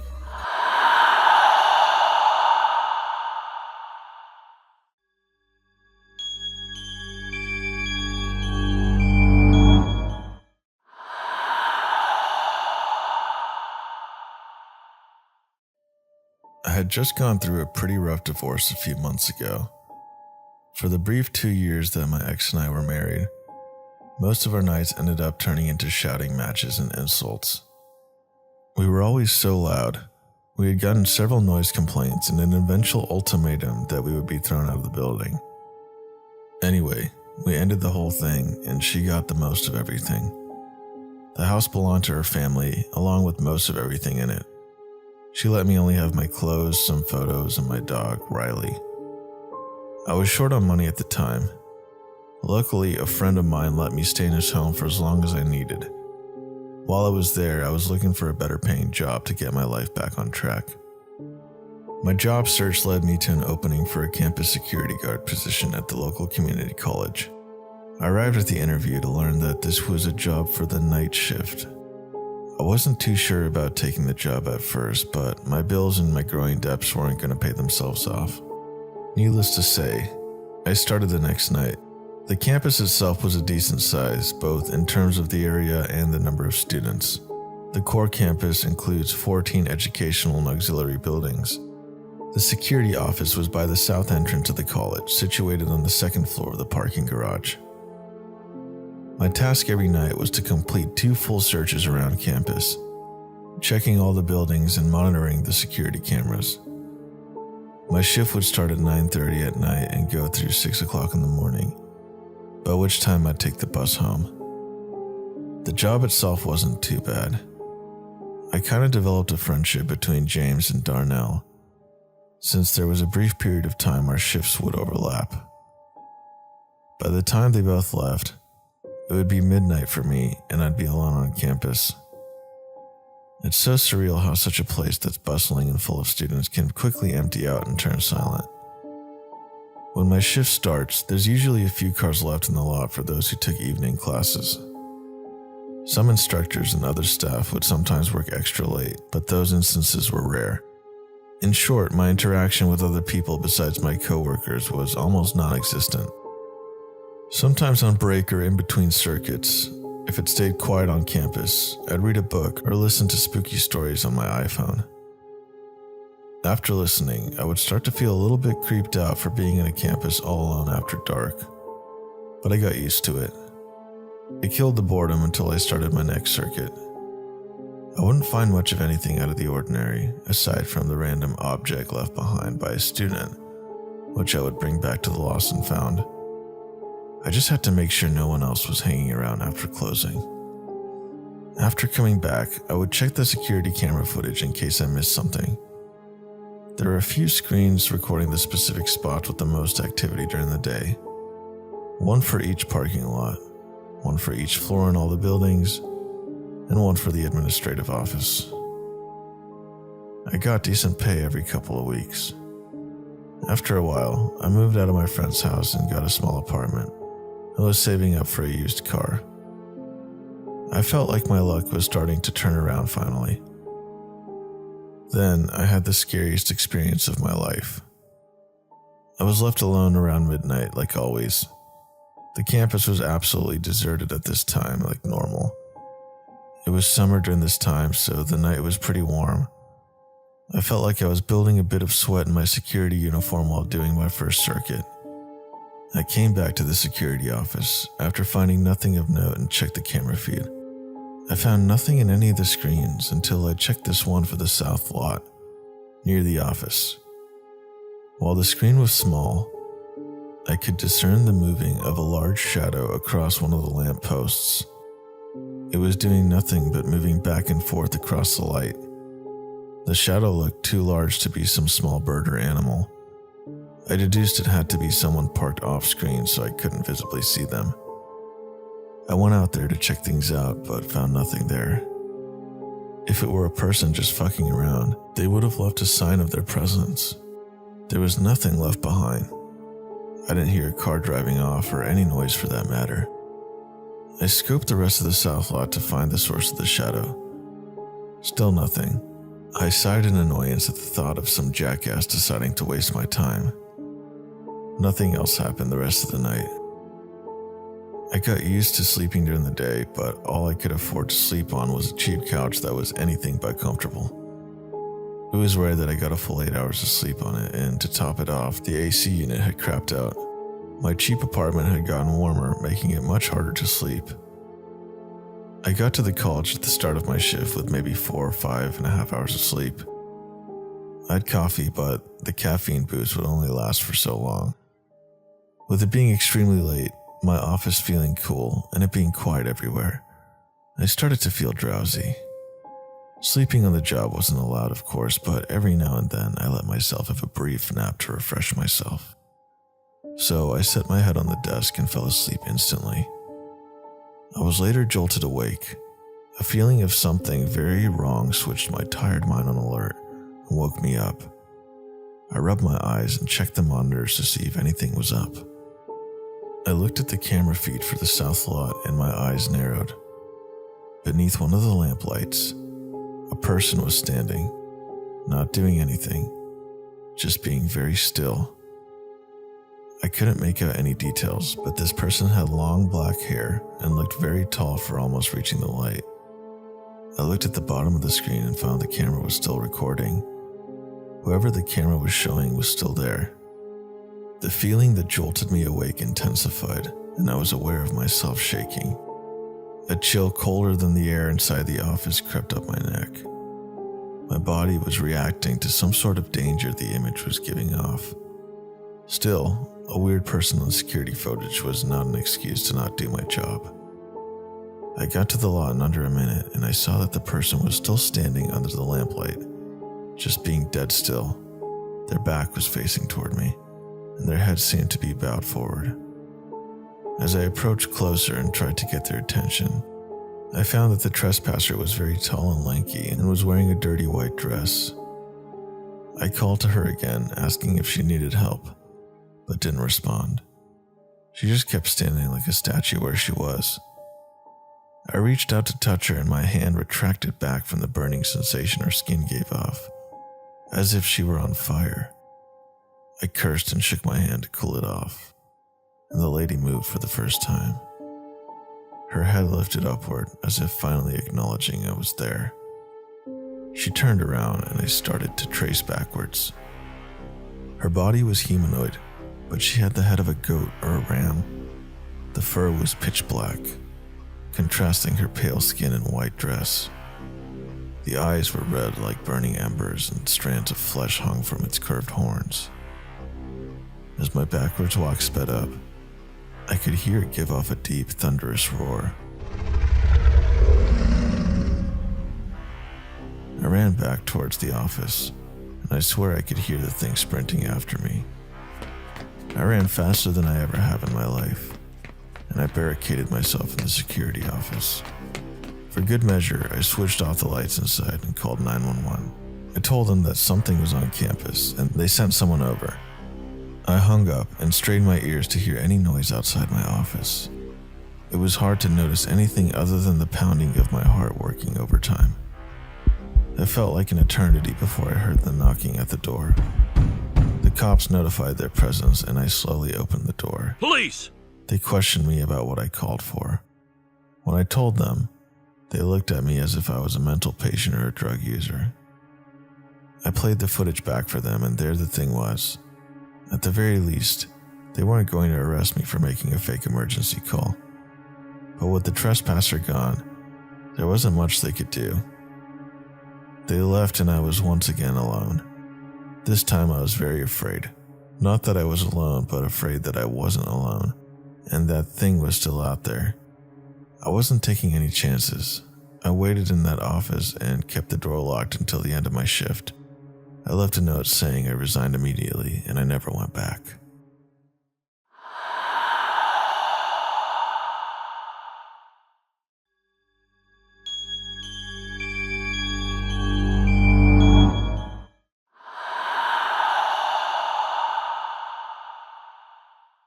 I just want to acknowledge that people do die in hotels a lot more often than we think. Within the first 3 years of the property I worked at being open, we had a person die in their room from a heart attack. He was a long-term guest working in fracking, so he'd leave early in the morning and come back late at night. I typically avoided him at all costs because he had made some really inappropriate and suggestive comments to me a few times. And I remember the night he died, having him come to the desk and thinking, please just go away. I worked for 4 years after he died, and every couple of weeks, I'd hear the back door unlock but not open, like when you used your key outside to make a loud sound. And I'd see a movement detector pop up on our surveillance screen that would track from that door to the hallway where his room had been. Sometimes it would pop up in the little honor system store we had before moving to the hall. After about a year of this happening, my coworker mentioned something about it, and we realized we'd both seen it happening. On the other hand, my mom's hotel had several deaths. One was a woman who didn't pass in the hotel but was declared dead at the hospital, and another was a SIDS infant. There were also some disturbing things happening. In one, the room had blood all over it and an apology note, but no one was in the room. And another case involved the FBI looking to locate a child who had been trafficked. They located the hotel because of a billboard seen through a window of the hotel room. All of these things happened in the same room. There was always a weird feeling in that room. When I worked the front desks, there would be phone calls down, but no one on the other line. I'd hear noise complaints about that room, but the room was empty. That sort of thing. Housekeepers checking empty rooms would ask if anyone has been moved out of that room. Not unusual since it faces a highway, but they'd ask because there were impressions on the bed but no record of a move happening. One time we had a guest come down the next morning and casually say, "You know that room's haunted, right?" before just walking out. I feel like none of this is keep you up at night terrifying, but it's all unnerving to experience.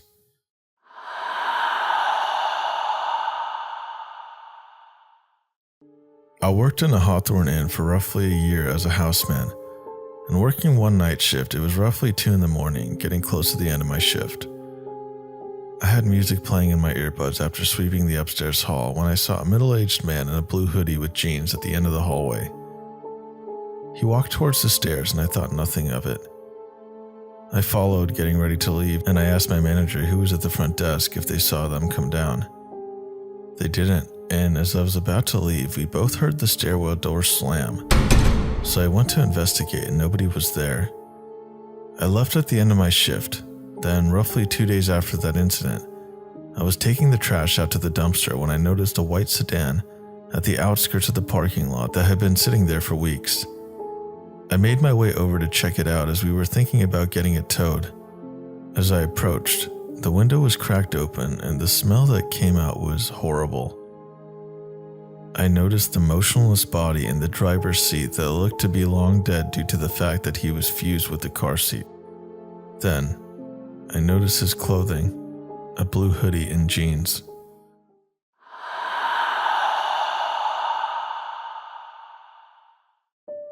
I worked graveyard in an old boutique hotel. It was only me and the front desk lady. I didn't have much to do at night, so I would sit in the lounge and watch movies on my laptop. One night I was watching a movie and I looked up towards the front desk and I saw a little boy staring at me. In my head I thought, oops, didn't hear the elevator door open. Must be a family checking out. I set my laptop down and got up to walk into the lobby. Once I walked around the corner, there was no one there. I radioed the front desk lady and asked if she saw anyone on camera, to which she replied no. The boy was probably 9, wearing an old newsboy's outfit from the early 1900s. It didn't creep me out, but definitely made me question my sanity.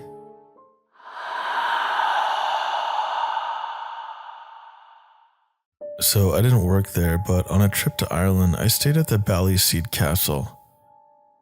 It's like a B&B castle, so I thought it maybe had a ghost. I was sharing a room with 2 other girls and we were all asleep. I woke up around 3 in the morning and saw a shadow figure looking over me. I was terrified, but just kind of tried to not freak out and wake my friends. We had breakfast the next morning, and the guy who was the waiter/castle expert confirmed that there was a ghost there named Hilda. She actually seemed sweet, but apparently she scares a lot of people doing the same shit. I went to her grave on the property and wished her a good rest. I told her thanks for visiting and that I was sorry I got scared.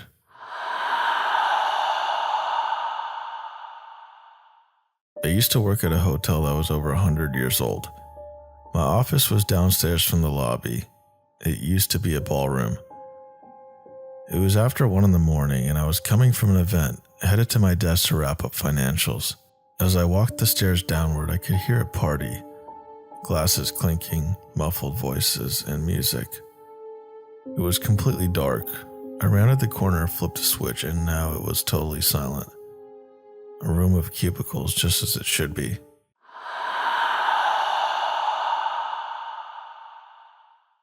I was interning at a hotel earlier this year. All the interns were offered a room in the hotel. We had to share the room, 4 in each. My roommate and I were the only boys there, so we shared a room. The other rooms were all girls, 4 in each. My roommate and I liked to mess around with the girls by knocking their doors and running off back to our room. There was one night, we did the usual knock and run.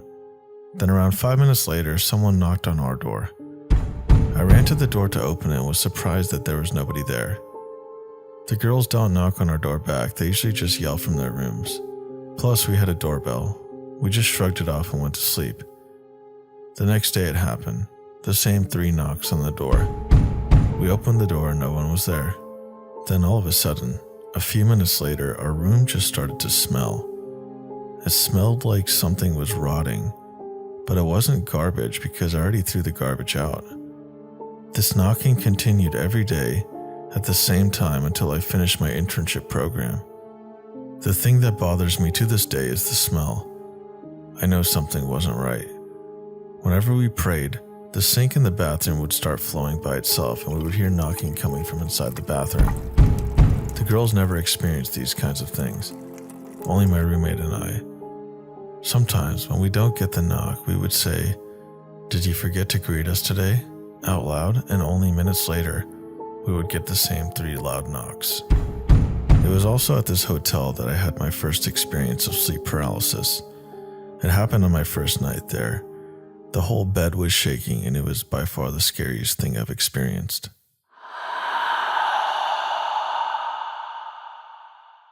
My friend grew up in a hotel and he said as a kid, he saw a man in a morning suit sitting next to his bed, just staring at him.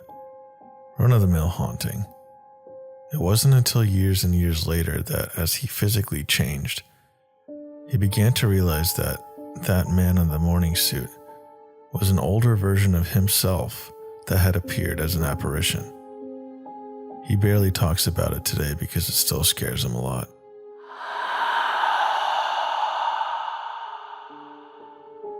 I worked at a hotel that had an attached library to the lobby. We lost power one night. It was a summer thunderstorm, and I was sitting in our lobby with blazing emergency lanterns everywhere, and realized at 3 a.m. I was hearing footsteps in the attached library. It's only about 4 or 5 footsteps, but I never heard the back door open. They never went past me to the library.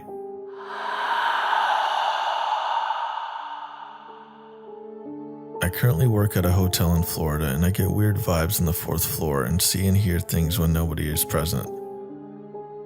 I work nights, mind you, so it is kind of creepy. My manager actually told me that one of the maids ran out of the hotel screaming after she said someone pushed her against the wall in a room when nobody was there. Keep in mind, all of our rooms are on camera. Also, the front desk lady for the morning said she heard loud talking coming from a room that was vacant. Keep in mind, we have CCTV running through all of our floors. Also, the front desk lady for the morning said she heard loud talking coming from a room that was vacant. When she went to check, it stopped and no one was there. When she left, it started up again. Weird stuff.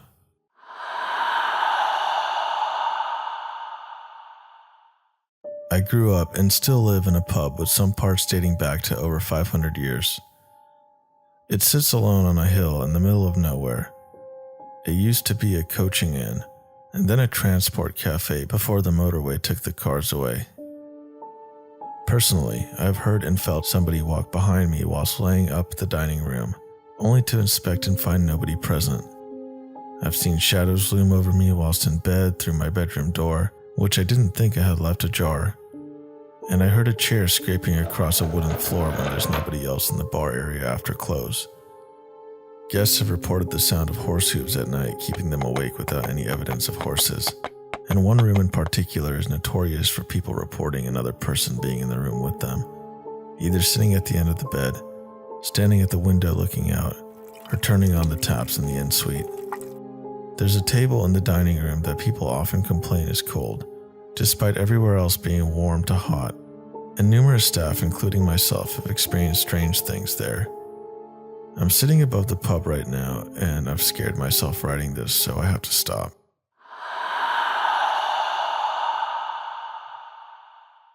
So I personally never worked at a hotel, but I did stay at a haunted hotel once in downtown San Antonio. I had no idea it was known to be a haunted location until we were actually checking in. And to my surprise, we ended up in the room right across from where a murder happened, of which these haunted hotel stories seem to stem from. I was excited, so that night while in the hallway, I was taunting the supposed ghost as I wanted to experience something paranormal. Later that night, I woke up around 3 a.m, under the blanket at the very foot of the bed, as if I had been pulled. Not sure how that happened, nor am I sure I want to know, but it was strange nonetheless.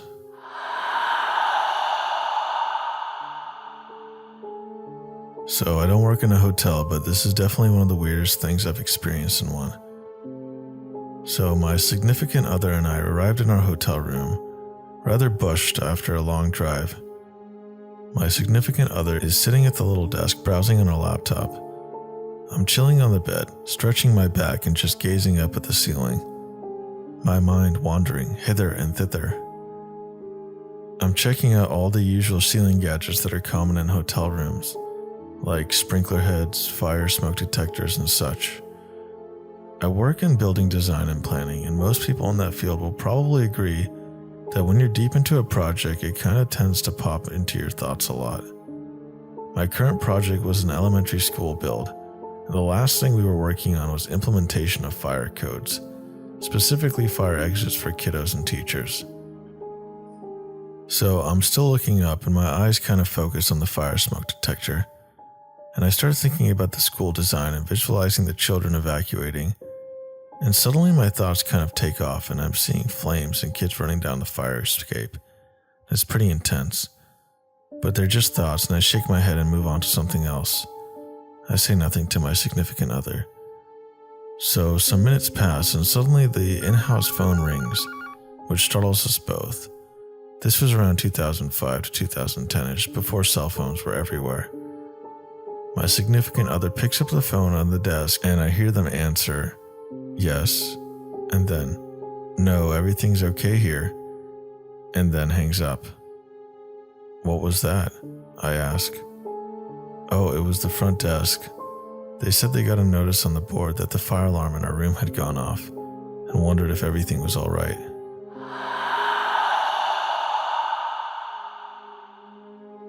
Not mine, but I've been told experiences from family and friends who worked on the Strip as housekeeping. The most active place is the Bally's Hotel. It used to be the original MGM, which suffered a fire in 1980 and killed 85 people from a fire that got worse because of crap fire regulations at the time. You feel like you aren't alone when walking the corridors to your room. Random knocks and coughs when you're trying to sleep. And even though most casinos allow indoor smoking, I've been told you get the whiff of burning odors randomly when the people who are gambling are smoking plain cigarettes. The Rio has had a few suicides. The housekeeping workers told me they have guards who they can call and stand outside the door when they don't feel safe in an empty, checked-out room.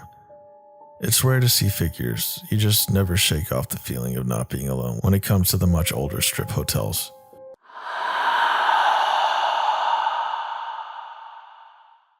I was the front desk manager of a resort in Scottsdale, Arizona. It was high-end, like where an NFL football teams would stay when they traveled, and all sorts of famous people rolled in and out of there. So I had my fair share of stories. But there's one room we could never rent out, even if we wanted to. Well, one floor, I should say. So as for the resort, a new company took over and fired me and a bunch of other people. It's a chain hotel now.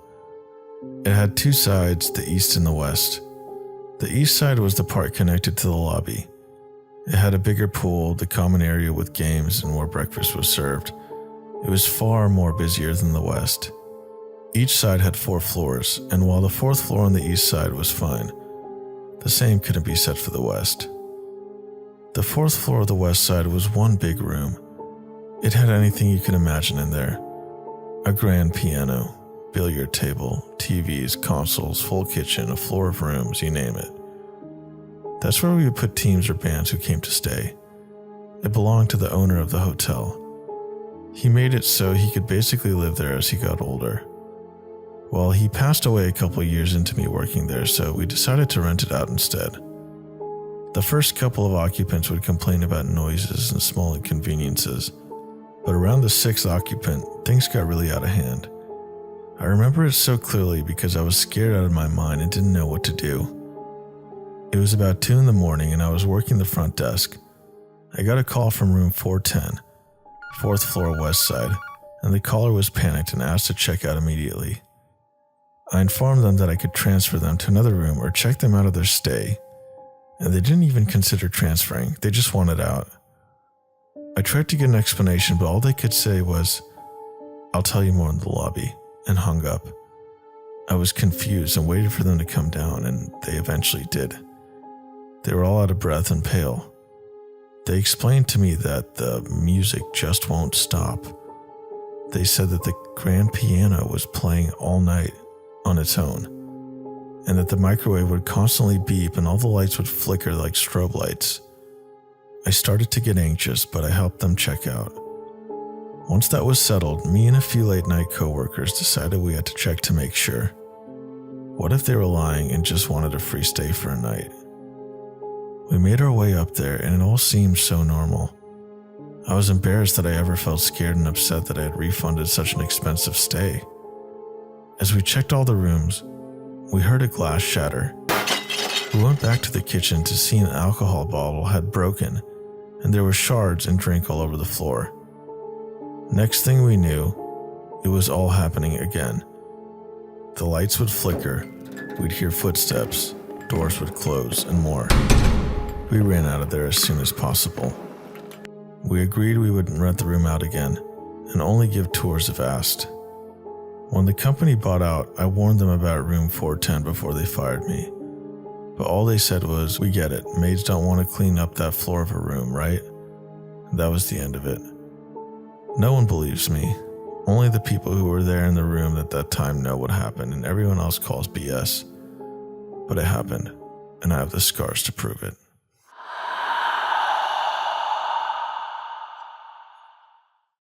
I worked as a night guard in a hotel. I was the only staff on site during my shifts. I lived in a small town nearby Amsterdam, so there's always a few people in the hotel during the weekends and holidays. Outside of that, not so much. It's situated at a road that's deserted at night. I usually come in at 11 at night. This particular night I came in and 3 Irish fellows are hanging around the bar. Manager is making ready to close the bar and head out. I start making my usual security round. It's gonna be a slow night. When I come back, the Irish guys have headed to their room and my manager goes home. My work also involved light cleaning and prepping some stuff for breakfast. I turn on the TV, National Geographic, and it's Neil deGrasse Tyson. Love that show he did, Marathon too. So I start my business and go into the kitchen to make me a sandwich, and I hear the front desk phone ringing. I go to the front desk, and as I pick up the horn, it stops. So I go to the kitchen again, and the phone rings again. I pick it up. Silence. I hang up to go back into the kitchen. 3rd time's the charm, right? And the phone rings once more. I pick it up, and an icy cold female voice asks if dogs are allowed. I tell her that yes, dogs are allowed, but only on the ground floor. She hangs up without saying anything. At this point, I decided to forego my sandwich and start cleaning. 5 minutes later, I hear the loudest bang on the window. The hotel has large windows at the front. My heartbeat is felt in my throat. I'm scared. The hotel is not in the best neighborhood and has been robbed 3 times before my employment. I duck behind the desk, emergency button in hand, ready to bolt into one of the empty rooms using the skeleton key I had if need be. I stayed there motionless for like 3 minutes before I decided to take a look. Nothing. Not even a dead bird or anything. I check if the front door is properly locked, and as I do, I hear a sound from the kitchen or employee room. I decide against better judgment and go to check it out. Nothing. Another loud bang. I sprint to the front. Nothing. The distinct sound of a door opening in the employee space. At this point, I feel frightened, like really scared. Not the same kind of nervousness when you're walking at night, but really tense and sweaty, like I'm gonna die, fear. I'm really juggling between just going to do my job or informing the police. I decide to make one more round to check everything out. As I step into the employee space, I hear a loud beeping noise, which I immediately recognize. The phone makes that sound after 30 seconds when you don't place the horn back when there's no call. I sort of run to the front desk and see the horn is beside the machine. Someone must have been in there, I'm sure. That was the last thing that happened that night aside from a plate moving. The hotel is close to a graveyard, like 500 meters away maybe. Many crazy stuff happened there, spirits perhaps. I'm somewhat glad I got out.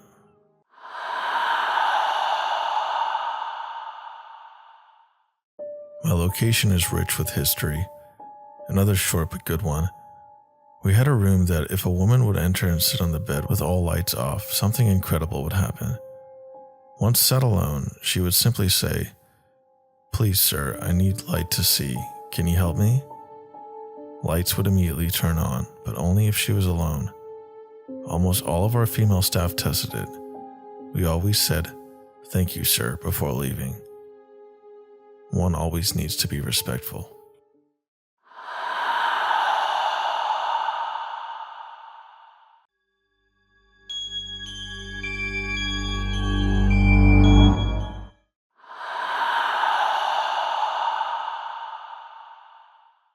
I was living in a rural area in Oklahoma with my mother at a small lake house, and I was probably 10 or 11 at this time.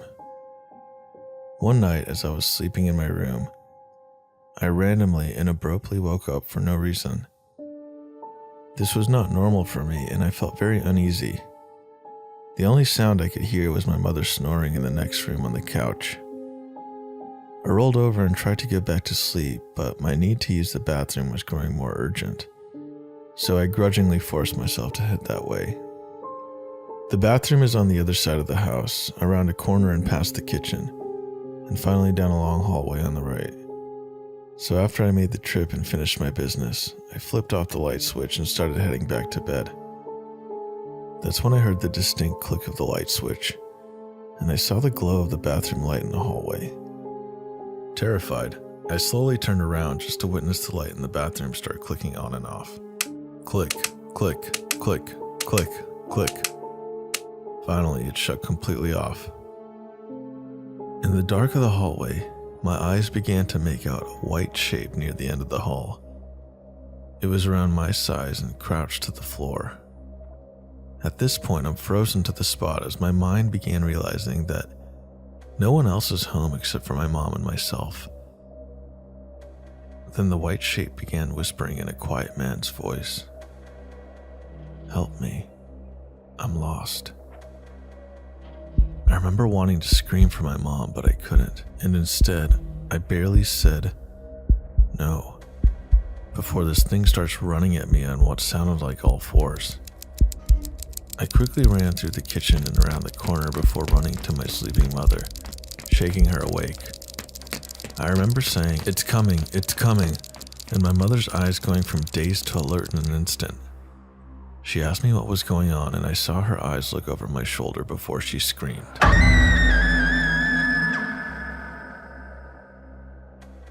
Remembering her scream still makes my blood run cold. Never had I heard pure terror like that in my life, even to this day. She grabbed me by the arms and pulls me into my room and slams the door. She holds me in her arms with her back pressed against the door as we listen. It sounded like this thing was running around in circles in the kitchen. We could hear hands and feet slapping against the tiles. The kitchen had a sliding glass door to the outside, which sounded like it was thrown open then slammed. We sat there horrified until daybreak. I was sent to my grandmother's in the next town for a while after that, and never set foot in that house again. Years later, my mother said she went walking around the property after the incident and came across a small burial site with 3 headstones that each belonged to children from the early 1900s. It freaks me out because what I heard that night was a man's voice, but it was so unnatural. My mom still will not tell me what she saw behind me and what it was that made her scream. She tells me that she's afraid it will know we're talking about it and that it will come back. This is the first of many weird things that have happened in my life since.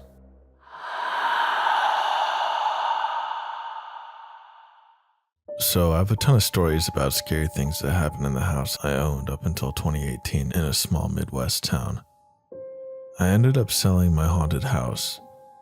It was massive, and when I bought it, the plan was to rent it out to a family, but I ended up moving in all by my lonesome self. It was scary at first living in that big empty house alone. I would hear disembodied singing, what sounded like a bowling ball rolling on the roof directly over my bedroom almost every night. Marbles rolling seemingly out of nowhere, landing in the middle of the floor or at my feet at the most awkward times, especially when I didn't own any marbles. I tried to ignore these things in an effort to keep my sanity intact. Fast forward 1 year, my sister, brother-in-law, and their 4 kids need somewhere to stay for a couple of months while their new house was being finished. I was so happy to have other humans in that scary house. I didn't mention the scary stuff, and now I regret not warning them ahead of time. But in my defense, I thought I was going nuts. Eventually, we got our schedules worked out so that my brother-in-law would take the younger kids to daycare, and the older kids would ride with my sister and I every morning so we could drop them off at school before my sister would drop me at work. Then she would go to work herself. Basically, we all left out at the house together every morning. One of these typical mornings, I was running late and it was very cold outside. So everyone was waiting in the foyer area of the house near the front door for me to come downstairs so we could leave for that day. As soon as I reached the bottom of the stairs, I heard my niece, who was about 10 years old at the time, yell, "Ouch, Ray," very loud as her eyes welled up with tears. At this, all heads turned her way as a big wood-handled brush hits the floor with a lot of force, so I know it hurt when it hit my niece in her side. You could see the realization on all of our faces that something or someone else would have had to thrown that brush, because Ray was standing next to me at the bottom of the stairs, which was on the opposite side of the foyer from where the brush was thrown. I believe my niece was just so used to being terrorized by her little brother, she automatically assumed it was Ray that threw the brush. Poor little 7-year-old Ray was so scared at the time, he didn't even try to defend himself like he normally would. He just had big, stunned eyes at that moment, like the rest of us. I can remember it like it was yesterday. We said nothing and just ran out the front door as fast as we could and went about our day. I don't know about everybody else, but I was afraid to go back home. I don't know if the person listening to this has ever been so afraid that you can't even articulate whatever it was that happened, because you can't explain it. But I am going to say, that was my entire family that day. We all made sure we entered that house together that evening. My sister, the bigger kids, and I all sat outside the car waiting on my brother-in-law to get home before we even thought about going in there. We still did not speak of what happened that very morning. We eventually got to the point that evening where we could at least function. We started making dinner, etc. I remember it was a Monday night because my nieces and nephews loved WrestleMania back then. I put a casserole on the oven and my sister was making garlic bread and getting the table set for dinner, so I thought I'd run upstairs and change clothes. As I'm walking, a quarter hit my leg, right below my knee, and fell to the floor. I was mad and started yelling at the kids to find out who threw something at me, and none of them were paying any attention to me because they were busy watching WrestleMania, so I just continued upstairs pissed. That same week, had to be that Friday, the kids were out of school because it was deemed too cold with the temperatures in the negatives. They didn't want to stay home alone, and I had some extra paid time off, so I decided to leave work early. That way, they'd only be home alone for a couple hours. I was at work for about an hour when I got the frantic call from my sister that my oldest niece Karen was getting the youngest sister dressed in the upstairs bathroom when a quarter shot out of the shower and hit the little one's foot. She was only about 3 then, so I'm sure she cried from the pain. But her older sister had to have been terrified because my sister told me that all the kids ran to my neighbor's house, screaming and crying after the incident. I hurried home and we all went to the grandparents' house. The kids were still in their jammies. We stayed until I could talk the kids into using some karate moves to protect themselves from the ghosts.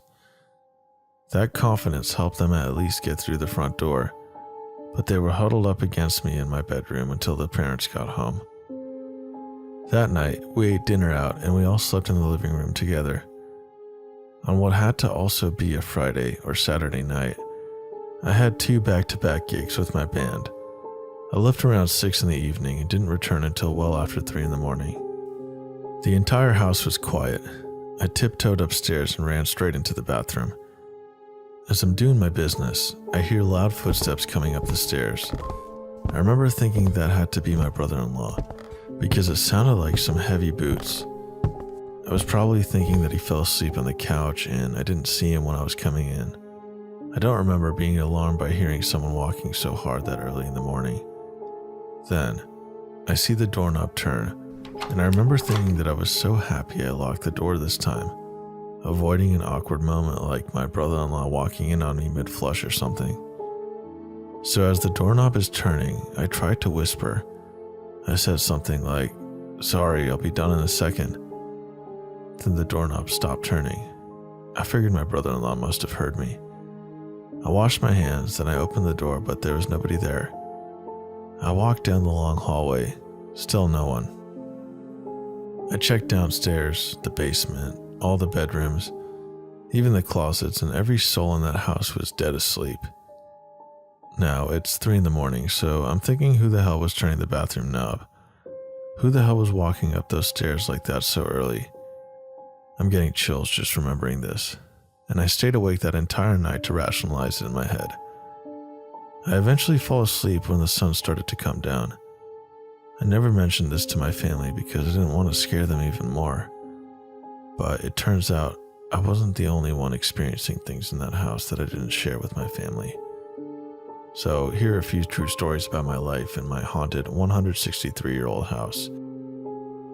It's kind of therapeutic to be out of that nightmare and now be able to talk about some of the things that happened. We all still have PTSD from it. When doing some research into the property, it turns out that the guy who had originally bought the property was a transplant that had lost 6 of his 13 children to scarlet fever, and he also owned slaves. There are some clues but no hard facts that he may have harmed the little boys. He ended up dying from marasmus, which means his body couldn't process protein, so technically he may have died from starvation because of it.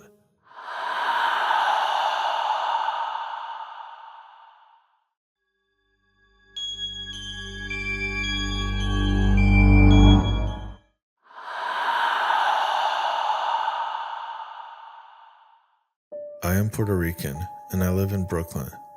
But when I was young, I often spent summers in my grandmother's house in Yauco, Puerto Rico. She had a lot of land deep in the mountains, so deep that roads would go off into the wilderness through narrow mountain passes, where cliffs were just a few inches off the tire, driving in pitch black. If a car came in the opposite direction, either they or you would have to drive in reverse until you found a place to pass each other. It was scary. The property has been with my family for a long time, and my family has been in Yauco as far back as anyone can recall. I used to spend a lot of time with my great-grandfather, Papito, who farmed the land and took care of some cows. He was very old. He was nearly 100% Taino indigenous Puerto Rican. From him, I would hear stories about the Indios who lived in the wilderness when he was young, who were not culturally assimilated into colonial society after hundreds of years of Spanish occupation. My family would often hide and harbor the culturally quote-unquote wild Puerto Ricans, culturally indigenous, because if Spanish locals found them, los matan, they would kill them. I had my first brush with mortality there at age 6 or so, crushing the jelly bean-sized eggs of salamanders I found in the brush and watching the pink underdeveloped hatchling run for cover on instinct. My grandmother told me what I had done was wrong, and I instinctively knew why. I was filled with cold shame, and I cried. Papito told me about strange flying discs he would see coming to the mountains and submerging into the lake. He told me about the spirits in the valley, that you could hear them, and to be careful of walking around the road to the mountains at night on my way from his house to my grandmother's. He taught me how to control a bull with its horns and how to ride it.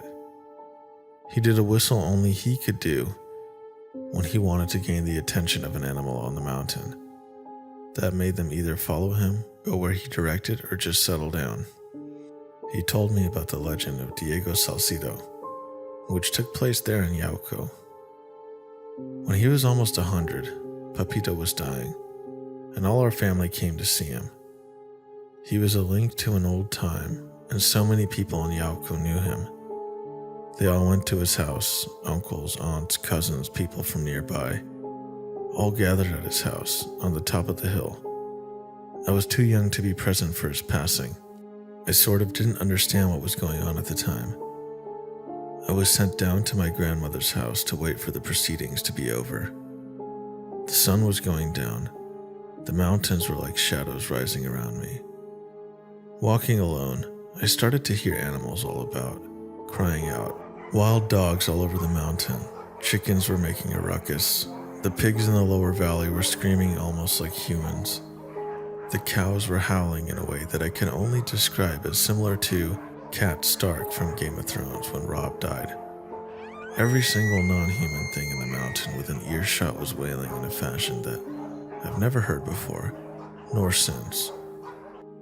As a little kid, you can imagine how frightening that was, especially because I was alone. I hid in the house, looking out the window waiting for my grandmother, listening to the animals cry. I was especially sensitive to sound then, as it had been a time in my life where I was often sick and constantly on the medicine amoxicillin, which I was allergic to. It created this overwhelming extrasensory sound experience. At some point, all the animals stopped making noise. I was thankful. Before bed, I asked my grandmother what happened, why all of the animals were making that sound. She told me that Papito had just died, and that all the animals on the mountain had realized the powerful being that protected it for so long was gone, that they had seen his spirit pass, and it was sensible that this change would affect them very deeply. My grandmother's perspective was that the animals just know these things. I couldn't sleep. I went outside late at night, curious and scared out of my wits, thinking about the spirits that may be out in the darkness of the mountain wilderness, thinking about that terrible, painful lamentation that was embodied by animals crying like people. I went close to the edge of one of the small nearby cliffs that hung over an endless darkness, and I squatted and listened. I heard a sound that scared me, a feral yell in that darkness. I don't know what dog it was, or if it was a dog at all, but it was certainly too close, and I was by myself. It howled and yelped, and I regretted coming outside. I was sort of frozen there, afraid to move but afraid to stay. I wouldn't dare call out for my grandmother. I would be scolded for coming out and wandering around at night. She probably wouldn't hear me anyway. A moment later, I heard that whistle that Papito used to do, out in the darkness. The howling stopped. As a child, I didn't think, that couldn't be Papito, he's dead, like any adult in their right mind might. I thought, it is Papito. It had to be. No one else could do that. No one knew how to whistle that way in my family, and it was only us for miles around on the mountain. Where the sound came from, it would be impossible for any person to be, not even during the daytime. It was deep inside of the wilderness on the severe cliffside, but I knew he was there, as I'm sure that at that age, the line between life and death was blurred. Yauco is the area where Aguebana I, the chief of the Taino, lived. It is also where the rebellion began against the Spanish, with the drowning of the conquistador Diego Salcido. Many of the surviving Taino escaped into the mountains of Yauco and lived in secrecy there for a long time, hiding their lifestyle behind some of the more assimilated natives, like Papito. They say the Taino are extinct, but that cannot be. I knew some of them. I am one, if only a little bit.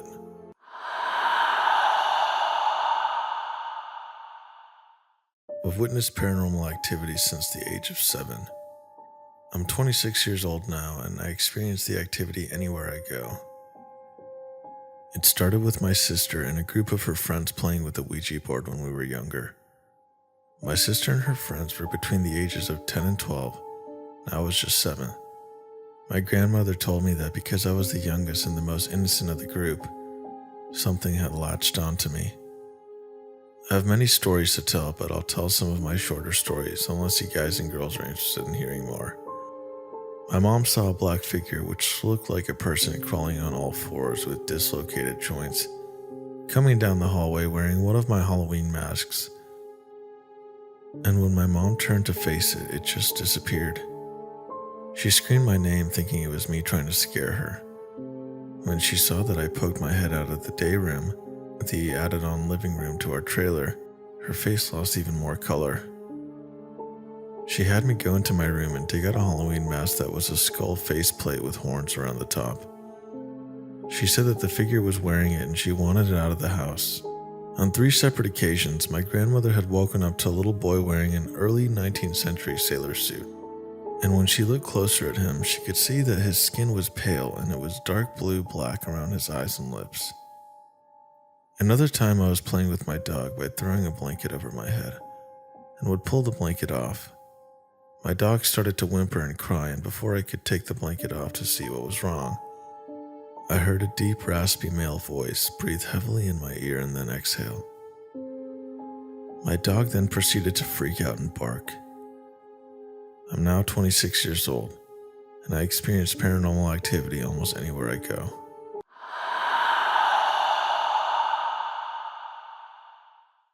So this happened when I was about 14 years old.